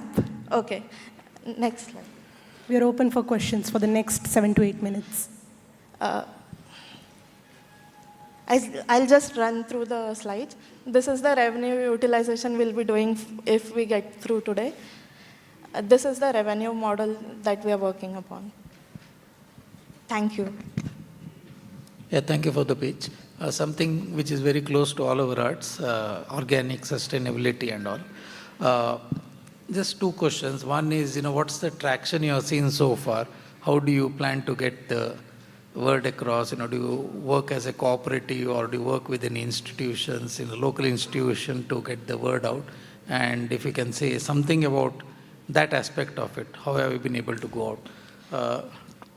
Two fundamental challenges. One at a organized level, you have competition there. At unorganized level, again, competition. So from a competition perspective, I wanted to know, and probably some idea about the traction will help me Yes, sir. So basically, initial days we try to convince D2C market, but that was very difficult because one has their own brand preference and it is very difficult to convince personally. So we started concentrating more on B2B, where the convincing PRO took the same amount of time, but we have a larger value of order there. So we moved from D2C to B2B, and we are doing good in that. And like we have a lot of customer base, and it is happening word of mouth, because once they start using our product, it is also controlling pests on a long run, sir. So can you quantify in terms of unit sales or revenue you have earned in the? Yes, sir. We have 75,000 revenue generated right now, but it is because we had a smaller unit which used to produce 5,000 liters, but this month we'll be moving to 20,000 liter capacity, and that would of course add to the revenue, and it is due to the order that we are expecting, and we have almost 10 MOUs that are going on. Thank you, sir.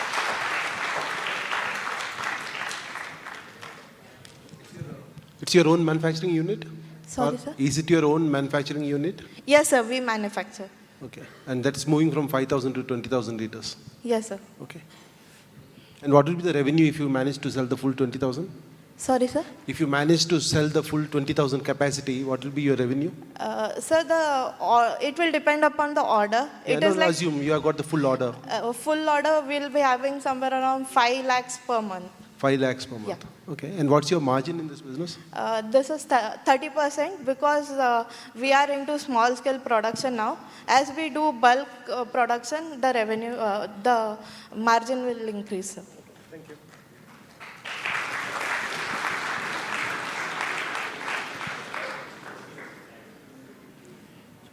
How are you priced compared to with the B2B, when you go and sell to the B2B clients? They would be using something already which is not organic. How are you priced compared to that? Sir, actually, we are very reasonable. Supposing they organization uses a standard floor cleaner, it costs somewhere around 100 to 110, and we are very fairly priced at 100 rupees a liter. So you're priced in the same range? Yeah, very reasonable to the market value. But it is just that if the person wants to switch and we convince the PRO of that organization, we have a deal. And we are getting referrals also for the organization. Being a green initiative, it's a call from the organization to us. And like we have spoken to many temples also, it was little difficult initially because the main point comes to the same thing, like the pricing. And it was difficult to convince initially, but when they realized there were a lot of benefits, because while using our products, you need not throw the water after sweeping the floor. You can use it for gardening. So they will be cutting down on water consumption, also electricity bills. Around 25 to 30% they will be saving on the bills, sir. Any more questions? Thank you. Thank you. Thank you, ma'am.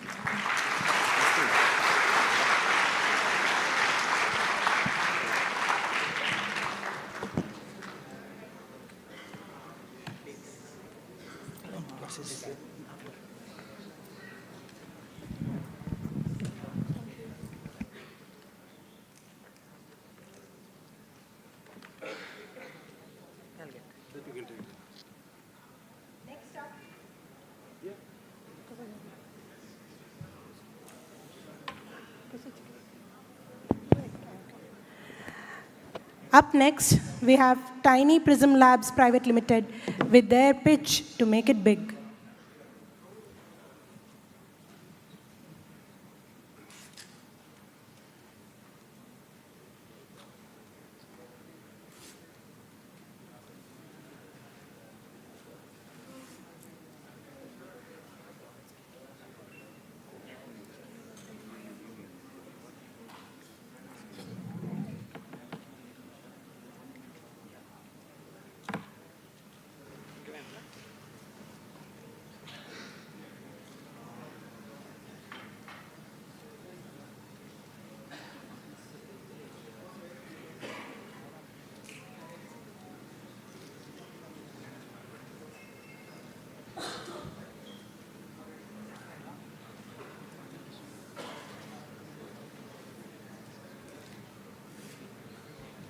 This is front, this is back.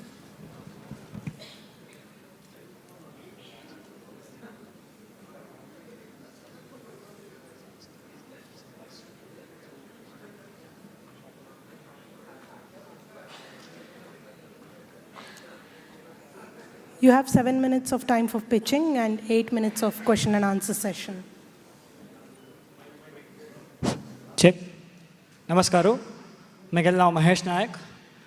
I am from Bangalore representing Tiny Prism Labs Private Limited. So what we do is all about sensing and intelligence in a box. Everybody is talking about AI, everybody is talking about IoT, everybody is talking about sensors. But how about put this AI and intelligence into one box and make a device, something like which is on my neck right now, and add intelligence. How many of us have played with Alexa, play my song, Alexa, play my, turn on my light, Siri? But who is Alexa? How about Ganesha, fan on kar raha hai? So this is what can be done with AI on a device like this. So in order to prove our case using this concept, we took up a medical problem along with the doctor from KMC Mangalore, and we're trying to solve this and prove that this conceptually can solve problems. So next slide. I'm sorry. So how many of you here have tried talking or accidentally spoken while we are eating or drinking water, and the food or the liquid went into our food pipe instead of the windpipe? I mean, food went to the windpipe instead of the food pipe. This is a day-to-day struggle of a person who is suffering or recovering from diseases like pneumonia or cancer. Swallowing a simple thing like eating a meal is going to be difficult. So this is what we're trying to solve, or we're building a device to get this intelligence of tracking or understanding first, is there a disease or is there a disorder like this without using any invasive technologies.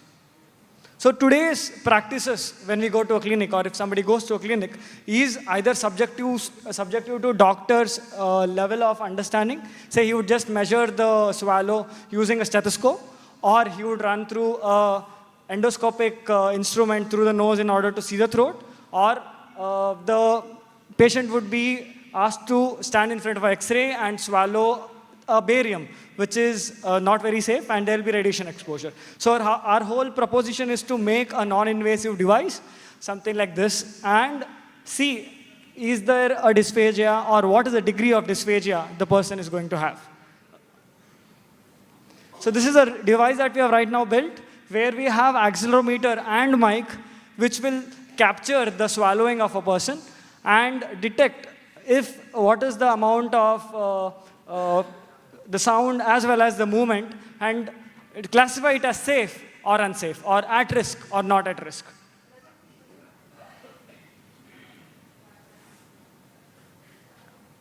So when we did a small survey understanding our field, or the speech language pathology field, we see that this solution, which is wireless and non-invasive, can reach to a lot of small individual practitioners or ENT clinics or nursing homes, which makes healthcare beneficial, affordable, and portable. Importantly, because these days X-ray machines or the other bigger devices which is a bedside device or is housed by hospitals, we plan to make it portable so that it can be taken to smaller clinics, and even doctors who are individually practicing can be enabled with technological clinical setups. So what we add value as a socio-economic impact is making healthcare affordable and reducing the effort or reducing a manpower of having an extra clinician to just run a machine like X-ray and make device portable, and also reducing radiation exposure, where a lot of patients cannot be referred to X-ray or the video fluoroscopy because they would have other implications which can harm by just going through a video fluoroscopy. So achievements, how we built this device is by getting a BIRAC BIG grant of 36 lakhs, where we proposed this problem as a novel problem, and we built this. This is a look-alike. This is not the exact device. The image that had was the actual device that we are right now collecting data from the hospitals. And we have filed a provisional patent for the same novel device. And if we see the prospects, so this is the one use case where we are able to build for or address. But if we see the future prospects, anything that has sensing and that needs intelligence can be addressed with a device like this. Let's say there is somebody who has built a machine and he doesn't want to have a continuous maintenance of that machine. He can just put this device on the machine and maybe an accelerometer or a mic will sense the performance or the day-to-day working of the machine and prompt a service 1 month ahead of time so that the machine will not break down and the customer need not wait for the service to happen. This is one such application that I see going ahead, as well as branching to other fields of healthcare like orthopedics, physiotherapy, and many more, where anything that can be tracked using a sensor can be wrapped around, maybe tomorrow around my neck or my leg or through ankle in order to address something which is related to the leg. Could be recovery of a stroke. Where say a lot of discussions that I've had, I got to know that there is no particular technology that can be used to track progress or improvement of a patient. Such use case can be addressed using technologies like this.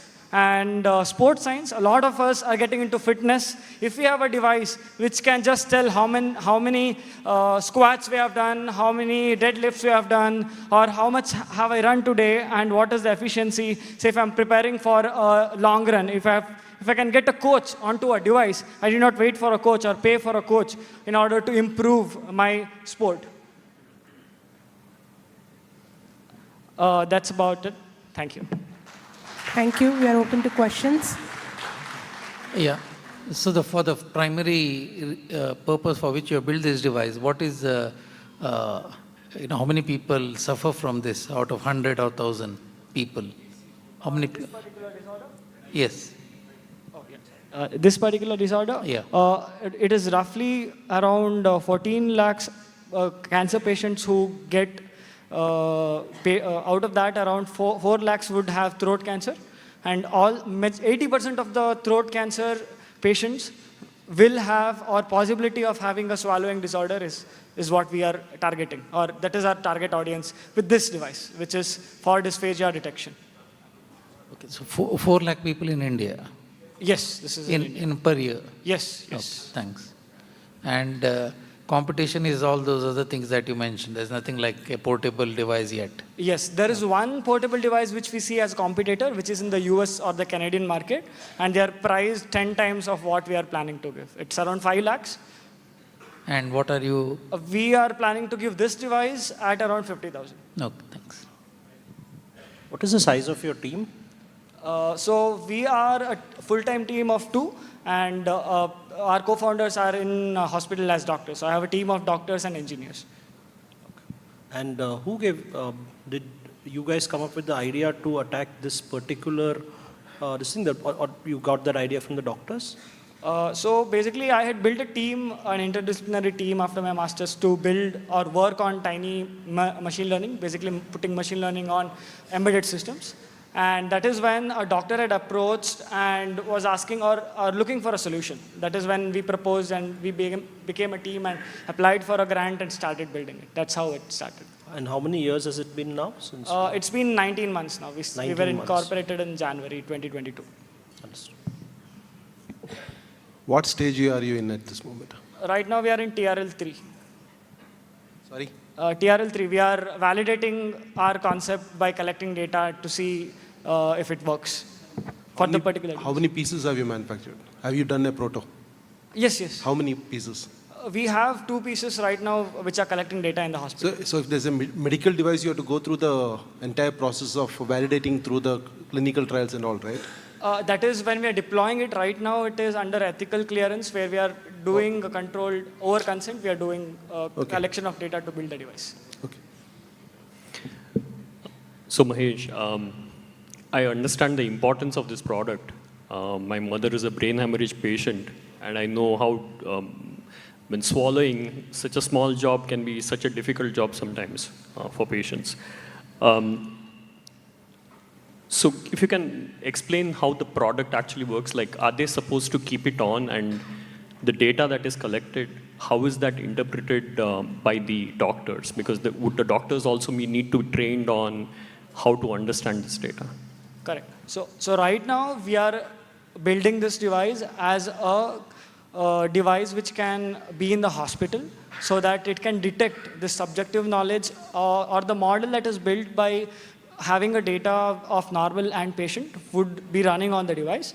And this would be in the clinic to see or along with the, what can we say, the video fluoroscopy, if it can results on par with video fluoroscopy in order to replace it. That is our first goal. If that works, we would also push into the therapeutic sides of it, where let's say the patient will take the device to home, and from there the device can send alerts to the doctor that there is possible difficulty for the patient, and then the doctor can, or the hospital can ask the patient to come to the hospital for a thorough consultation. Thank you. Yeah, thank you. Any more questions? No, thank you. Thank you.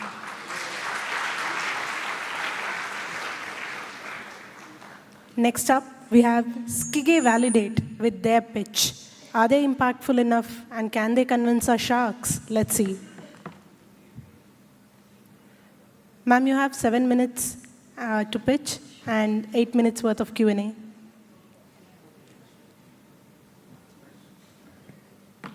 Hello. All right. Namaskaram, everyone. I'm Gayatri Matkar, and I'm joined by my co-founder, Jairam Pai, today. And truly delighted, truly, from the bottom of my heart to be part of such a vibrant community. And it's very encouraging to see that who's of the leaders of the industry are here to support entrepreneurship, and gives me a lot of courage. With that, I'm here to introduce a new addition to our Skeg platform. We call it as Skeg Validate, which is enabling organizations at large and financial organizations in particular to go completely paperless. We call it as digital document execution, where we have partnered with NESL, it's a government body, which will help organizations to completely do stamping and signing and even bank guarantees moving forward, completely paperless and seamless. With that, can we have this video played, please? Thank you. Hello, we are Skeg Validate. What is Skeg Validate, you ask? Skeg Validate is a solution for paperless execution and storage of financial contracts in partnership with the National E-Governance Services Limited. We aim to transform your processing time from 4 to 6 business days to just 20 minutes. How? We use the latest digital technologies like e-stamping and e-signatures, as well as the NESL's DDE and IU infrastructure to provide you with a safe, secure, and swift service. DDE solutions are paperless. It can be attested by Aadhaar-based e-sign services, Aadhaar-based OTP, Aadhaar-based biometrics, or Class 3 DSC pendrive. Digital stamping means that you can pay the exact amount of stamp duty and not have to pay extra for paper denominations. And all this is done in association with GRAS and SHIV. Here are some advantages of digital stamping as compared to its physical counterpart. Apart from this, the Skeg Validate advantage includes seamless digital journey, powerful dashboard, instant authentication of loan disbursement in IU. Lenders will get 65p certificate from NESL as legal evidence of contract, and a lot more. Our services cover 22 states and union territories all across the nation. Thank you for watching. You can contact us on the given number or email address. Yeah. So I'm Jairam Pai. So as we just presented our product, so let's see what the market size for this product is. So we are looking at the Bharat lending landscape, which is a whooping 174 lakh crore Indian rupees. And this money is basically divided into 3 major sectors, that is the retail, the commercial, and the microfinances. And if you look at the market share, personal loans, business loans, and vehicle loans are the top 3, which we are basically targeting. And each of this product has this digital document execution cycle in which the actual document has to be e-stamped and e-signatures have to be done. Our market, our target market is basically all this. So we have cautiously taken a call that we will go behind the NBFCs. And if you look at the Indian market, we have 9,000 plus NBFCs across India. And if you look at so we have divided them into 4 sectors. If we are considering a 2% hit from our marketing, we are talking about 180 clients. What is our USP? Tailor-made customer demands is what we serve. Our product is a plug and play. You just have to, it doesn't require you to make drastic changes. It just will go easily in your existing LMSs, core systems, and be able to do the digital document execution. We have rich experience in fintech of last 7 years, which we bring onto the table and consult our clients to understand the regulatories, the Data Protection Act now being, being a reality. So basically what happens is that this banking and NBFCs do not have that, I would say, near-skilled IT workforce. It's more of an implementation than more of, doing actual, development or doing the execution. So that's where we come. Oops, sorry. Yeah. So what are the projections that we're looking at? We're already revenue generation. We already have 3 clients. And so we have categorized it as, what is the current market for us? So current financial year, we are nearly clocking 4 CR without, raising any funds. And if we continue that way, then we'll be reaching next financial year as 9 CR. With funds, well, we bring a lot of, money again. So by this year end, this financial year end, we are targeting 5.25 CR. And by the next, that's 24 months down the line, we are targeting 24 CR. Now, if you look at the operating margins, it's 40% and 82%, which is, giving us a good EBITDA. What's our funding ask? Right now, we are looking for, raising 5 CR INR. And all this money that we're looking for is majorly to do marketing, sales activities, because we need people on foot, actually in the market there. And we need physical interaction with the clients. The Skeg story, as Gayatri mentioned, that we have we are adding this product to our current portfolio. We are already having a workflow automation solution backed, by prominent eKYCs that today are available in Bharat.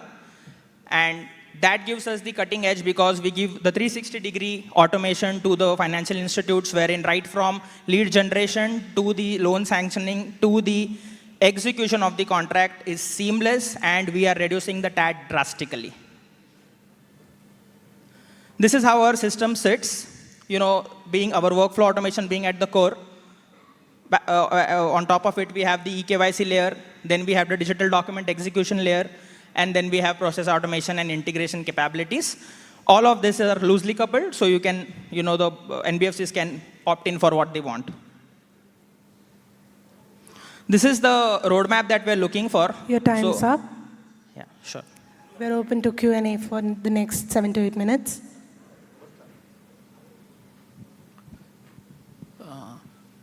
It's a technical question. How do you integrate into an existing system, your product? Do you integrate into a tool? Do you provide an API? How is it? Or Yes, it's a standalone? So we have microservices-based architecture, so all API integrations. Okay, got it. I think everything else. Where does eMudra fit into this? Right. Or are they a competition or? Kind of competition. They also have, some solutions into the e-stamping and e-sign space, but not exactly, because what USP we are bringing onto the table is templatization, wherein there is no scanning of even applications. We digitize those journeys also, which eMudra doesn't do today. Yeah, but eMudra is penetrated quite well enough at the moment, right? So how do you displace them, or what are you going to do? It's going to be one more product that gets added to this, or what? All right, so let me explain this a little bit more. So eMudra today, what they're doing in terms of digitization is they're procuring physical stamps, scanning them, and uploading into the system. We are not doing that. We have actually integrated with the grass in the shell states, where the stamp procuring is real time and with real denomination, and there is no expiration date and such. So in that sense, they are really not our competitors. But yeah, I mean.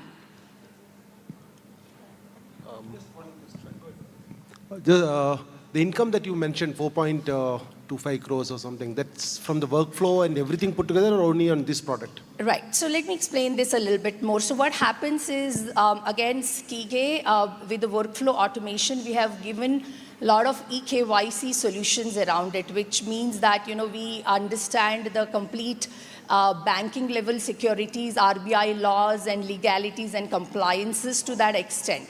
So what happens is this becomes a natural progression, because we had stopped at onboarding.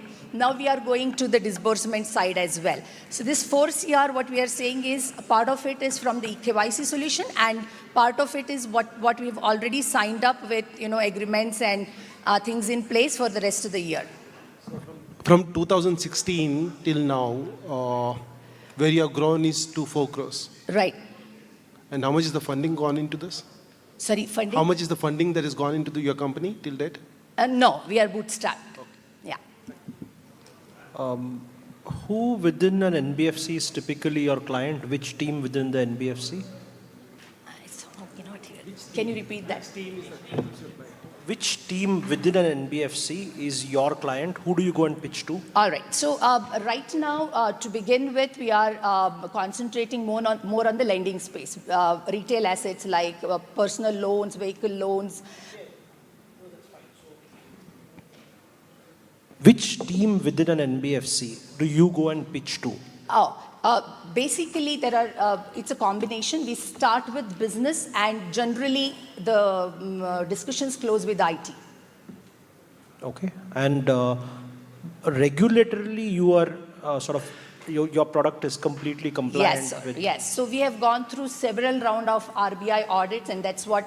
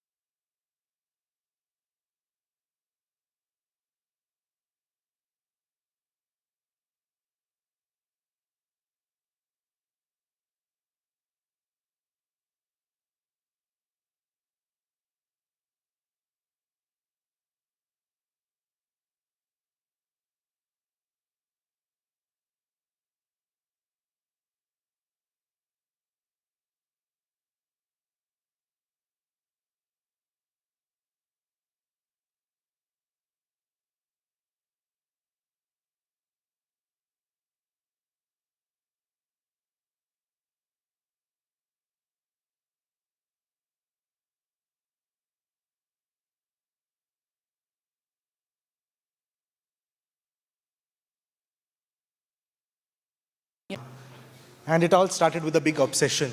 When I was in my final year of college at NITK Surathkal, I really wanted to solve the waste management problem in our country. This started back in the time the Swachh Bharat mission launched, and that is what brought this whole problem to my attention. And I realized that this is a global opportunity. It's a completely unorganized market, primarily driven by informal waste pickers across our country and around the world, right? And it's a $1 billion market, multiple $1 billion if you actually calculate different aspects of sustainability and recycling into it. Now, as I delved deeper, I found out more interesting information. I came to Bangalore, spent about 6 months talking to waste pickers, looking at where they stay, figuring out how I can spend more time with them, get close to them, understand the secrets of their business. And that's when I understand that most of the waste that is landfilled is actually recyclable, but they don't pick it up and they don't recycle it because they don't get it in good quantities, right? We have more than 1 million such informal scrap dealers across our country, all of them unorganized, running their own micro businesses in the local community where they operate. And out of the recycled materials that we have in India right now, which is about 20% of the actual potential, that itself is a $1 billion market.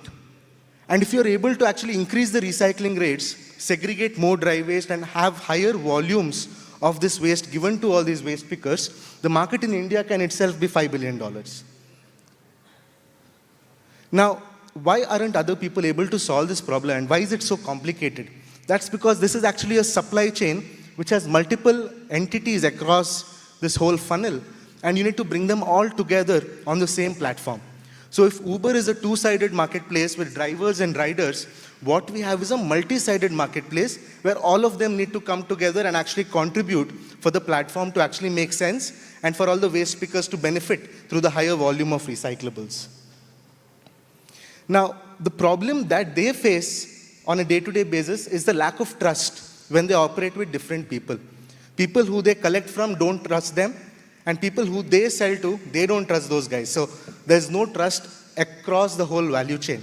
And that is where we believe an authentic, transparent platform can actually come in and solve the problem. Now, if you're able to actually solve this, imagine you're able to solve and improve the lives of about 1 to 2% of the global population who's subsisting on waste right now. They make their livelihood on waste every single day, and we can actually change their lives for the better. Our solution is pretty straightforward. We have a multi-sided platform. If you're a consumer, you can come and sell your recyclables. We are launching an event called Recycling Day in Bangalore shortly. You have a free doorstep pickup of recyclables 1 day a week, which is offered as a partnership with your apartment society. The other side of the platform has all our partner waste pickers who are verified and vetted. We already have a network of 4,500 waste pickers across the city.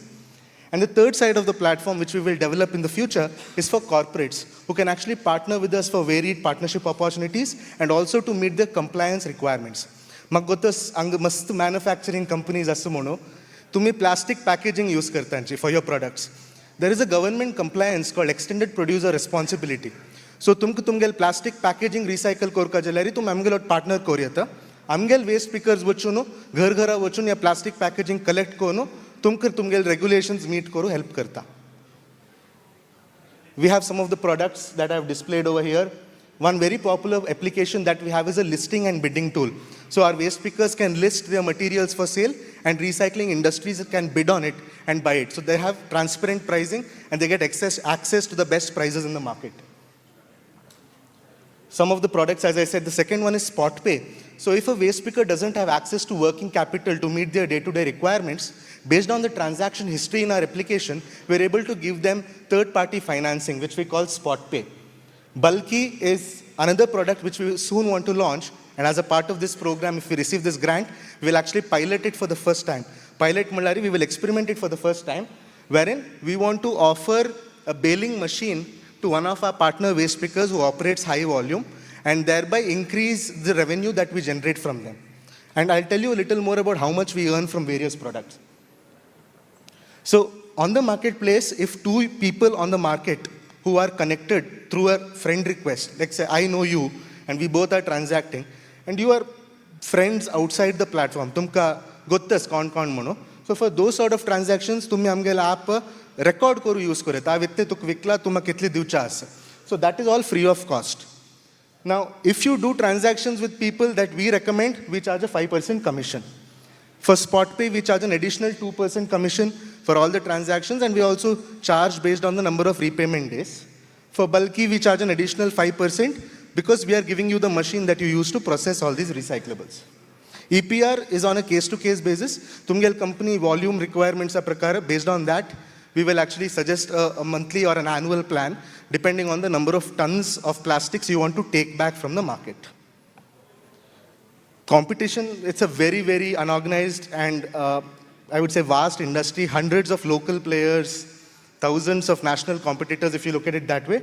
What makes us unique is that we operate across all the stakeholders in the value chain with a single one-stop shop, right, where you can come and transact.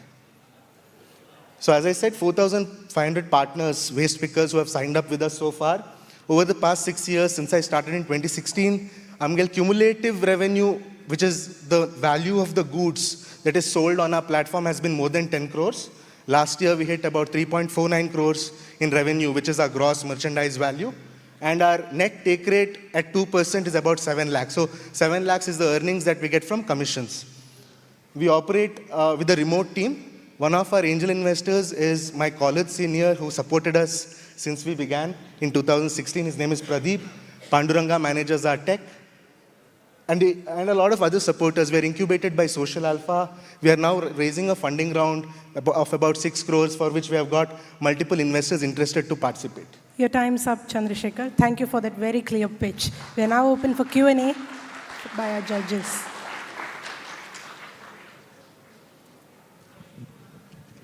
So, I think when you say waste pickers, is it those people who are contracted by the local corporation or municipality to pick up or, Yes, there are 3 categories. Mm-hmm. One is those who are contracted by the government.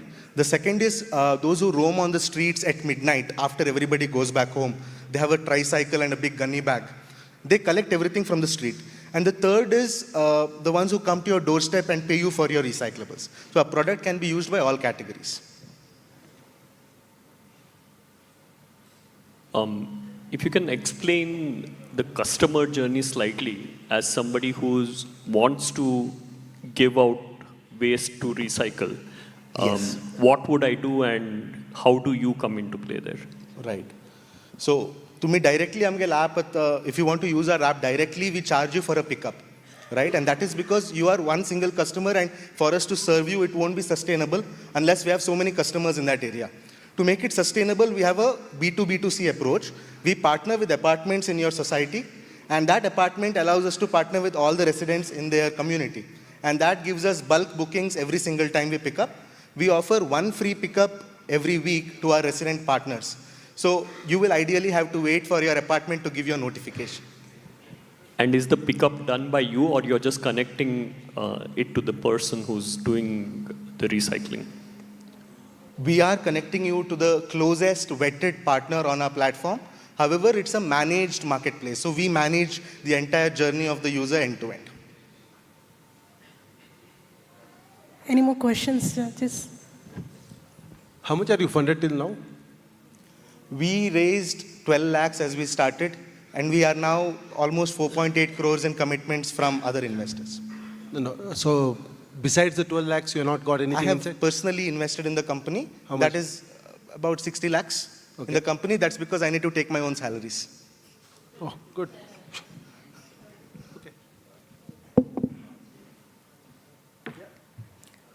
That's it. Thank you. Thank you so much, Shaz. Thank you so Thank much. you, Chandrasekhar. Now we have Hydrogreens Agri-Solutions Private Limited with their pitch. You have 7 minutes to pitch and 7 to 8 minutes worth of Q&A. Sorry. Yeah, before you start, I have an announcement just for 2 minutes. First of all, congratulations and compliments to all those. I have never seen a workshop which starts at 2 o'clock and goes on up to 8 o'clock with almost all the people still so much enthusiastic to see. So congratulations. So, and if you want to continue this tomorrow early morning at 7 o'clock, we have a scheme. We have planned for a walk with the Stalwarts. And this walk starts at 7 o'clock. And for this, we have identified the Stalwarts and generation next going to be Stalwarts. So 20 leaders are listed. Now, you'll get a QR code on the screen. The moment you scan it, you'll get a Google form in which the names are mentioned. If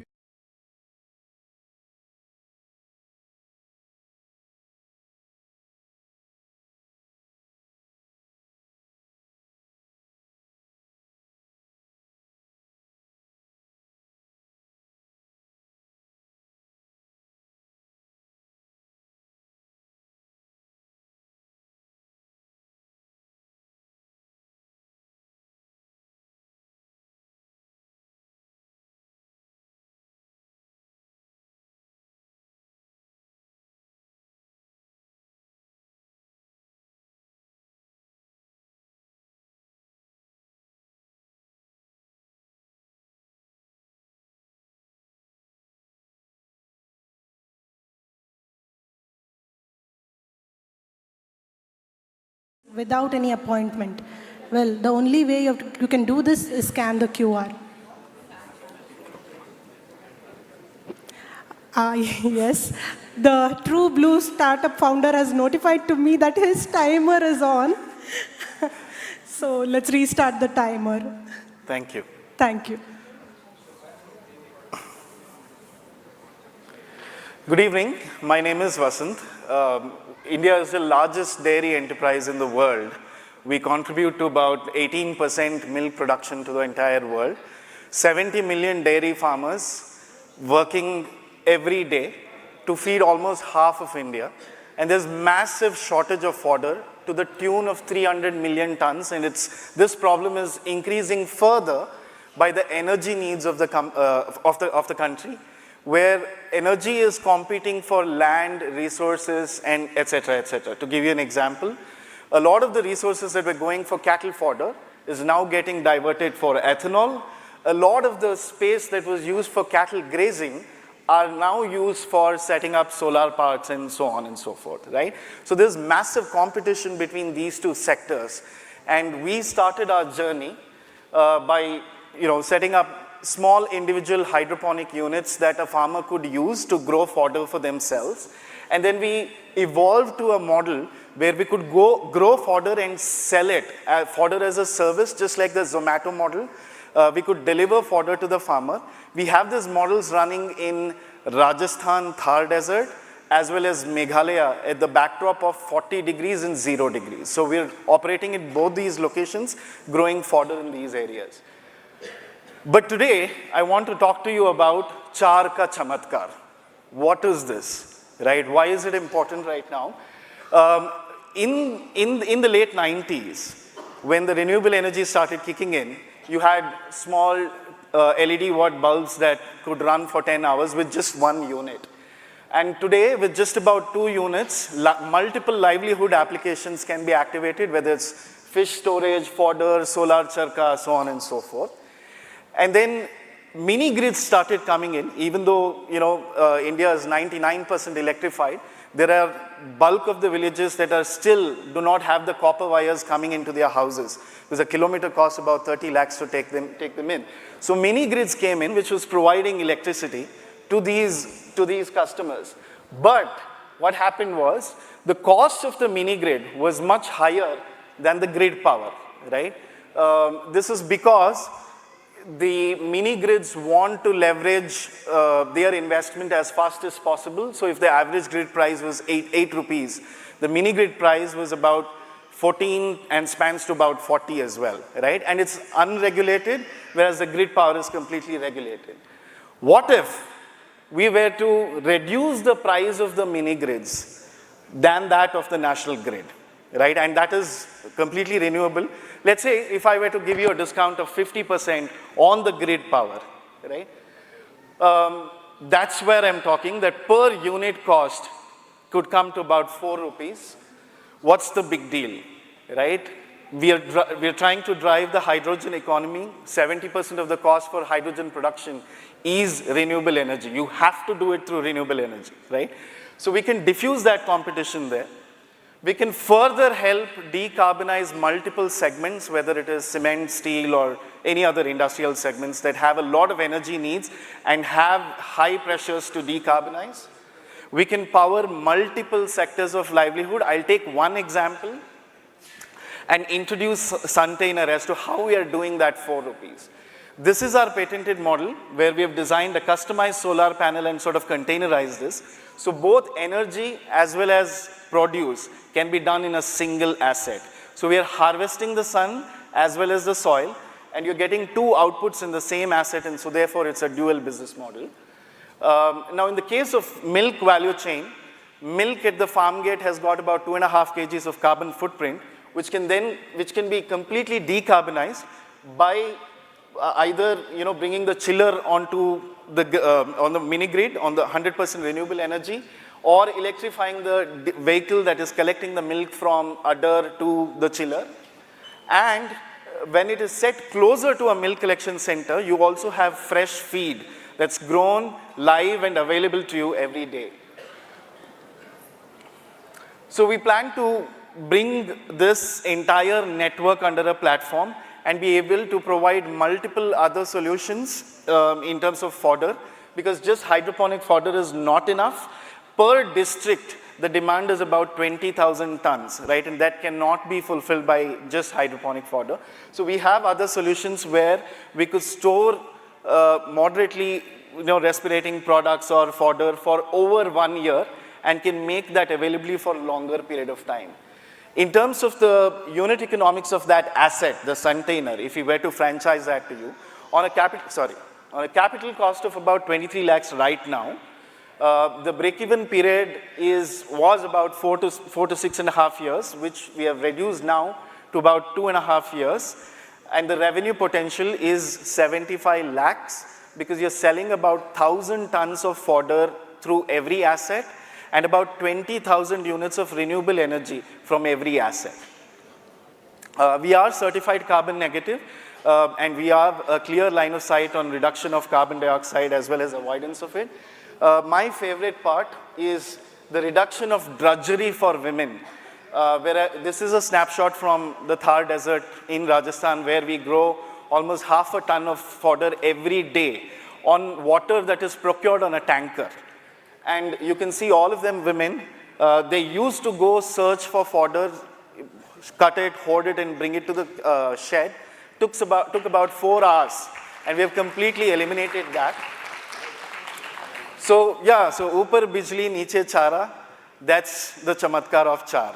Thank you very much. Thank you. Well within time. We are open for Q&A. You are looking for funding, and you didn't cover that in your slide. So I was here for mainly the talent from the Saraswat community. Not that I'm not looking for funding. Yes, I am. We are talking to multiple other investors as well and looking to raise about 1 million to validate the unit economics of the model that I've told you. And then we plan to scale it immediately to about 100, 500 assets, so on. So how many assets do you have now? At the moment, 5 are running in the old model, but the old model where a fodder station had a solar unit outside of it. Well, now with the integrated model, we'll be able to generate more renewable energy than just consume it, right? So that asset is being built right now. As we speak, that prototype is being built right now for one of the global energy leaders. Okay. So do you have any container right now where you are doing the hydroponics plus generating the power? It is getting built right now. Got it. Any more questions? What's the model of setting this up? Is it franchisee, or do you send your people there, train them, because it needs to be maintained as well? We're looking at both options, where we own and operate a few assets as well as franchising it. But we are just formulating that opinion, but I think 90% of it will tend to be franchising. How many of you are, how large is your team today? 12 members. And you have got these 5 assets being managed by these 12 people? Sorry? You have got these 5 assets being managed by 12? You have 5 assets, right? 5 assets, 5 water stations, yes. Yeah, and you're managing, these 12 people are managing it in diverse locations? Yes. Are you generating any revenue? Yes, we are, this year so far I think we've clocked about 60 lakhs, projecting to about 2 crores this year. Oh, good. And at 2 crores you break even or you make money or what? No, I mean, it will take some time for us. Thank you, sir. Just one last question. What channels will you use to sell this product? The Suntainer model? The Suntainer model? We haven't figured that out yet. But for our hardware units, which is the smaller units, we have 4 to 5 channel partners who do rural retailing business, but that's not our target segment for Suntainer. It will either be energy companies or farmer producer organizations or dairies for now, right? But we'll explore that a little deeper further. So you expect dairy, for example, to be the channel partner to sell this to the farmers who work with the dairy? Yes. Or farmer, so milk societies? Yes. So there are multiple dairies waiting to come and see the first model, Lotus Dairy being one in Rajasthan, NDDB being the second one, and they want to come and see this in functioning. So we have a lot in pipeline. We'll see whether they can set this up and run this on further. Understood. Thanks. Thank you, sir. Thank you. Now we have EM Robotics of Eindhoven, who will showcase her startup.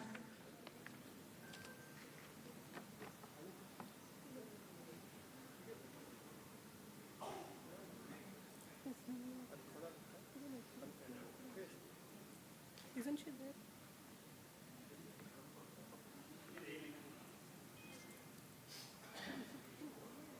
No, I don't. It's fine. Yes. Sorry? Slides in there.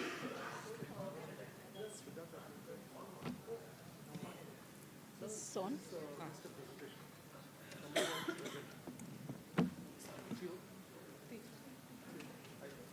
They just want to present. Present is not in the list.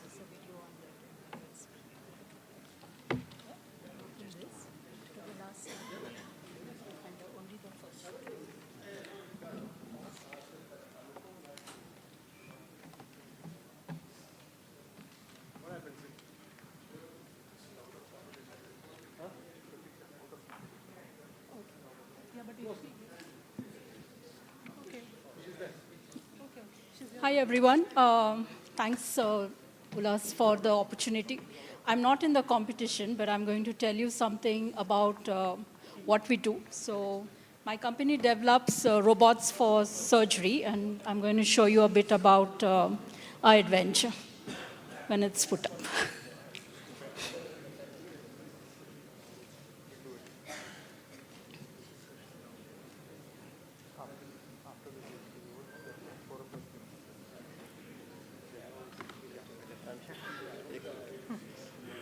Yeah, by the time her presentation comes, I just want to tell all our people that why Anupam Naik is here. She won the G20 award this time. It's the World Complex in the health tech, and that was held in Bangalore.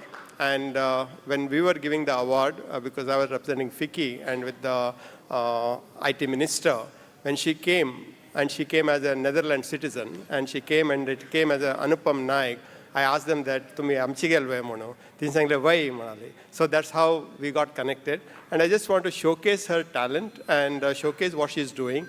And probably after 5-10 years, you realize that this robotic surgery, what she is talking about, will become the norm. And she's working with the best of the hospitals, including Manipal hospitals. She's doing an extremely good job.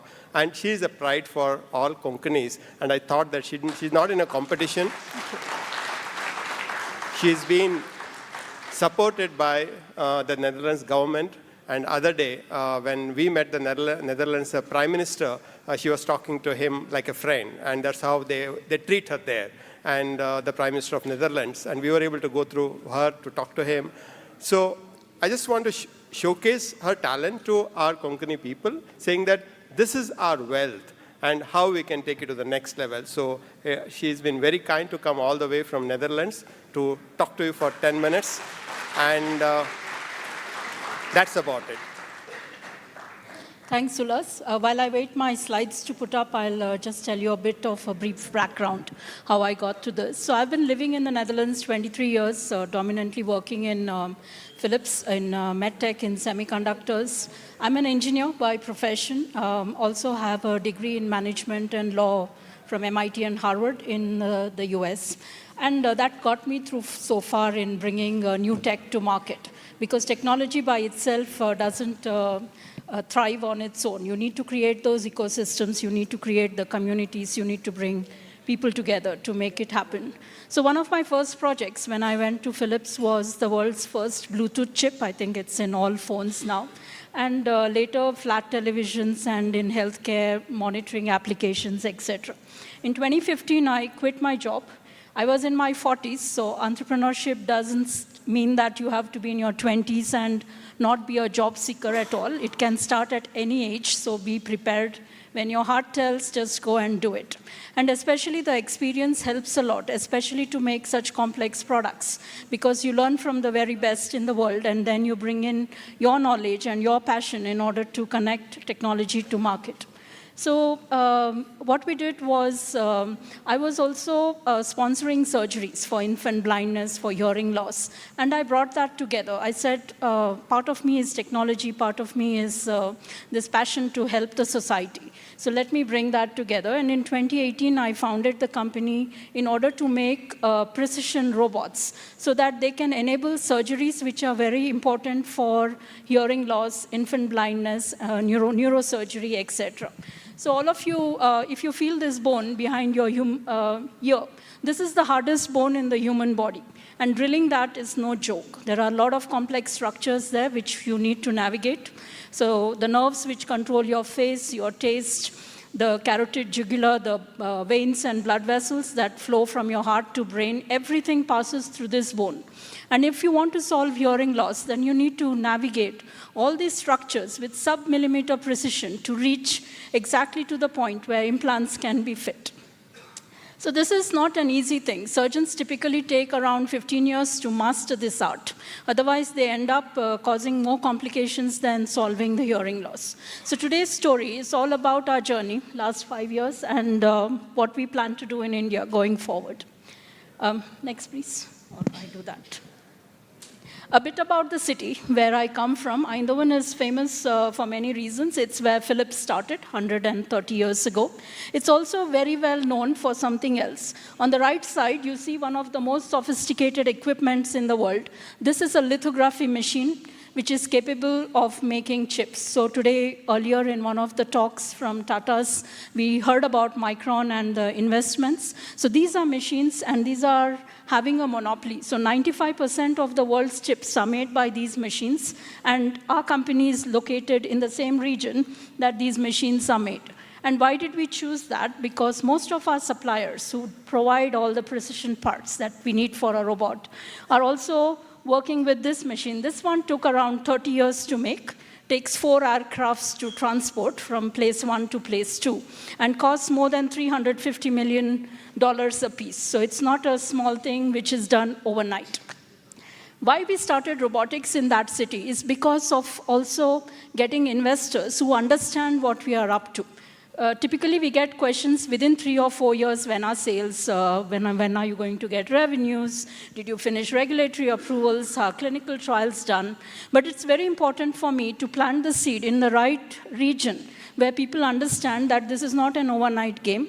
If the Americans took 20 years to make a robot, well, the Dutch and, of course, me and my team can make it in 9, and that's what we aim at. So that's what we do. Eindhoven is also labeled as the smartest region in the world, and we have, as you can see, the highest number of patents per person. So here is what we are actually trying to solve. You can see the complexity of the ear on the left side. 1 in 10 patients do not have access to skilled specialists. There are about 34 million children in the world, all in need of surgery, who don't get that access. So what we are going to do is reduce the complexity of the surgery, provide parts of the surgery to be done by the robot, part by the surgeon. And in this way, instead of a surgery taking 1.5 hours just for the drilling part, the total one is 4 hours, we will reduce the time also, which means that patient is less under anesthesia and complications are also less. So what you see are the two of our products. On the left side is our first product, which is a surgical planning software. So we take a CT scan. We have math algorithms which identify every structure in the skull base and basically gives you a Google map of this area. And then we guide the surgeon how to go there. So he then takes a drill and starts drilling. Or you can use our machine, which I will show you in videos. So don't get scared. I have a foam head today to show you how we drill. So we won't show the actuals. So here what you see is how we do the mapping for the software. And here you see the robot. Can you play the video?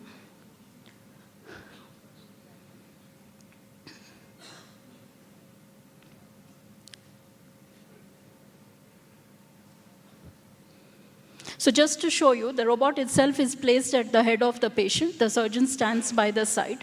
The robot has 3 brains. So one is the screen that you see, which basically is the first brain. It takes the scan and makes a map of the area. Oh, not this one. Go back. Go back to my slide, yes.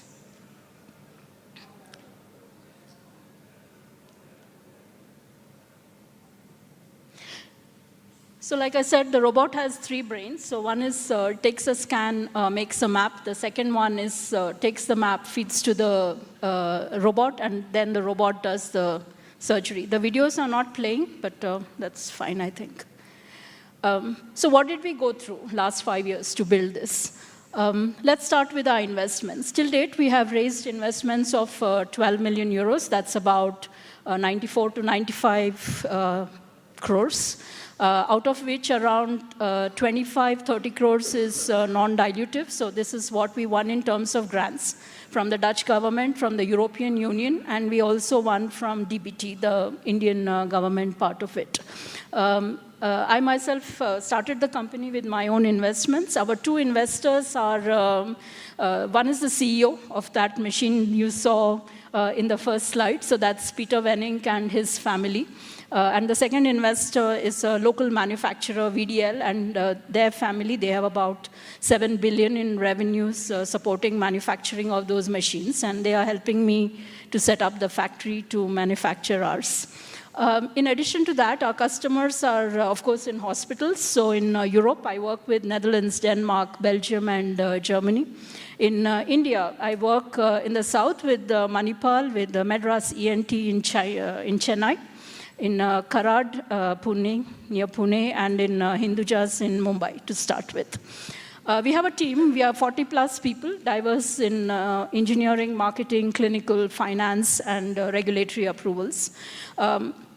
For manufacturing, I have 4 Tier 1 suppliers. So I do the complete manufacturing in the Netherlands. And I have Tier 2 and Tier 3, 150 suppliers around the world, where we either customize the parts or we bring them in off the shelf. You saw the 2 products. We have 8 patents granted and 3 are pending. 4 of those patents are mine. So I'm very super proud of that.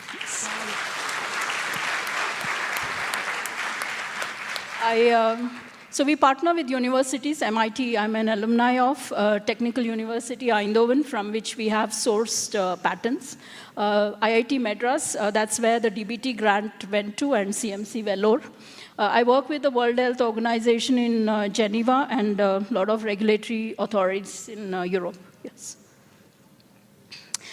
We also work with United Nations because we signed the Sustainable Development Goals. This is about how our technology is going to benefit in terms of health and well-being, education, economic growth, industry and innovation and partnerships, and how we will work with hospitals, surgeons around the world. So I'm going to next come to the last one. So this is my office. It's a sketch of that.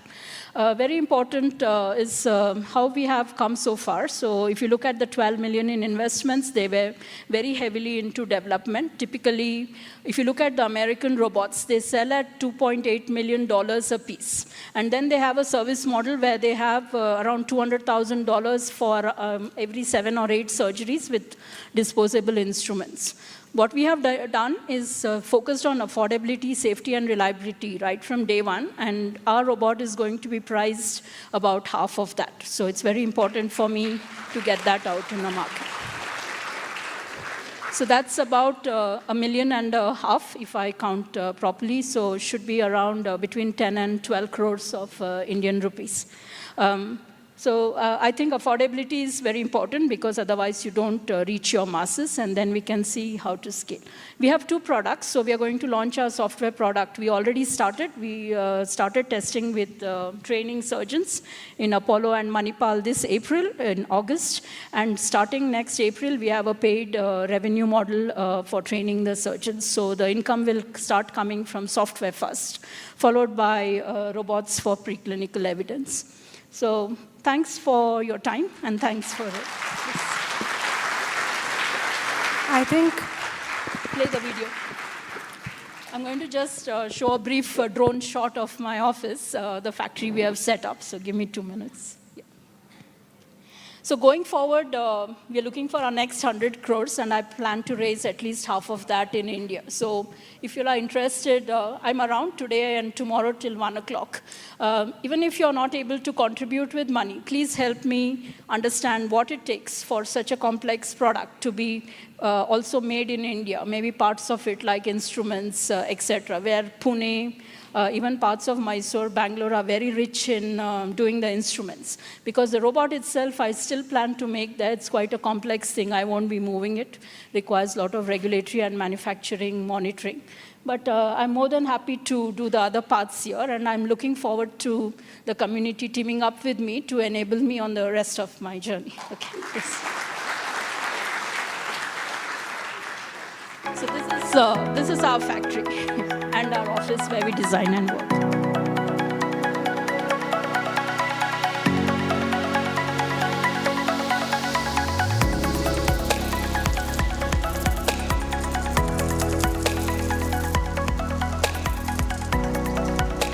I'm going to explain a bit about our innovation and what.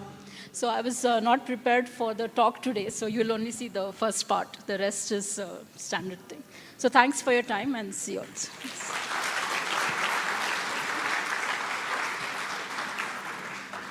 I think this is what they mean by end with a bang. We know that Saraswats are very brainy people, but we are also very silent achievers. And I want to thank CA Ullas Kamath for even connecting ma'am to this audience today and making her work known. I'm so humbled and happy to share the stage with ma'am. I have a small daughter, and I'll proudly tell her someday that I shared stage with Anupama ma'am while conveniently omitting to state that I was just the host. Thank you so much, ma'am. I thank all our sharks for their wholehearted participation and impactful and thoughtful questions.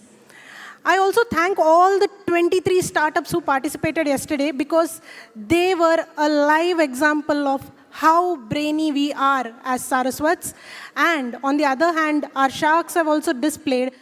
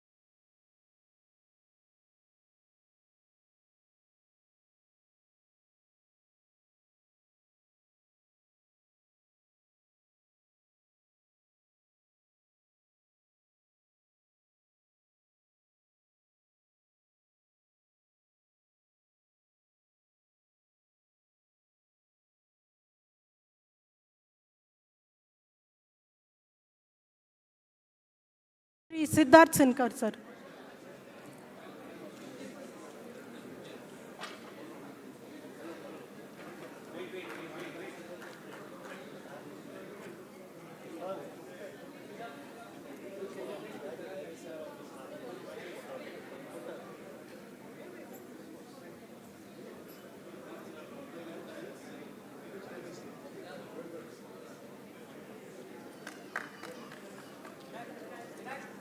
Shri Rohit Bhatt, sir.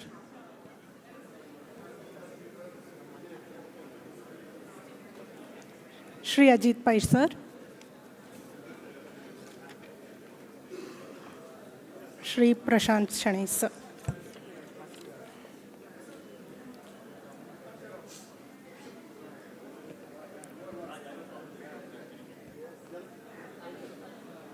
Thank you, Sharks. Thank you for your wholehearted participation.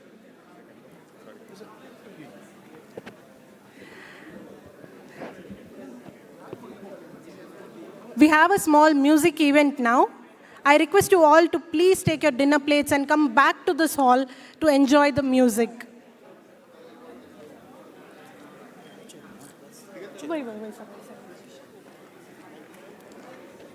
Today's music event is by Winds and Keys. Ruben Machado takes the lead in the captivating band Winds and Keys. A versatile multi-instrumentalist, he effortlessly switches between the flute, saxophone, guitar, harmonica, and more, creating musical magic wherever he goes.